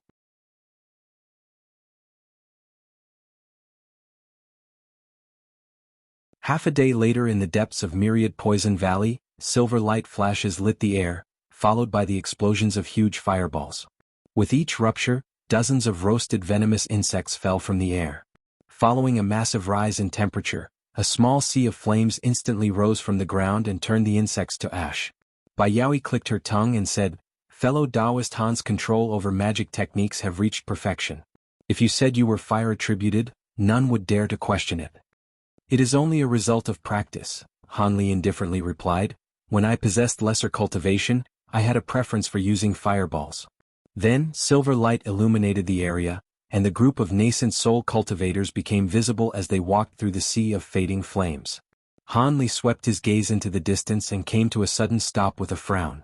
While the sea of flames was thinning the poisonous mist, it faintly revealed something in the distance.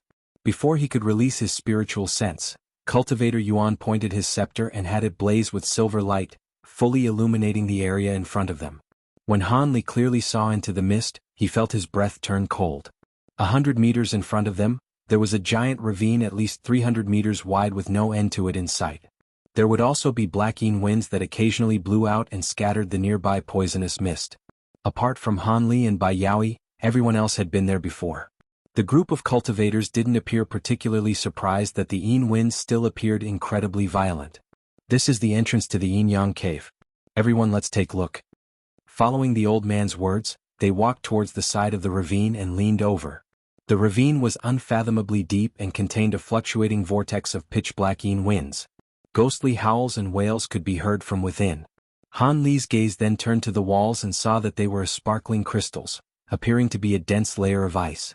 After old man Fu looked at the huge ravine, let out a long breath and said, "These are only ordinary yin winds, but once we reach a kilometer deep, the soul-shaking yin winds will begin to appear. Unprepared, even we won't be able to last long against them, but that is why I brought the dark violet pearl. They will greatly reduce their level of threat against us. However, the number of soul-shaking yin winds will greatly differ depending on your location in the cave. Given our experience, you all should already know to be careful." After he waved his hand, he took out a purple ball the size of a fist. Han Li carefully looked at it as soon as it appeared, but when he touched it with his spiritual sense, his vision suddenly blurred and he felt it dazed as if his soul was about to fly out from his body. He was greatly frightened, but his body began to circulate the great development art of its own accord. A cool sensation then filled his mind, bringing his senses back to normal. Han Li's expression remained calm, but his heart was deeply alarmed. As expected of a Devil Dao sect signature treasure, it was truly bizarre. As that thought passed his mind, he turned to look at cultivators Yuan and Bai Yaoi. They were continuously shifting their eyes and their faces had turned unsightly. It was unknown what they had used to escape the pearl's bewitching effects. Ignoring the aftermath of the three's prying, old man Fu raised the pearl in his hand and began to mutter an incantation. Suddenly, a blinding light flashed and a ring of indistinct light emerged, covering an area of 100 meters around it. Under the effects of the purple light, Han Li and the other four suddenly felt the vicious power of the Yin winds decreased by over half. Cultivator Yuan put away his jade scepter and said, "The dark violet pearl is certainly worthy of its reputation." With the pearl being held in one hand, he summoned a purple-red mist of light in the other. "There is no point in praising it now. It won't be until further deeper that you will better know its abilities. Let's go." Then green light flashed from his body and he dropped into the ravine. The rest of the group followed after him and released their own protective treasures while still keeping inside the purple ring of light. Cultivator Yuan released a dark jade tablet. Bai Yaoi summoned a crystalline saber. The black-robed woman took out a pitch-black shield, and Han Li spat out several golden swords. Then, the party glowed luminescent and descended into the ravine. They were soon engulfed by the pitch-black vortex and their surroundings returned to normal. There were 8 cultivators above a small lake in Nanjiang, all wearing a different style of clothing and listening to a black-clothed figure in front of them. These fellows were the Yi clan leaders that had gathered at the imperial palace several months prior. The eccentric with the large head was standing with a swaying figure among them. At his side stood the square-faced middle-aged cultivator, and behind him was the elder devil in the guise of Han Li's face. He was currently listening to the black-clothed cultivator with a calm expression. As the black-clothed cultivator possessed far lesser cultivation, he treated his nascent soul-stage elders with the utmost respect. 400 years ago, our Yi clan found a destroyed stone tablet from antiquity. From that, we found the approximate whereabouts of Kunwu Mountain. This is where our plans had begun to take shape. The mountain is known as the Holy Land of Cultivators during ancient times, but for some unknown reason, they used their grand abilities to sink it into the ground. Let alone the many ancient cultivator dwellings on the mountain, the ancients had sealed 2 divine spirit treasures alongside it. If our Yi clan is able to acquire these treasures, our strength will multiply and we will be able to stand against the great sects of the righteous and devilish Tao. Over the last 100 years, we've dispatched many of our clan disciples over the majority of the Great Gene before finally discovering the area recorded in the ruined fragment beneath this lake. We have already called forth our clan's formation grandmasters to dissolve the restrictions. Because this matter was of such grave importance, it was under direct supervision of the Grand Elder, and only a few others were informed. The black-clothed cultivator paused. This ancient restriction was far more profound than we had imagined, with each layer spread across an area of 50 kilometers. A dozen formation grandmasters had spent over 100 years before finally researching a method to dissolve the seal. By using the power of heaven and earth, we will attempt to turn the sealing restrictions against themselves and clear everything. However, the process of destroying the restrictions has been a huge undertaking.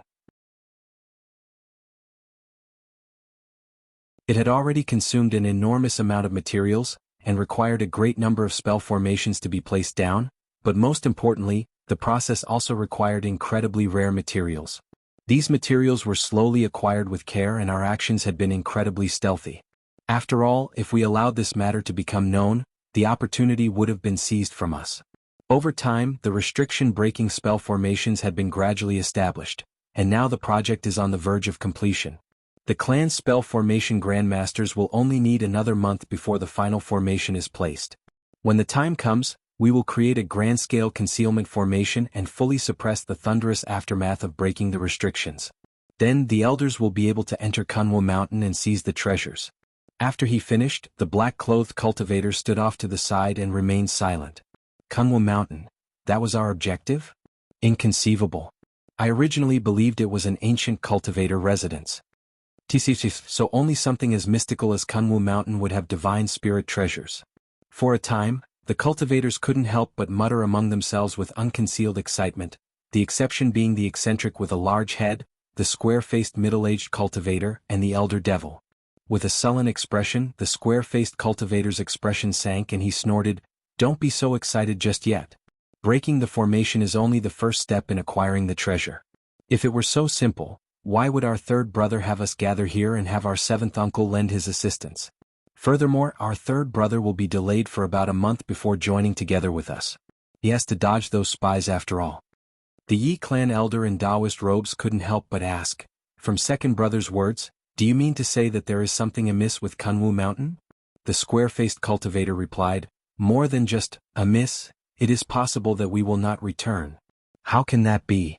An elder dressed in Confucian robes yelled, seventh uncle and third brother are both grand cultivators. Even the more formidable restrictions shouldn't be able to harm them.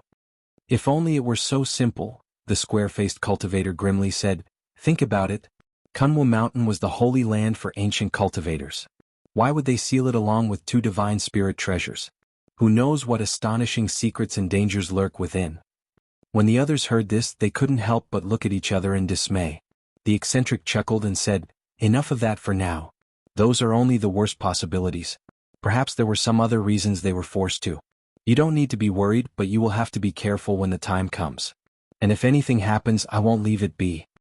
With that said, the anxiousness on the cultivators' faces had disappeared. Then, the square-faced cultivator turned to look at the disguised elder devil behind him and said, Elder Han, you are proficient in many ancient records. We will very much require your assistance when we enter. Be at ease, we have already found 2 devilish artifacts. After this matter is done, we will hand them over to you. Fun fact, the name of Kunwu is famous for various different reasons.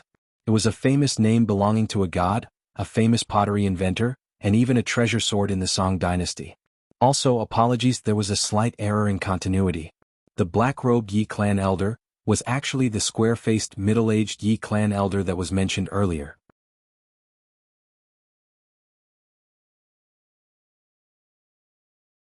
The elder devil calmly nodded, I will strive my hardest for those devilish artifacts. Good, then let matters proceed. Everyone follow me to the bottom of the lake. Although this area is remote, we should be careful in case a passing cultivator spots us and save any potential trouble. With that said, the square-faced man shined with light and dived in. One after another, the others followed suit. In the blink of an eye, they had disappeared, leaving behind only ripples in the lake and a calm breeze. Thousands of kilometers away, Han Li and company had encountered a bit of trouble. Under Han Li's mental command, a ball of yellow radiance shot out from his body and easily crushed an incoming Horndean ghost. Then, golden light flared around him and cut through 2 other nearby wraiths, scattering their bodies into smoke. He turned his gaze to Old Man Fu and the others. They were currently using their magic treasures to strike down other specters.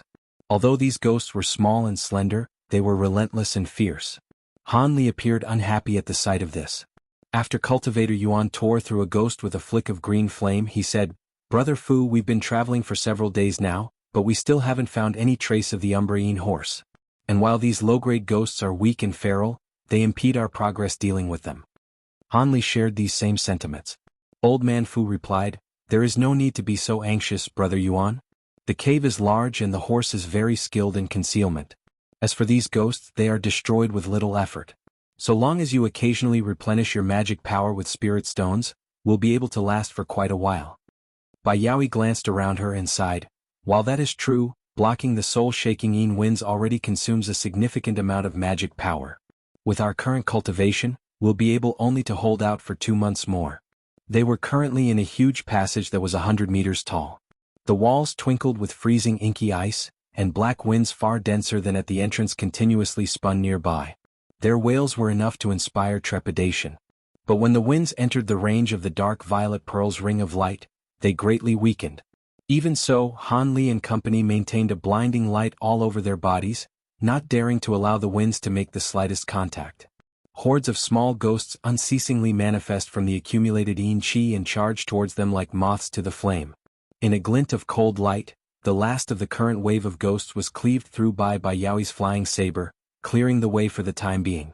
Then their magic treasures were recalled to their side as they floated forward. The storm of Yin winds inside the cave prevented their spiritual sense from looking afar, and without sight they didn't dare to make haste. Otherwise they would have been able to search through the cave in only a matter of days. After the time it took to finish a meal, the Yin winds ahead of them suddenly turned violent as they appeared at a fork in the road, 1 large passage and 2 smaller ones. A cold glint flashed from Han Li's eyes and he said, "Another one? This will not do. If we have to travel through multiple paths, we won't be able to search through all the caverns in 2 months. We have to split up. Cultivator Yuan looked at the pearl in the old man's hand and shook his head. There is only one dark violet pearl. Without its protection, blocking the soul-shaking winds will take up too much magic power. The amount of time we will be able to stay in the caves will be greatly reduced.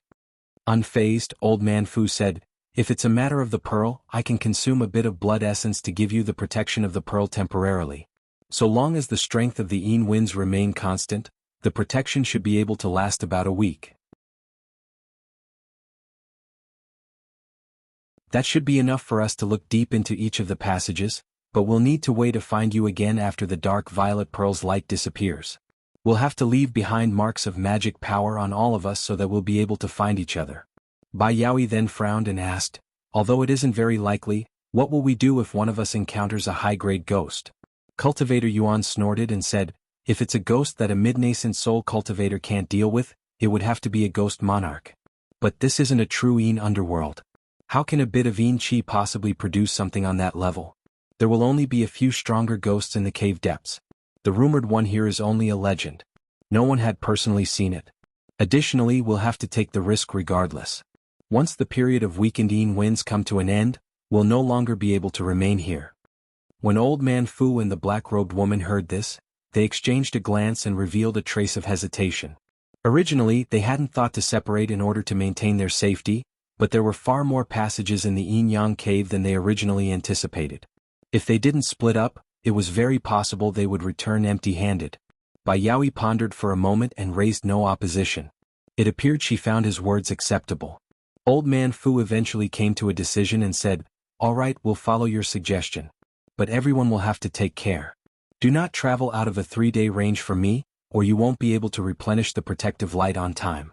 Han Li looked at the center passage and said, don't worry, this tunnel is sure to be the main passage down, and the forking tunnel shouldn't be too long. 3 days should be more than enough for us to search through them. Old Man Fu then spat out a mist of blood essence onto the dark violet pearl, causing it to surge. He then struck it with a series of spell seals and reached out to the pearl with his free hand, summoning a ball of dazzling purple light. With the light in hand, he swept his eyes across the party members and tossed it towards his junior martial sister. With a flash, the ball of light disappeared into her body and a small ring of purple radiance surrounded her. When the others saw that the technique was effective, they felt at ease and had the old man do the same to them. Then after they placed markers of the magic power upon one another, they split up into 3. Old Man Fu naturally paired with his junior martial sister and they rushed down the center passageway. As for Cultivator Yuan and Han Li, they decided to take the left and right branching paths respectively. Bai Yaoi was the last to decide and hesitated for a moment before following after Han Li. When Han Li sensed her following after him, he slowed down to let her catch up, then traveled together side by side. Along the way she asked, does Brother Han feel that the Yin-Yang cave doesn't live up to its reputation?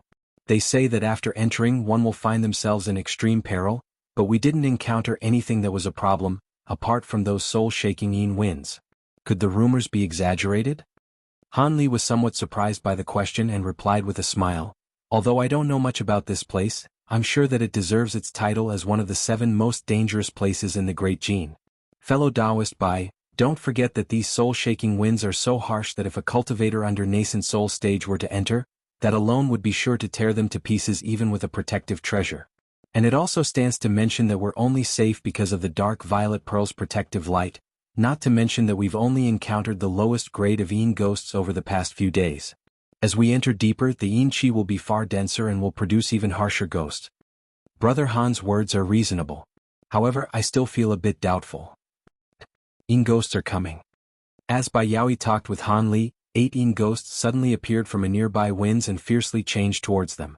In flashes of blue and golden light, the ghosts were cleanly executed. Then the 2 slowly tread forward, but after half a day of searching, they hadn't found anything. Just as the 2 were about to head back, a fierce wind suddenly blew past them with a frigid, piercing whistle. What's this? Bai Yaoi said with a start. Han Li blinked and replied, that sounds like a refined corpse. It should have come from a high-grade ghost. A refined corpse, what are the chances? Bai Yaoi said with a raised brow. The 2 then approached the source of the sound without any fear. After they turned a corner, they found themselves at the entrance to a cavern that was 10 meters tall. It howled incessantly with exceptionally violent winds, and the faint sounds of a ghostly whistle could be heard within. What's that? Bayawi glanced inside and saw something that was sealed in the glistening ice. She raised her hand and struck it with a fist-sized fireball. With a sudden bang, the scarlet flames melted the ice to reveal the object's true form. It was a blue flying sword that was stuck halfway into the wall. But in the instant the ice melted, the lively flying sword began to shine with a dim light and let out a clear ring. Then it began to tremble as if attempting to shake itself free. Bayawi was astounded by the sight and with a wave of her sleeve, released a rope of crimson flame. With embers flickering in the air, it wrapped around the sword and pulled it into her hand.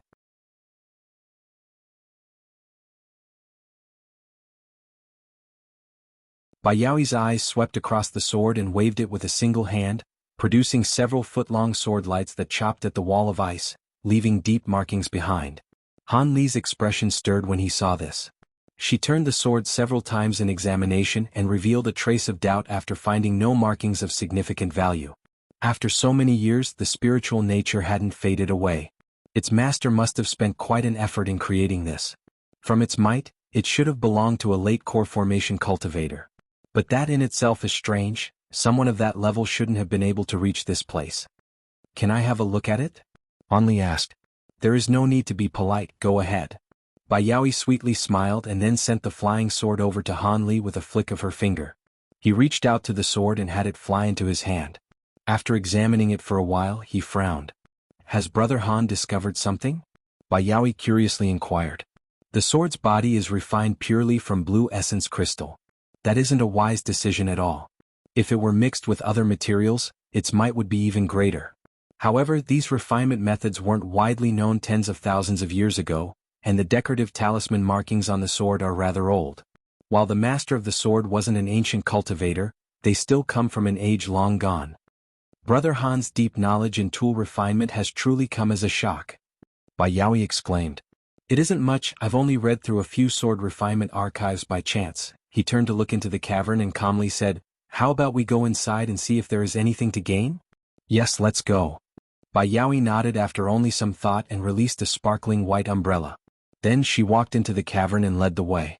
Han Li smiled and pointed to the several flying swords above him, having them transform into a barrier of golden light before he followed after her.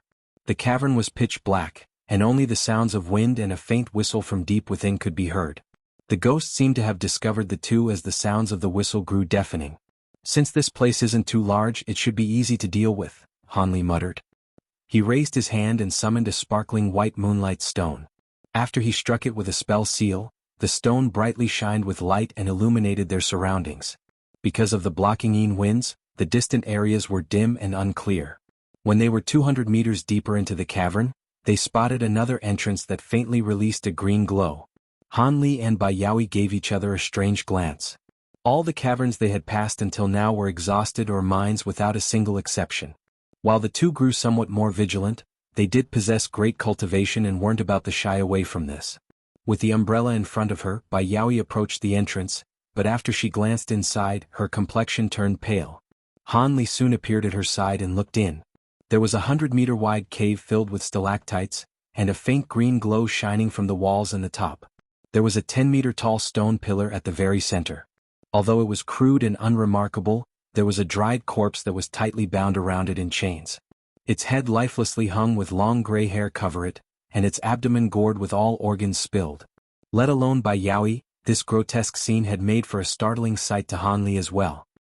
He pursed his lips and thought to say something when the blue sword in his hand let out unceasing long cries, followed by wild shaking. With some understanding, he tossed the sword into the air.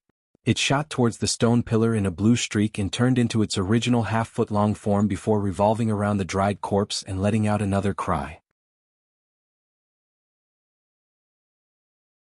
This husk was the sword's master?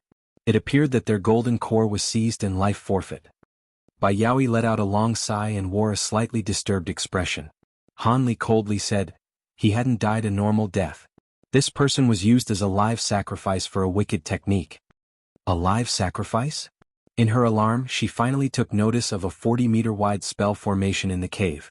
She hadn't immediately noticed it due to the dust that had gathered on top of it. Han Li nodded. I don't know which sacrifice formation this is. I'll have to take a closer look to find out. That's easy, leave it to me. Bai Yaoi smiled and spat out a miniature crystalline fan. In a flash of icy light, the fan expanded to a foot in length and waved itself across the cave. A yellow wind swept up the dust into the air, obstructing the sight of the entire cavern. But with that light surrounding their bodies, Han Li and Bai Yaoi ignored the dust and examined the formation on the ground as if it hadn't affected them in the slightest.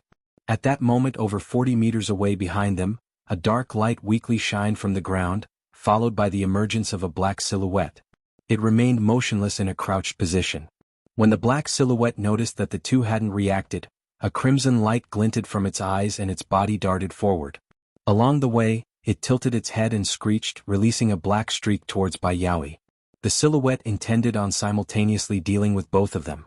Han Li suddenly flipped his hand and summoned a hand of azure light in midair. It accurately grabbed a hold of the black silhouette and held it in place. As for the streak heading towards Bai Yaoi, she gracefully swept her umbrella behind her. The umbrella released a flash of white light upon contact with the black streak and deflected the attack with ease, leaving an inch-deep hole in the stone wall. Bai Yaoi smiled as she looked at the silhouette captured by the hand of light. It had the body of a black-scaled serpent that spanned 15 meters long, the face of an ape, and two grotesque arms that each held a foot-long bone spike. Although the monster was firmly grasped, it was violently struggling with all its might and resentfully glared at the two with its crimson eyes. A calamity ape? They actually exist in this world? Bai Yaoi felt alarmed upon seeing the monster. Han Li glanced at the ghost and casually said, I heard this ghost is something that is condensed from human resentment in an area of heavy Yin. It is extremely vicious, fond of killing, and enjoys eating the brains of live humans. In addition, it is able to mimic any ghostly sound. It appeared the refined corpse's whistle from before was his doing. I've looked through quite a few records, but this is the first time I encountered a ghost like this. However, it isn't particularly strong and is courting death to dare attack us. Bai Yaoi snorted and looked at the calamity ape with disgust. What point is there in keeping this monstrosity alive? It'd be better to kill it. She then pointed at it, releasing a streak of blue light to coil around the ghost and seal in a layer of ice. Han Li silently smiled and commanded the hand of light to exert force, crushing the frozen monster into tiny pieces. By then, the dust swept up into the air had fallen back on the ground, but they had already clearly seen the spell formation. Han Li narrowed his eyes and calmly walked over to examine it further. As for Bai Yaoi, she appeared disinterested and instead turned her attention to the cavern walls. After a long while, Han Li eventually said, This spell formation is for refining ghosts and is an ancient one at that. Also, Bai Yaoi turned her attention back at the spell formation and puzzlingly asked, Also what? Also, the year engraved on the spell formation appears far older than the dried corpse. It should have placed down since ancient times. Han Li said with a tone of certainty. Bai Yaoi stared at Han Li in astonishment. So it was like that? How was Brother Han able to determine this? Han Li chuckled and said, This is only something that I concluded from my own experience. Bai Yaoi paused for a moment before letting out a chuckle and dropping the subject. The mysteries behind this area have nothing to do with us. Since there are no other things here, let's leave. She raised her hand and took the blue flying sword into it before placing it in her storage pouch. Han Li nodded and the two began to leave. But just as they approached the entrance, Han Li suddenly felt a strange, uneasy sensation. He couldn't help but stop and turn to look at the chain-dried corpse. What, is there something amiss? Bai Yaoi asked with a trace of confusion. Han Li didn't immediately reply. Instead, his gaze flickered and he pointed in the distance. A muffled sound of thunder rang out and golden light flashed from his fingertips, striking the dried corpse on the stone pillar with an arc of thin lightning.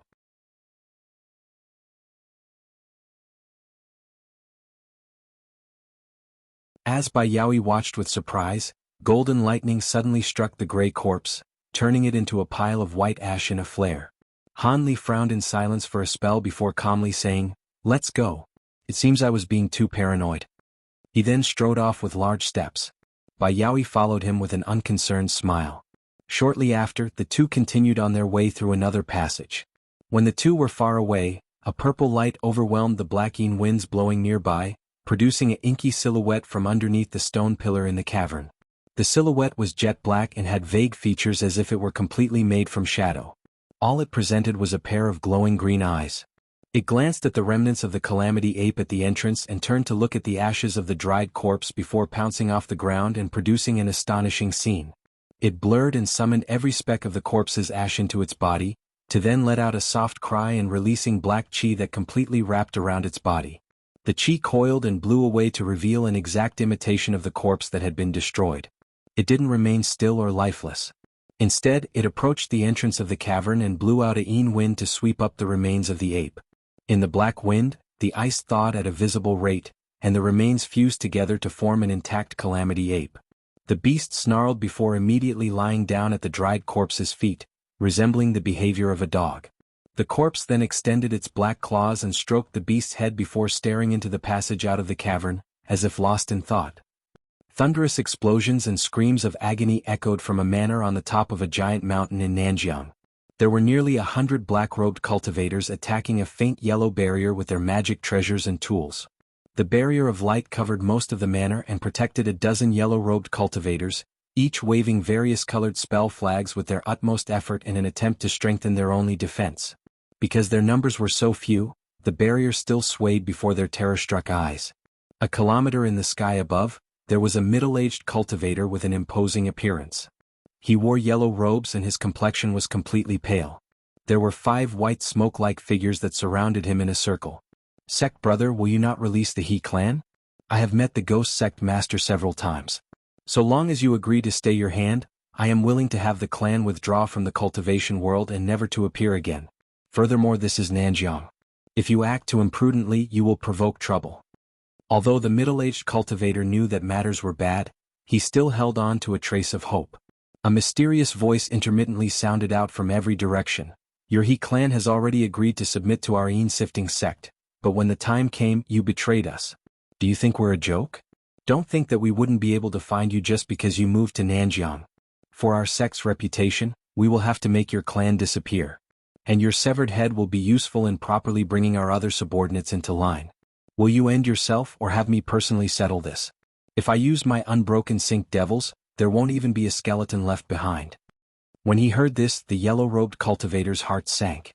Then, a world-shaking explosion sounded out from below and the yellow-robed cultivator quickly looked down in great alarm.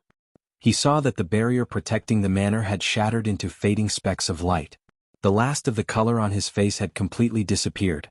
The sifting sect cultivators surrounding the manor began to cheer and a glow filled the air, fully suppressing those inside.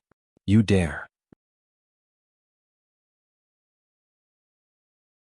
Without another thought, the yellow-robed cultivator slapped his storage pouch and released a 10-meter-long yellow python down towards the ground. "There is no need for you to interfere with our junior's affairs. How about you show me the power of your heaven-mixed brick instead?" After this mysterious voice spoke, one of the white silhouettes surrounding the yellow-robed cultivator began to stir and quickly pursued the python with near-instantaneous speed. An ominous glint flashed from the yellow python's eyes and it widely opened its mouth, moving to swallow the white silhouette. The figure silently trembled and transformed into a pure white 3-meter-tall skull. In the python's alarm, it attempted to stop, but it was already too late. The skull cackled in cacophony and shot out a thread from its mouth, quickly and firmly restraining the python's head. Terror-struck, it struggled with all its might and swung its tail like a mace, quickly smashing it against the skull, but it hadn't done the slightest damage. In response, gray light flashed from the skull's mouth and traveled along the thread. An inconceivable event followed. The gray light spread across the python's body and turned its body dim and shriveled. In the blink of an eye, the python's flesh had completely disappeared, leaving only bone behind. However, the skull didn't stop there. It shook the white thread and took the remains of the python into its mouth before chewing in a crunchy galore. After seeing the death of the python he nurtured for some many years, a trace of resentment was betrayed from his face. He then looked at the white silhouettes that still surrounded him and slapped the back of his head, spitting out a sparkling yellow brick that was several inches large. He formed an incantation gesture and pointed to the brick with heavy bearing. The brick flew a circle in the air and massively increased in size as it glowed. In the time of a single breath, it grew to the size of 30 meters above his head.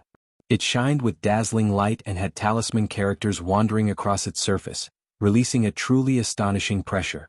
The concealed cultivator sighed and asked, "This is the heaven-mixed brick? I am somewhat disappointed. It doesn't live up to its reputation. It seems I'll just simply have my sink devils deal with you."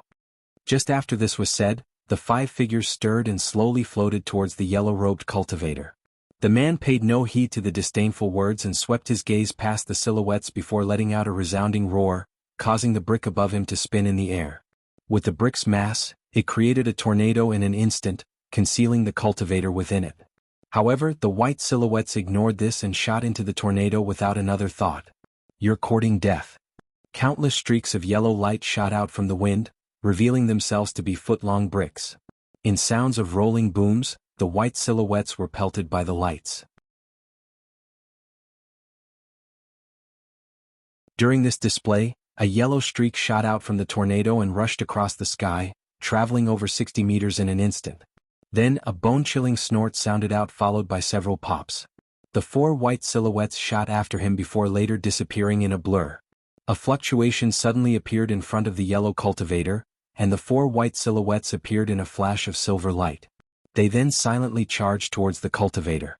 Greatly alarmed, he came to a sudden stop and hastily formed an incantation, suddenly commanding a 10-meter large brick to smash them, but the silhouettes blurred and phased through the brick as if it weren't there, arriving in front of him in the blink of an eye. The lone cultivator was thrown into a panic, and he hastily waved his hand, releasing a shining blue pendant that he had prepared beforehand. The trinket blurred and discharged a glowing blue mist, stopping all of the white silhouettes in their tracks. However, the man wasn't relieved in the slightest as the white silhouettes began to roar in strange laughter, dispersing a blue mist around them.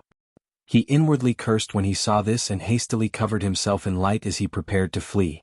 But before he could take off, white chi phased in front of him and the white silhouettes passed through his protective light without resistance and disappeared into his body. Without the time to react, he suddenly felt his nascent soul tense and his body grow hot as if his blood was boiling. This was the last sensation he would feel in this world. Had any others been nearby, they would have seen the flesh of the yellow-robed cultivator quickly shrivel away into a dry husk. As for the nascent soul, it had been cleanly devoured by the white silhouettes when they entered his body. They soon flew out and turned into skulls, ferociously crunching portions of his body as a meal. The other white silhouette had eventually flown back and 5 figures were standing side by side. The manor down below was completely silent and a black-robed old man flew up. He arrived in front of the white silhouettes and respectfully saluted them. "I pay my respects to the great elder. The He clan's 72 cultivators are all dead. They leave behind 300 mortals. I await your decision." "Kill them all," a voice curtly spoke. "It will be done." The old man then quickly withdrew. The mysterious voice sullenly commanded, "Wait." Elder Gu had previously mentioned that the cultivator who killed our sect's 4th elder and seized the ghost-sifting banner is possibly in Nanjiang. Since this matter is dealt with, all cultivators are to investigate this person's whereabouts. I will be keeping watch here for a year. If there are any traces of him, I will set off. How could I allow our sect's signature treasure to fall into an outsider's hand?" The old man's expression froze and then he respectfully replied, "Yes, Marshal Nephew will carry out your orders." Afterwards he flew down in a black streak. Since he was able to kill my 4th junior marshal brother who wielded the ghost-sifting flag and escape pursuit of the Endless Sky Temple, he should prove more difficult than exterminating the meager He clan. The voice muttered to themselves with a trace of interest.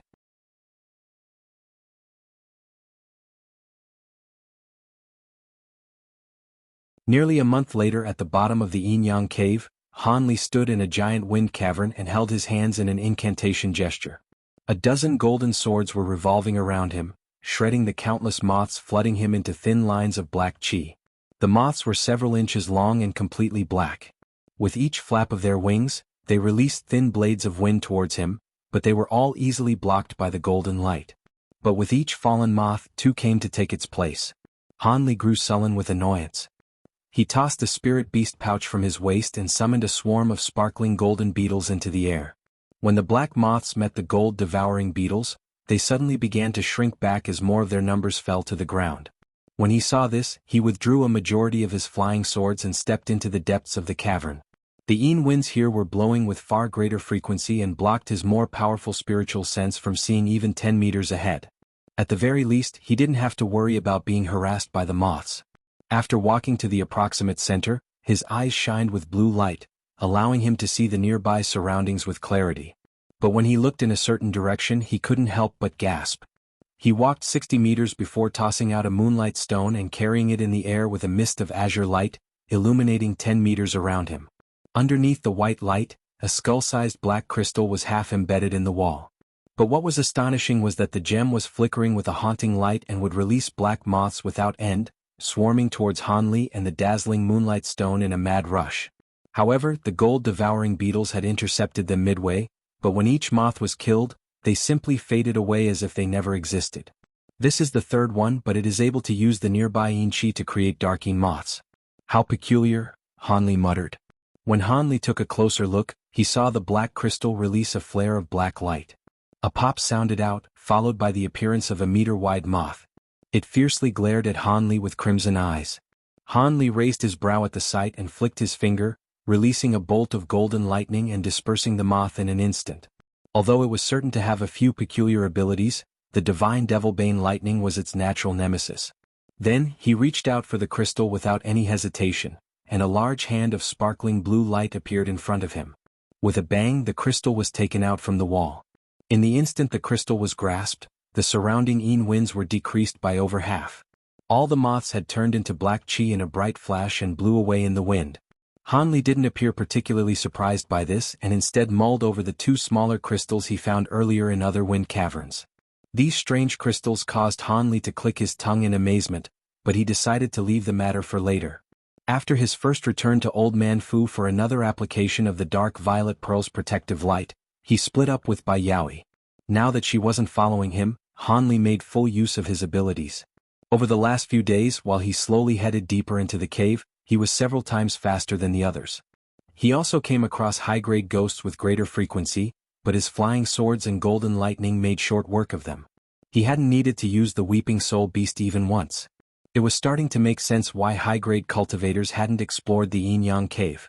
Deeper inside he had found little, apart from a few abandoned magic tools and inferior ore veins. But several days ago when he pursued a ghost, he unintentionally entered a small wind cavern.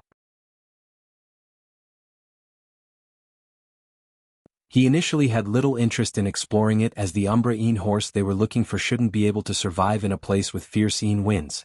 In addition, the frequent Yin winds in the cave would force him to consume even greater amounts of magic, even with the protection of the dark violet pearl's light. As such, it would prove quite difficult of him to tread deeper inside, but after he discovered the first black crystal, he became interested in exploring deeper. With the divine Devilbane lightning protecting him and the myriad spirit milk to replenish his magic power, he also had little to fear. Hanli hadn't seen these black crystals before in any records. Although they resembled Devil Essence diamonds at first glance, they were completely different. They weren't nearly as hard as Devil Essence diamonds and didn't contain devilish essence either. They appeared to be strange wind attribute gems that were condensed inside these caverns for countless years, but they also contained large quantities of yin qi. When Hanli searched through tens of wind caverns, he only managed to find 3 of them. The first 2 he found were the size of a fist, but the third and most recent one he found was the size of a skull and could produce ghosts. After examining the gem for a long while and finding that it hadn't made the slightest reaction, he stuck several restriction talismans on it before placing it in a large jade box and into his storage pouch. After a cursory search through the large wind cavern to make sure he hadn't missed anything, he withdrew to the passage where he came. He traveled another kilometer and was searching through another small cavern, eventually finding that the tunnel became increasingly narrow. In the end he was met with a wall of ice. Hanli sighed but still continued forward. He raised his hand and released a streak of azure light, sinking deep into the icy wall. He didn't stop there and pressed his hand against it and swept his spiritual sense through. After finding no mechanisms or restrictions, he turned around and moved back without another thought. He was several times faster on the way back than when he was exploring forward. Although he didn't know the exact shape of the Yin-Yang cave, they should be close to the heart of the cave given the variety of ghosts they've encountered. However, none of them had yet to discover any trace of the Umbra Yin horse, much to Hanli's impatience. Since he had hurried to refine the tri-flame fan in preparation for this trip, he didn't want to return empty-handed. It was an extremely difficult affair for a nascent soul cultivator to break through to a later stage. All cultivators who ascended to mid-nascent soul stage in the heavenly south were blessed geniuses, and of these talents, only 3 were able to break through to late nascent soul stage. and although there were more late nascent soul cultivators in the Great Gene, they were still rarely seen. As a result, Hanli had considered using the copulation essence arts with Mu peeling to break through the bottleneck to late nascent soul stage, but it wasn't a guarantee. Now that the nascent cultivating pill appeared before him, he couldn't allow the opportunity to pass him by.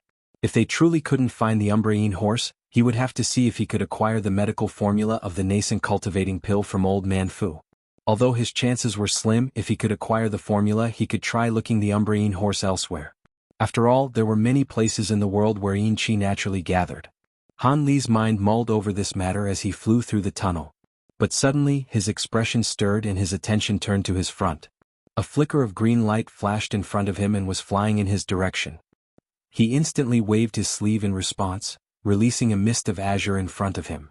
The green light was captured by the mist and dragged in front of him, revealing a gleaming sword that had a red jade slip attached to it. Han Li pursed his lips and raised his hand, taking the slip into his hand before tossing the sword back into the air. The green sword let out a ring, circling in the air before flying through Yin winds without a trace. Han Li ignored it and instead sank his spiritual sense into the jade slip. They found traces of the Umbraine horse. A short moment later, Han Li withdrew from the jade slip with a smile. Then with a flip of his hand, he summoned a white formation plate. He tapped it and in a flash of azure light, it became as glossy as a mirror. 4 differently colored lights appeared on different places of the plate. He looked at the positions of the light and immediately put it away before flying forward at greater speed. Half a day later, Han Li arrived at a 4-way intersection, finding Cultivator Yuan and Old Man Fu meditating there. The dark violet pearl was floating motionlessly above the old man's head. After Han Li arrived, he asked, "Fellow Taoist Yuan, you found it?" "That's right."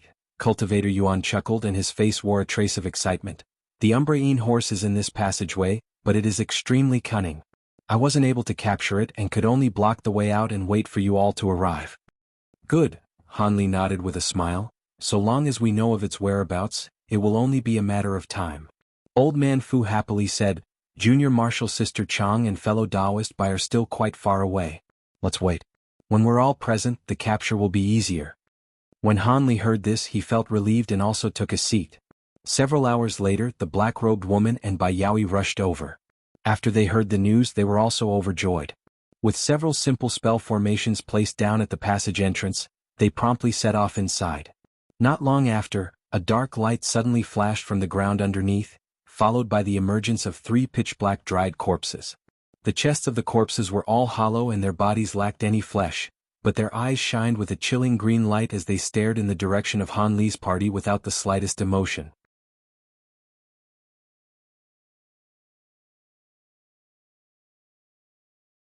The party of Cultivator moved east down the passage, and looked through all the caverns they encountered.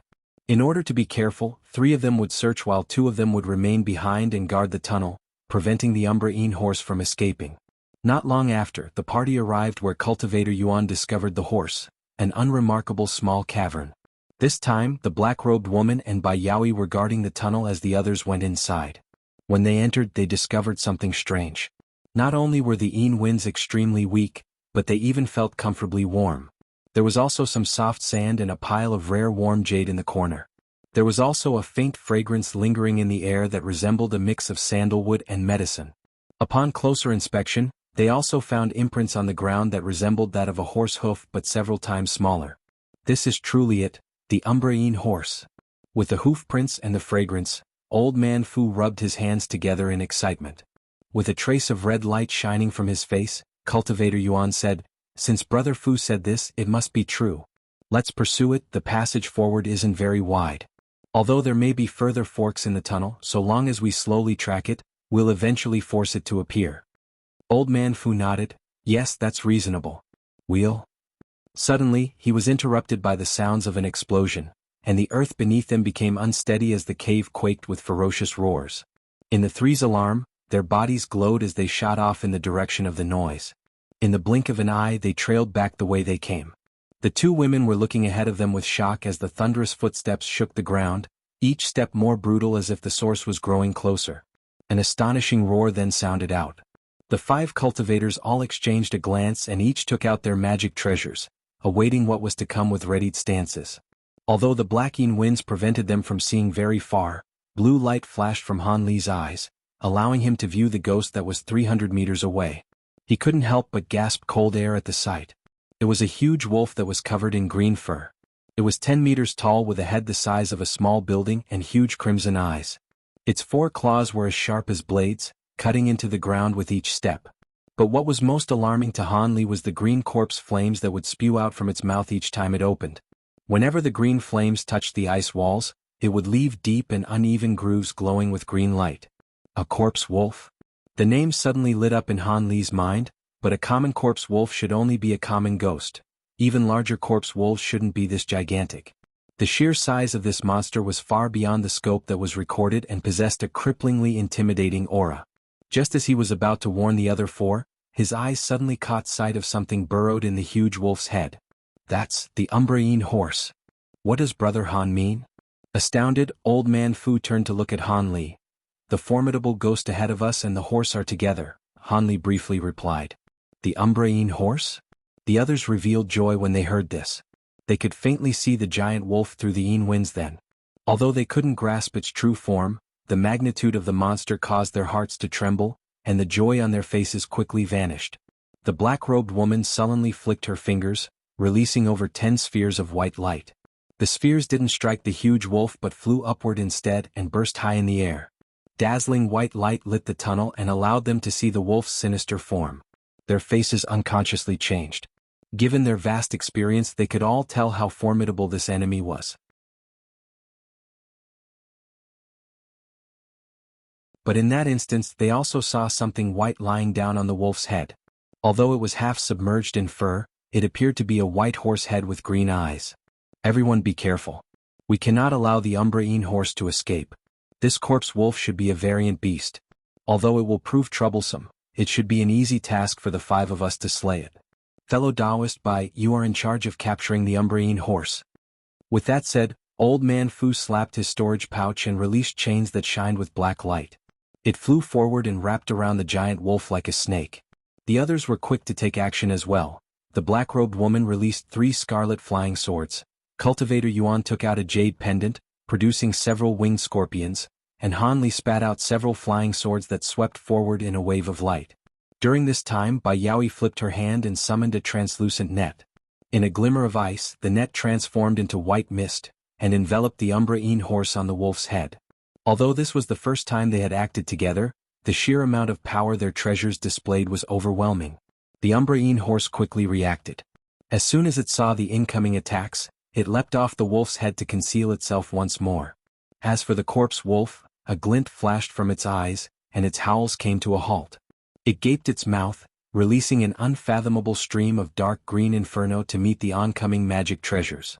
For a time, the flames had restrained the treasures and prevented any of them from coming any closer to the corpse.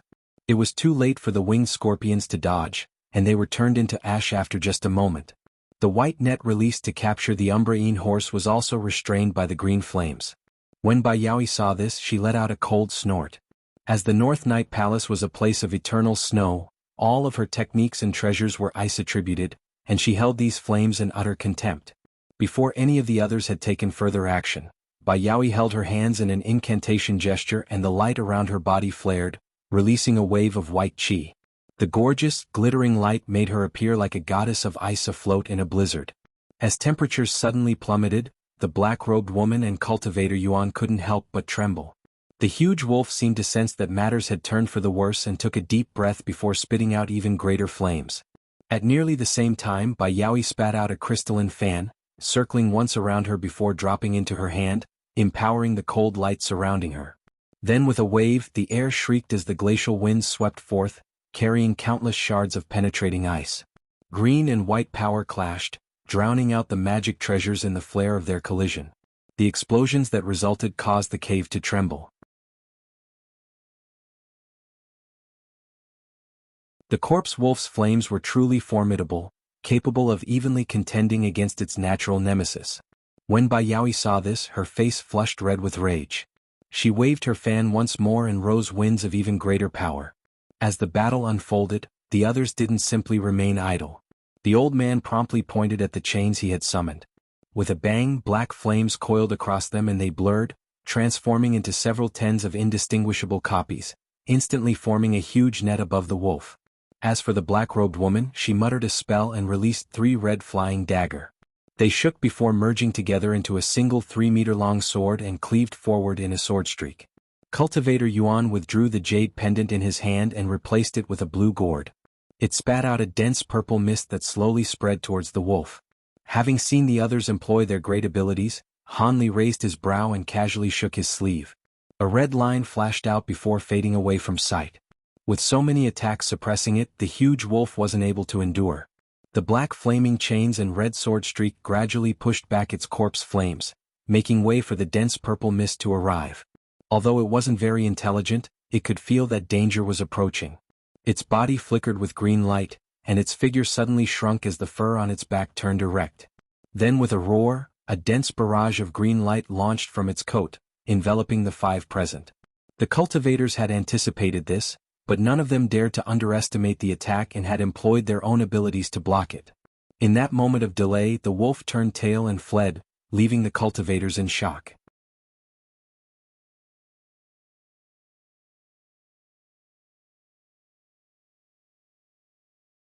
As the corpse wolf moved to escape, a crimson light flashed near its side to reveal a red needle.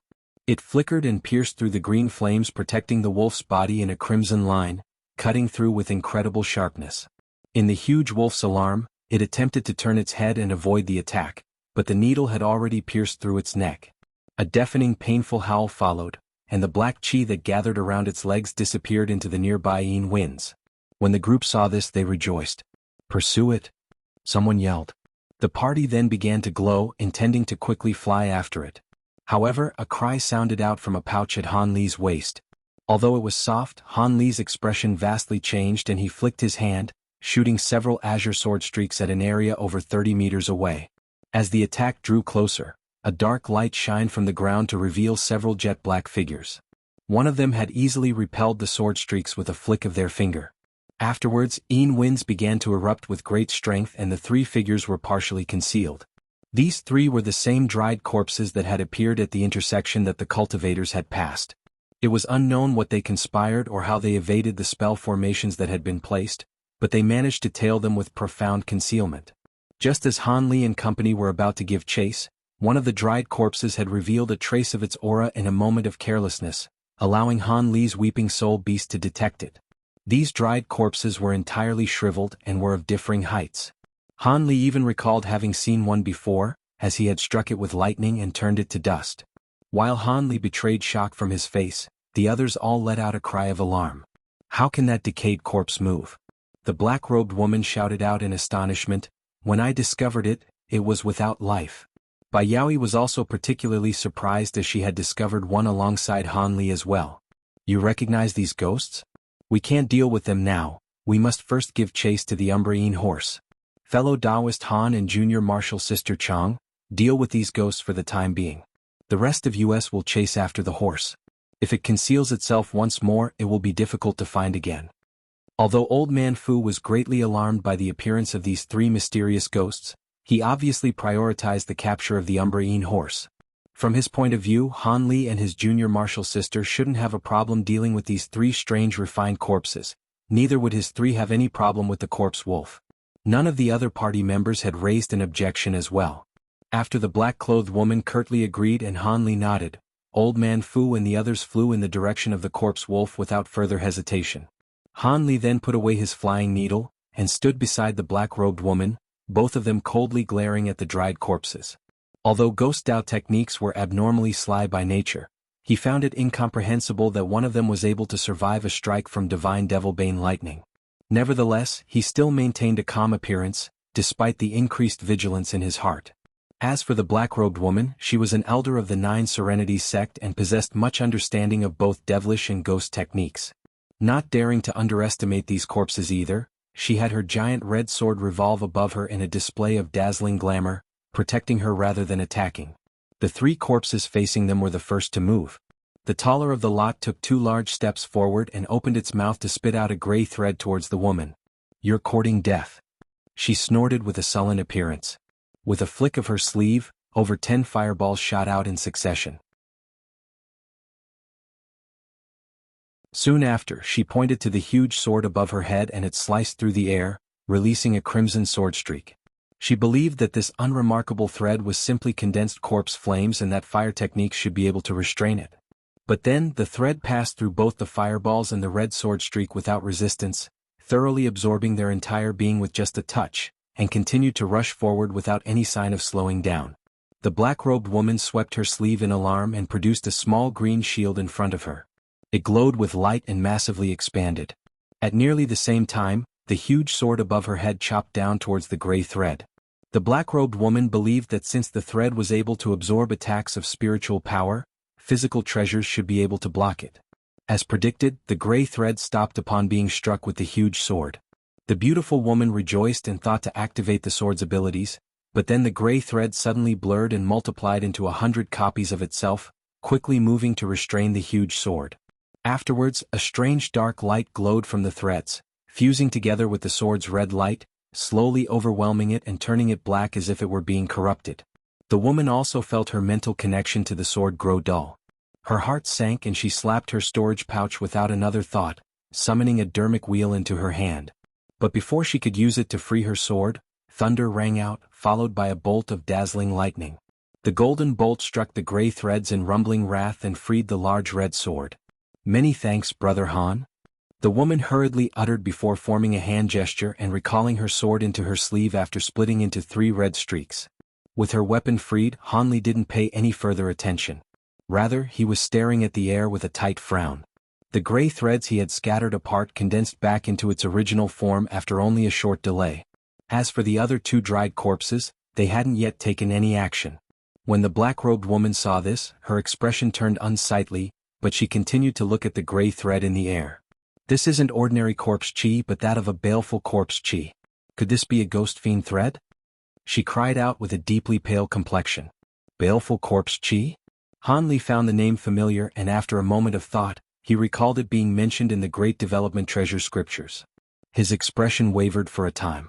This was a grand ability of the ghost Tao that few cultivators ever could witness. As the name implied, baleful corpse chi was originally corpse chi, but fused with the lingering resentment of a fresh death, what was otherwise known as baleful chi. Baleful corpse chi was said to be extremely difficult to manufacture, at minimum requiring the corpses of core formation cultivators along with other unknown conditions. When it took form, it was said to be everlasting, and was capable of absorbing elemental chi and corrupting various magic treasures. As expected for one of the greatest abilities of the ghost Tao, it was beyond difficult to deal with. However, he hadn't heard of a ghost fiend thread before, but given that it was created from baleful corpse chi, it was no wonder it was so troublesome. It seemed his divine devilbane lightning was able to disperse it but not exterminate it entirely. As these thoughts flew through his mind, all 3 of the corpses simultaneously raised their hands and flicked their fingers, each releasing gray threads. The black-robed woman deeply gasped and unleashed the dermic wheel from her hand, chanting a series of evocations. The wheel whirled in the air and shined with a 7-colored light, covering both Han Li and her in a barrier. 7-colored light, a Buddhist treasure? Han Li had already raised his hand with arcs of lightning sparking between them, but when he saw her take action, he paused with a trace of surprise. The threads then struck the 7-colored barrier but were all completely repelled. Han Li wasn't astonished by the barrier's effectiveness. Since Buddhist techniques were specialized in restraining the ghost Tao, even something as vicious as ghost fiend threads shouldn't be able to break through Buddhist light in an instant. But what surprised Han Li was the fact that a devilish sect elder even possessed a Buddhist treasure.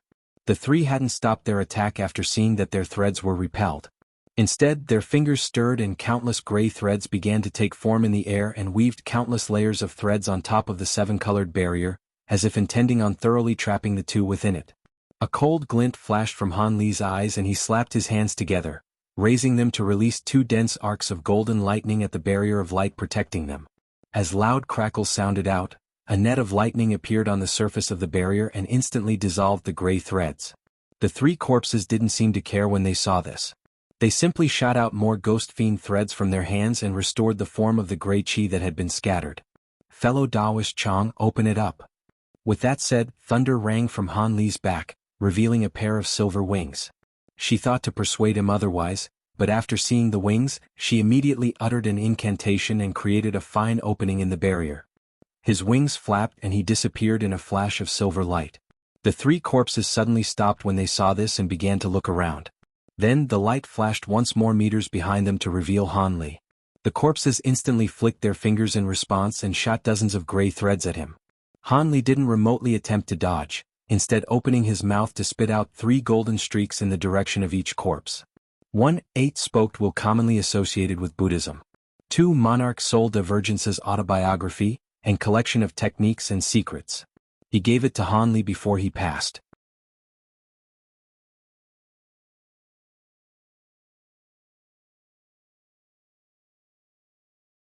It was clear that Han Li's golden light was far faster than the gray threads.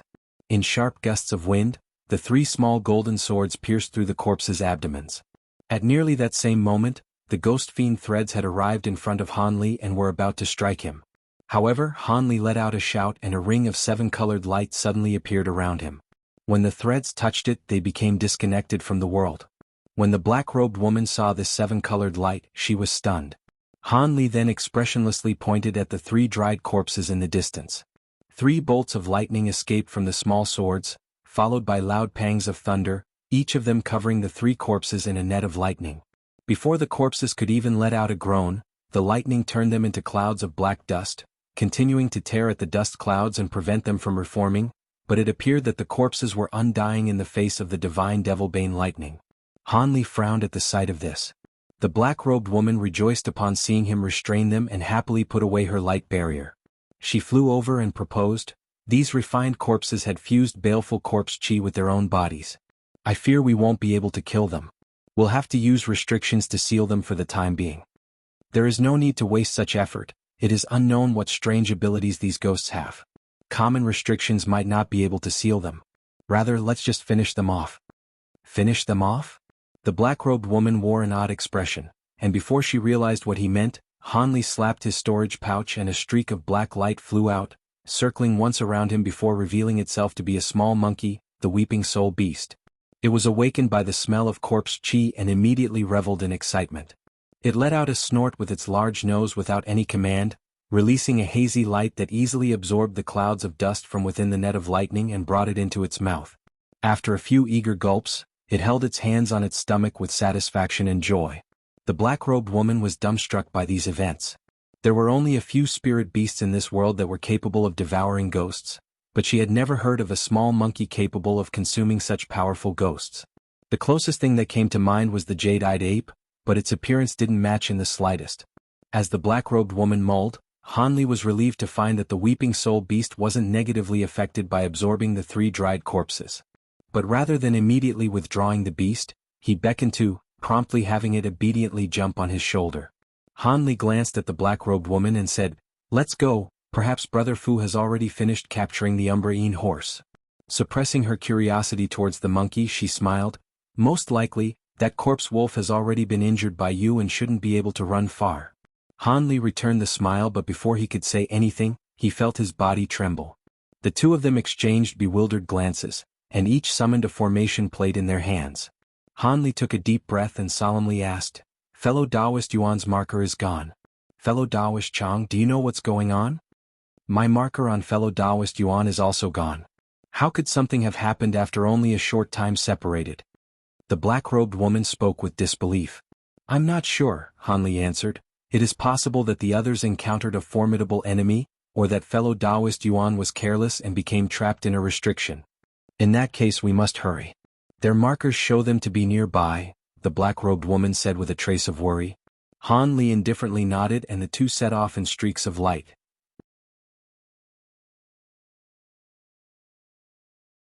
After flying for about 5 kilometers, they encountered a large spacious area filled with piles of or refuse. The two then slowed down and carefully examined the area. After another 300 meters, the piles disappeared and opened into a large room. The place had a huge spell formation that nearly covered it all and a giant bamboo tree growing at its center, reaching all the way to the top of the cave. There were also a dozen giant stone pillars intermittently placed, each with a pitch-black dried corpse chained to it, exactly the same as the 3 Han Li had seen before. But what shocked Han Li was a silhouette covered in green hair next to the bamboo. It was sitting there absorbed in munching on a headless body. From its clothes, there was no doubt that was Cultivator Yuan's corpse. Next to the monster was a huge figure, the corpse wolf they fought from before. The wolf was gnawing at something underneath its claw, Cultivator Yuan's huge tortoise. It lacked an aura, clearly indicating its death. As for the Umbraine horse, it was still perched on top of the corpse wolf's head, unmoving. The black-robed woman's face paled and she hurriedly glanced around before shouting in terror, "Senior Marshal Brother Fu." Han Li followed her gaze and saw two figures floating in midair, wrapped in cocoons spun from gray threads. It was clearly the ghost fiend threads they had seen previously. However, the density of the threads were far beyond what the dried corpses could produce. Thunderous explosions continuously sounded out from the two with traces of dazzling light occasionally escaping from within. It appeared that Old Man Fu and Bai Yaoi still lived. In only a short moment, one of three mid-nascent soul cultivators were killed with two of them trapped. Han Li managed to maintain a calm appearance in spite of this, but he was thoroughly aghast. As for the black-robed woman, she was worried for Old Man Fu, but knew this wasn't the time to save him. She shook her sleeve and summoned the dermic wheel into her hand before turning her attention elsewhere. Meanwhile, the green-furred monster hadn't paid any attention to them and was focused on eating with a lowered head. Strange cracking sounds came from the monster as it tore off the arm of Cultivator Yuan's corpse and quickly ravaged it. When Han Li caught sight of the mutilated body, he narrowed his eyes as blue light shined from them. Then the weeping soul beast on his shoulder let out a high-pitched cry, and the fur on its back stood straight. It glared at the green-furred monster, assuming a position to attack. But from the weeping soul pearl within his body, Han Li could sense that the monkey mostly felt fear as if it had encountered its nemesis. The monster heard the weeping soul beast scream and its feasting came to a sudden halt. It flung away the corpse in its hand and flew 60 meters towards the two cultivators before landing on the ground. Han Li's and the black-robed woman's face warped upon sensing its powerful aura. The green-furred monster simply stood in place as it watched them. At that moment, Han Li was finally able to clearly see the monster's appearance. Its face appeared very much like that of a monkey, with blood brimming in its mouth and razor fangs several inches long. Its eyes sparkled with sharp silver and lacked irises, making for a rather odd appearance. But what especially caught Han Li's eye were the two protrusions from its back wrapped with flesh. The green-furred monster swept its gaze past the cultivators with indifference and locked eyes on the weeping soul beast perched on Han Li's shoulder. Then its face revealed an odd expression resembling bewilderment. When the weeping soul beast met the green monster's gaze, it leaped 10 meters in front of Han Li and pounded its chest with all its might, causing black light to surge all around it. In the blink of an eye, it grew 30 meters tall to become a vicious ape that had the image of a malevolent crimson ghost on its back that appeared to move with life. The green-furred monster seemed to sense something from the weeping soul beast's transformation and hastily took several steps back. At that same time, the bags of flesh protruding his back trembled and tore apart, revealing two 3-meter-long wings that shined a dazzling silver. Silver-winged night fiend. The black-robed woman shouted out its name with a face full of terror and his complexion paled. In the mortal world, silver-winged night fiends were refined corpses that were capable of flight and were seconded only by gold-clad lunar corpses. They were a fearsome existence that were said to be superior to even late-nascent soul cultivators. Not only were they a natural prodigy of wind and earth-attributed movement techniques, it was nearly invulnerable, incredibly strong and quite skilled in illusion and bewitchment. As these thoughts quickly flashed from Han Li's mind, he tightly pursed his lips. Light flashed from the beast's wings, and its fear of the weeping soul beast immediately disappeared. It loudly uttered, "I didn't expect more would come to find me. It's been quite some time since I've had fresh meat. You will all make quite a meal." These words were spoken as clearly as a human's voice.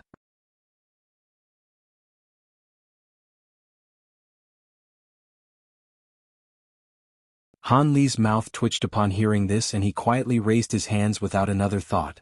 Two small swords flashed forward and moved to strike the gray cocoons suspended in the air. Knowing that this monster would prove troublesome, he planned on freeing the other two to combine their strength and increase their odds of victory.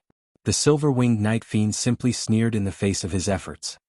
Its argent eyes glowed, and a large gray hand appeared in front of the two cocoons and quickly detained the two golden swords before Han Li could react. Although he was alarmed, he still kept calm and commanded his swords to erupt with golden lightning. Thunder rang out and they broke free from the gray hand's confinement in a flash of golden light.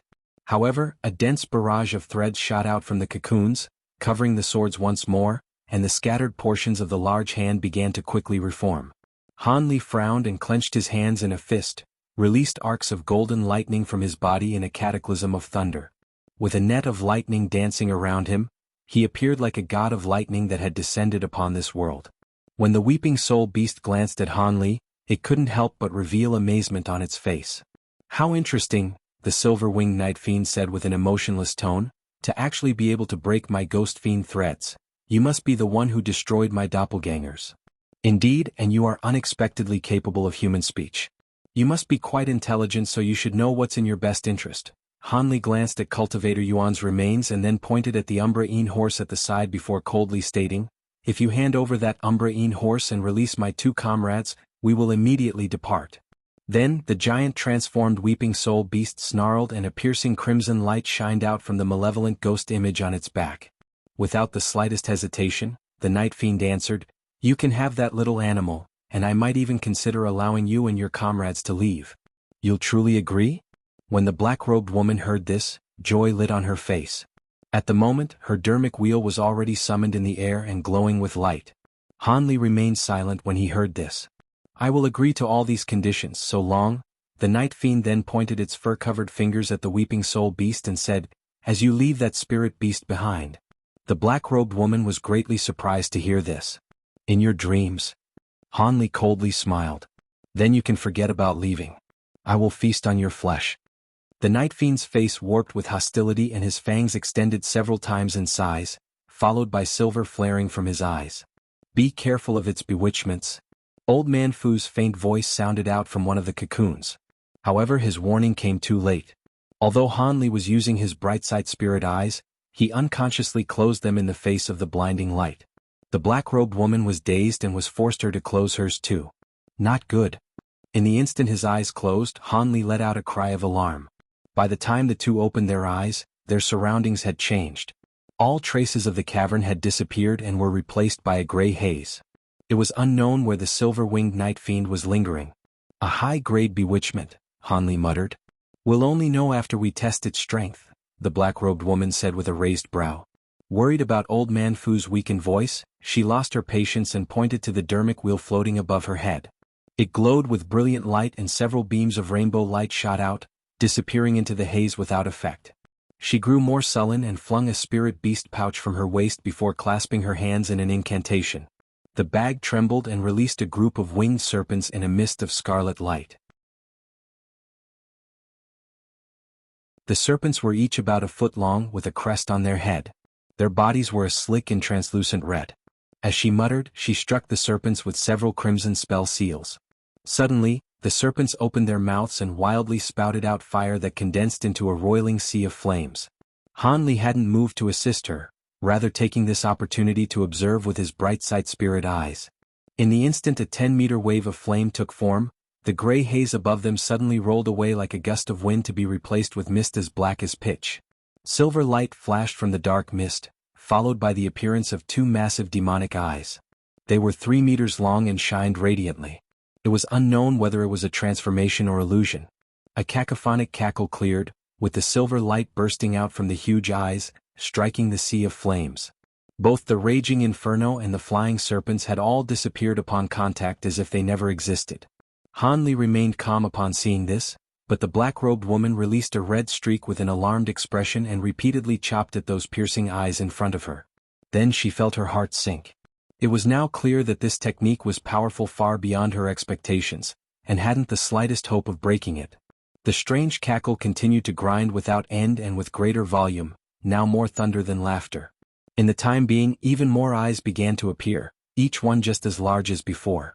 Soon, the demonic orbs filled the sky above the haze surrounding them. They suddenly began to light up and changed into bright crescent moons. Afterwards, footsteps emerged from the haze along with harsh wails, almost as if the night fiend would emerge at any moment.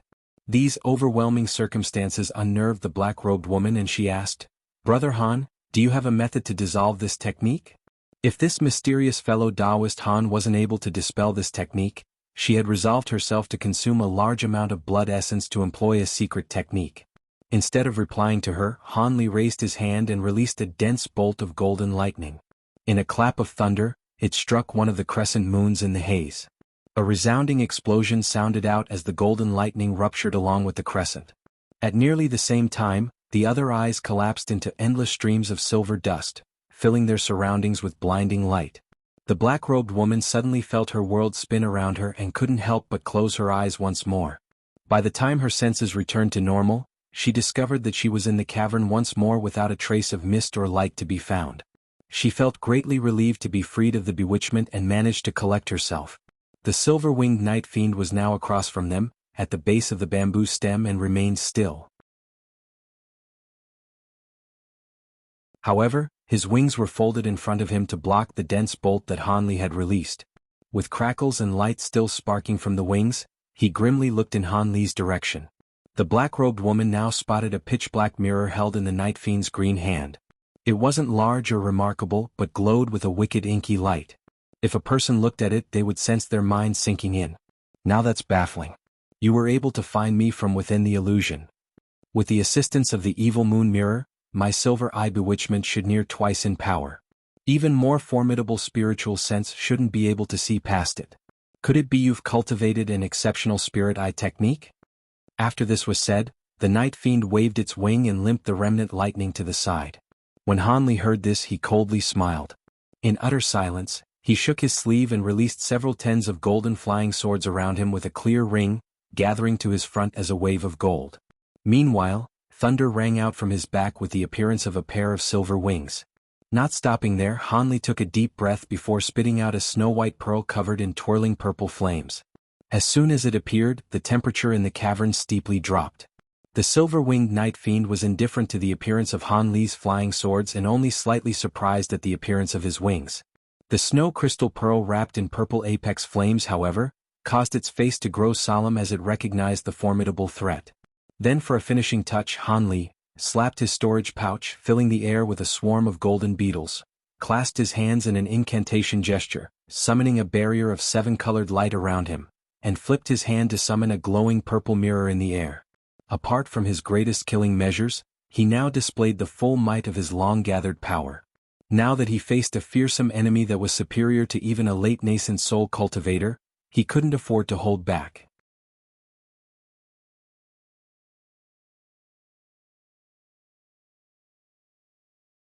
The black-robed woman's spirits were roused upon seeing Han Li control so many exceptional magic treasures. She raised her hand and summoned a small azure shield before slapping her storage pouch and summoning 2 butterfly-shaped magic treasures. They fluttered about as if they were alive. As a mid-nascent soul cultivator, she had even more treasures, but in battle, the more treasures summoned didn't necessarily translate to an advantage. Using magic treasures would restrict a certain amount of one's spiritual sense, and in battle, one needed to spiritual sense to utilize magic techniques as well. As for spiritual sense one needed to preserve, that depended on individual circumstances. If one had stronger treasures but weaker techniques, they would use more of their spiritual sense to summon treasures and vice versa. In addition, the more formidable a treasure, the more spiritual sense that was required to control it. As such, there were few core formation cultivators capable of effectively controlling ancient treasures. Even those with more powerful spiritual senses can only select a few powerful treasures in battle. Han Li's simultaneous use of this many treasures clearly displayed just how powerful his spiritual sense was. But before they could launch an offensive, an ominous light shined from the silver-winged night fiend's face and an immense pressure burst from his body. Then he shot forward and struck the ground with his palm. Before the 2 cultivators realized what had happened, an eruption sounded out from the cavern and the huge spell formation around them suddenly glowed with rainbow light. The dried corpses chained to the stone pillars in the area then began to stir. Not good. Han Li shouted in alarm. Without another thought, he flapped his wings, leaving only his gold-devouring beetles and weeping soul beast behind in a flash of silver. The silver-winged night fiend sinisterly smiled and black energy flared from his body. Then he too vanished. A blast sounded out at the edge of the formation. Silver and black streaks simultaneously weaved in and out of sight. Following an explosion, the light faded away to reveal 2 winged figures, Han Li and the silver-winged night fiend. In that short time, the chain-dried corpses released wisps of chi as dark beams of light shot out from the stone pillars, forming a huge barrier of light surrounding the area. They were now trapped with no way out. The black-robed woman was already making her way out of the area upon seeing what was happening, but she was still too late. The barrier appeared after she only flew 60 meters away. Seeing that she was trapped, her expression wavered. Vexed, Han Li looked at the Night Fiend with a gloomy expression. At that moment, the Night Fiend was glowing with black light and had flickering crimson rings flash around his neck and limbs. They were clearly restrictive magic tools. Han Li sighed and coldly said, "As expected, you can't leave the range of the formation. Why else would you remain here given your grand abilities? Though I didn't expect that you could be able to activate it without the use of spirit stones." While the light from the spell formation faded away, the black pillars and barrier didn't show any sign of wavering. The Night Fiend flared his wings and let out a deep laugh of satisfaction. "It is a devil entrapment formation specifically laid down for me. But little would the creators of the spell formation know that after so many years, a portion of its restrictions would be under my control. You're now trapped here with me." An icy light flashed from Han Li's eyes and the weeping soul beast snorted. A mist of dazzling yellow light rushed out, moving to capture the Night Fiend with immense speed. The Night Fiend's laugh was cut short and he suddenly waved his wings, disappearing in the blink of an eye. He reappeared near the huge stalk of bamboo.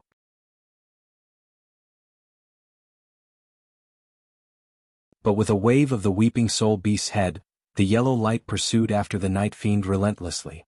The Night Fiend glared at the attack with unconcealed hostility and waved his wings, suddenly releasing countless rays of light, aimed at the yellow mist that the weeping soul beast had released. Unexpectedly, the yellow mist wasn't able to block the light despite his innate ghost restraining properties. Although Han Li knew that the silver-winged Night Fiend was no ordinary refined corpse, the scene caused his heart to tremble. When the silver-winged Night Fiend saw that his attack was effective, most of the fear was gone from his heart and he sneered loudly. His body blurred with black light and reappeared above the weeping soul beast. He then opened his mouth to reveal shining black energy as if intending to release an attack. However, he suddenly heard loud buzzing above him and looked up in astonishment, instead releasing the black light from his mouth towards the sky and striking a 3-meter-wide golden cloud. They were Han Li's gold-devouring beetles. When Han Li made use of lightning movement, the beetles had remained in place.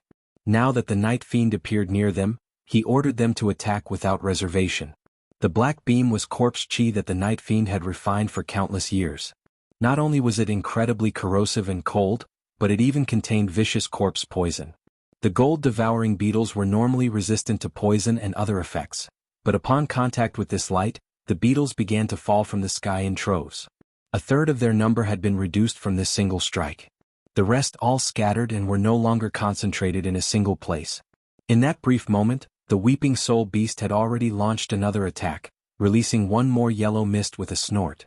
The Night Fiend then calmly flapped his wings and reappeared over 30 meters away, dodging the yellow mist. Silver light then flashed and thunder clapped from where it originally stood, followed by Han Li's appearance.